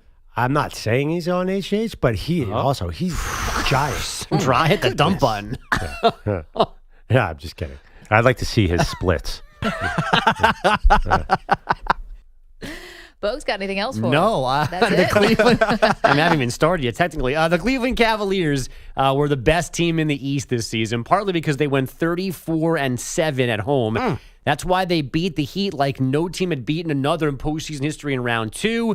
But in round 1, but in round 2, they went 0-3 at home against the Pacers. Last night's 114-105 loss, ending that series in 5. Donovan Mitchell not mincing words post game. I love playing in that arena, man. Like that energy, that crowd. We're 0-3 at home. You know, let the city down, man. This place is special. This place is really special, and we didn't get it done. Mitchell and his bad ankles scored 35 last night, but on 25 shots. The Pacers, meanwhile, in back-to-back Eastern Conference Finals for the first time since 2013 and 14. It'll be the Knicks or the Celtics next. The Boston comeback needs to begin tonight. Game 5 in Beantown. Game 5 for the Thunder and Nuggets was last night in OKC. Lou Dort scored 3 points through 3 quarters. Yikes. And then Bounce feeds to Dort. Open again. Angle right three-pointer by Lou is up and in. Cha-ching at Thunder money ball. Lou is the chin at Paycom Center. Thunder down 2. Dort is ignited with 3 successive threes. Thunder on the doorstep, down to 92-90. Timeout Denver. Matt Pinto on Thunder Radio. 9 points from Dort as OKC erased an 8-point deficit coming into the fourth. They beat the Nuggets 112-105 for a 3-2 series lead. On playoff ice, Mikael Granlund scored all 3 goals in Dallas's 3-1 home win over the Jets. So Dallas now leads this second-round series 3-1. I should also mention, got distracted by the Giants, we're getting Chiefs at Cowboys on Thanksgiving 4:30 on CBS. So we're getting more and more, the last batch of these little teasers before the full release tonight. Well, Chiefs and Cowboys on Thanksgiving. Tony Romo will say these are 2 teams that deserve a Thanksgiving Day game. Just doing a very. I was so excited, Tony. I don't know why I'm more into Tony Romo now. Him doing this, it's going to be the highest rated regular season game in 20 years, and Romo's going to be there for it. It's going to be wonderful. He's going to be so jacked up. Call the Cowboys. Yeah. Yes, when, he always calls it. Now, I'm curious, does anyone know, do they alternate Fox and CBS get the Cowboys one year and somebody else on Thanksgiving? I think more they switch the earlier the second game, and then the assignments also matter on who gets what. Like that game's on CBS because it's an AFC team on the road, I believe. But they got rid of that official distinction a couple years ago. Remember? Now they bid on them, don't they? Or not bid? They every game's up for fight grabs. for them. But this one is $38.5 million last year for Giants Cowboys, both with losing records. On Thanksgiving, this is going to be $50 million plus. There's no more baseline break. I know it's easier to flip now and then, but I still thought there was a starting point on how the games were assigned. I don't know, but Perloff is also referring to the fact that Tony Romo on Martin Luther King Day said this. To learn more, visit realizethedream.org. What a day. Martin Luther King Jr. deserves to have a day named after him. Amazing. So the officially... Did we get Tony Romo doing the history of the Native Americans? Well, the Pilgrims, they came on over. What a day. What a day that was when the Pilgrims... and everything went so well. Just lay out, Tony. Oh, we got to play here, Jim. Here we go, Jim. What was Romo's major in college? Eastern Illinois? Yeah. Vibing. History. So they got rid of the CBS AFC. African-American history. Fox NFC was killed in the last TV deal. So there's just nothing anymore. They follow that tradition, but they don't have to at all. Do we know the other Thanksgiving games? No, right? No. I guess we're waiting on Fox to tell us that one. Lions at 12:30. Well, we know Lions, but we don't know their opponent. Yeah. We know Black Friday, Eagles, Bears, right? Yes. And we have That's prime. We have the Christmas night game. Yeah. That's Chiefs and... Yes. We got Chiefs, Bears, Chiefs, Broncos. Chiefs, yeah, okay. I saw the... I don't remember. Chiefs and somebody. Yeah, we're starting to get a lot of the Packers. Yeah, Chiefs, Broncos, Christmas. Yeah, so individual, the beat reporters of individual teams are finding out some of those games, but not the marquee games. Right. Packers, I think Vikings, Lions, Packers is week 1, or is it Vikings? I thought it was Vikings, and then the Eagles, Packers, Monday night, November 10th. Yes, I don't know why that was an official announcement. Yeah, I don't know why that Monday night game got an official distinction. We'll know all this by Wednesday. Isn't it amazing? Which is today. Today. Yeah. Yeah. Tonight. Isn't it amazing they make this into a 2-hour show?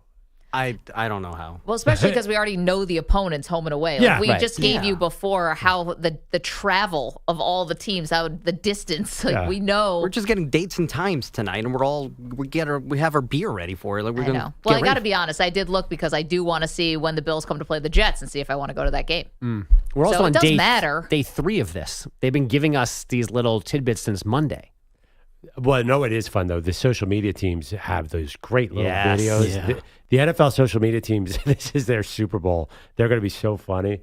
I'm a big fan. Carolina Panthers, shout out. They're the best social media team in sports.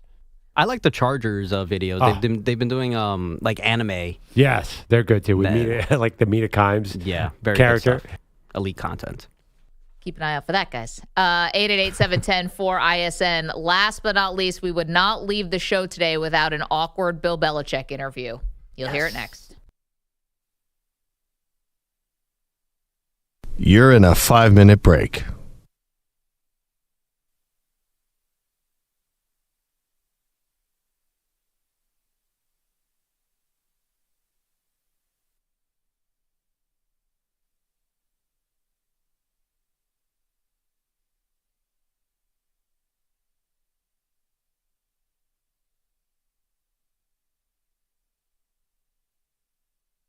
4 minutes, 30 seconds remaining.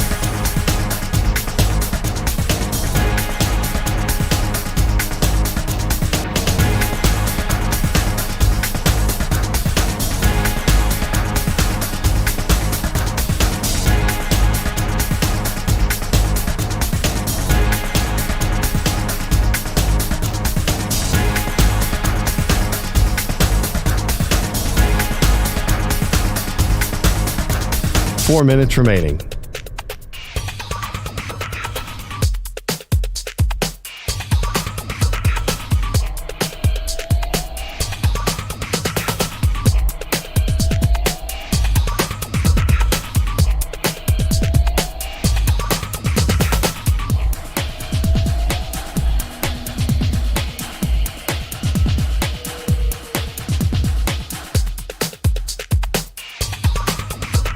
Three minutes, 30 seconds remaining.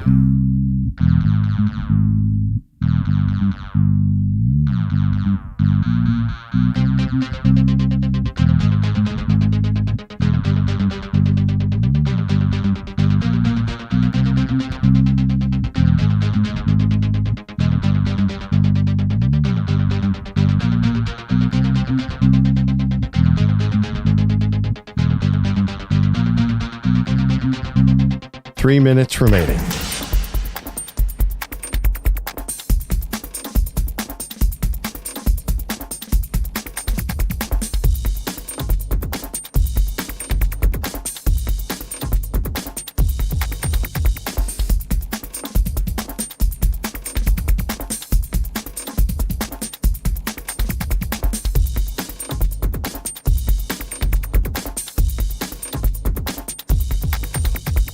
Two minutes, 30 seconds remaining.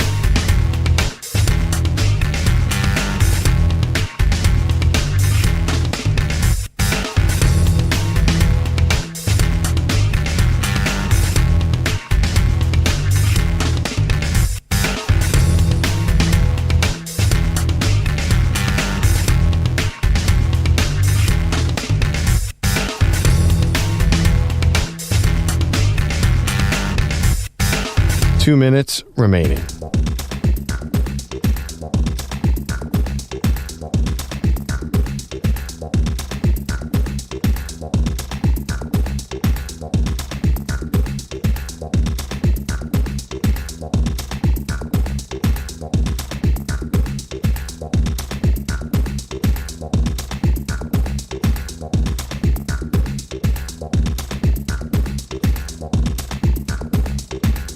1 minute, 30 seconds remaining.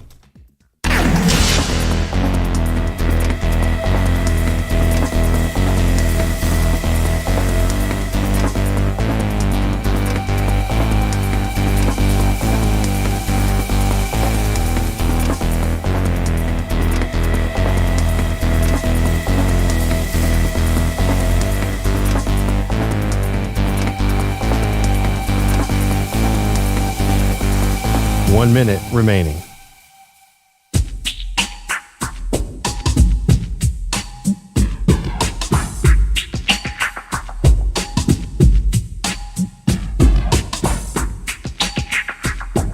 .45 seconds remaining.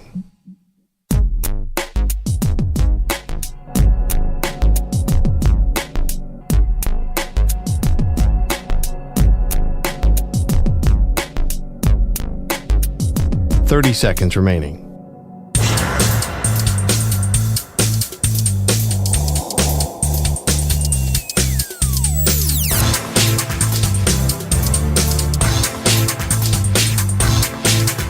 .15 seconds.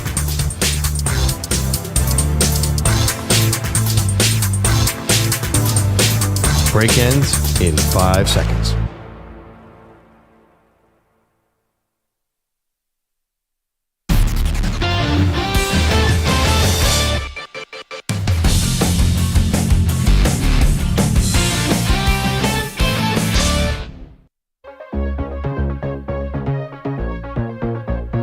Welcome back to the Maggie and Perloff Show. Get to Bill Belichick in just one moment. We were asking you today, who is the person who is not in the Hall of Fame but deserves to be?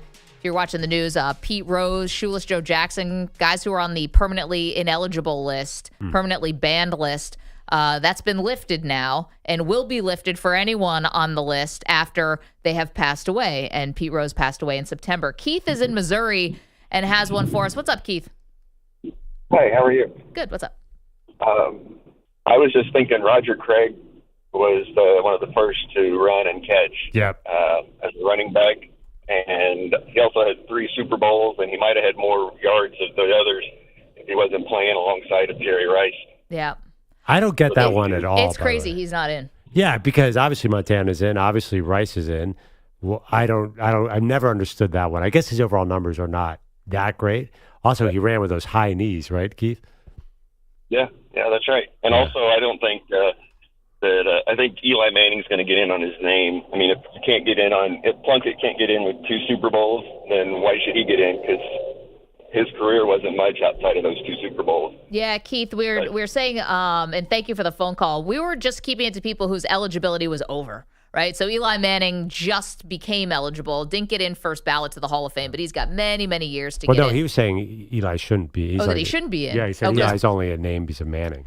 Well, listen, Eli, no playoff wins outside of the 2 runs to the Super Bowl. The record's 500. I think he's still borderline top 10 all-time in passing yards, kind of a result of the era. Also, would have been challenging the consecutive games played record had he not been benched. I think that's important. I don't know. AC Green was the NBA Iron Man, and that didn't mean anything. Well, but, that wasn't even an era of load management.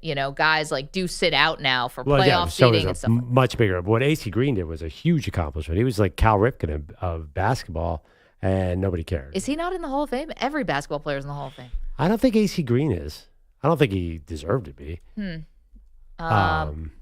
Okay, let's get to Bill Belichick while we quickly research AC Green's career. So Belichick ACC Media Days. He's not in the Hall of Fame. Not. Okay, ACC Media Days. Belichick being asked by ESPN about his relationship with Jordan Hudson and how it could impact the team. Yeah, no, I talk to the players, and when we meet with them, when they come in to visit and so forth, sure. And how have those conversations gone? Yeah, great. Well, again, we want to make the players the best that they can be, provide them the best opportunity on and off the field, and that's what we're about at UNC, and that's what we're going to do the best for every single player we have. Okay, so that was a question about whether or not Bill had talked to his players about the Jordan Hudson distractions. Yeah. Bill didn't answer it that way, and it's being aggregated as if Bill, yes, I've talked to my players about that, but I don't think that's what he meant. Yeah. I don't think there's any chance in God's green earth that Bill Belichick is going to be talking to some 18 or 19-year-old about Jordan Hudson. Maybe the parents, but I don't even think the parents would ask. If you want your kid to play for Bill Belichick, I don't think the girlfriend would be a factor. It feels like someone slapped Bill Belichick and he woke up and is back to old Bill Belichick, answering something with a completely different answer. Yeah. I know we're not playing the whole interview. I felt like he was a little more buttoned up. Like that felt like, old Belichick is back. I think what the most notable thing is, I did not see this from anyone who was at ACC Media Days. I don't think Jordan was there. I have not seen that she was around. And obviously she's not going to now be so silly as to interrupt an ESPN. You don't be a constant interrupter. Yeah. You did that once with the CBS Sunday Morning interview. You wouldn't dare do it again. It'd be horrible. Like it got so much attention the first time. You'd never do it again. But also I thought Belichick got the question about her, and he said that's a side issue. It has nothing to do with UNC football. Right. And just is not, now he's not going to waver off that message at all. And I think that's smart. Yeah. No, it's finally, I think Belichick got some smelling salts, honestly.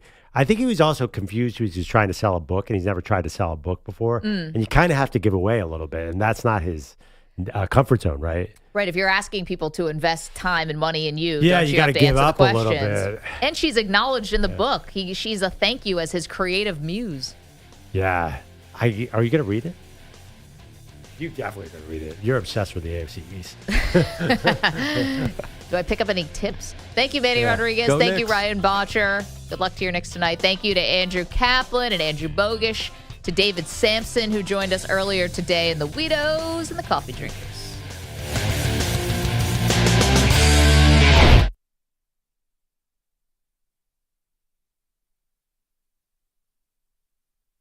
You're in a 5-minute break.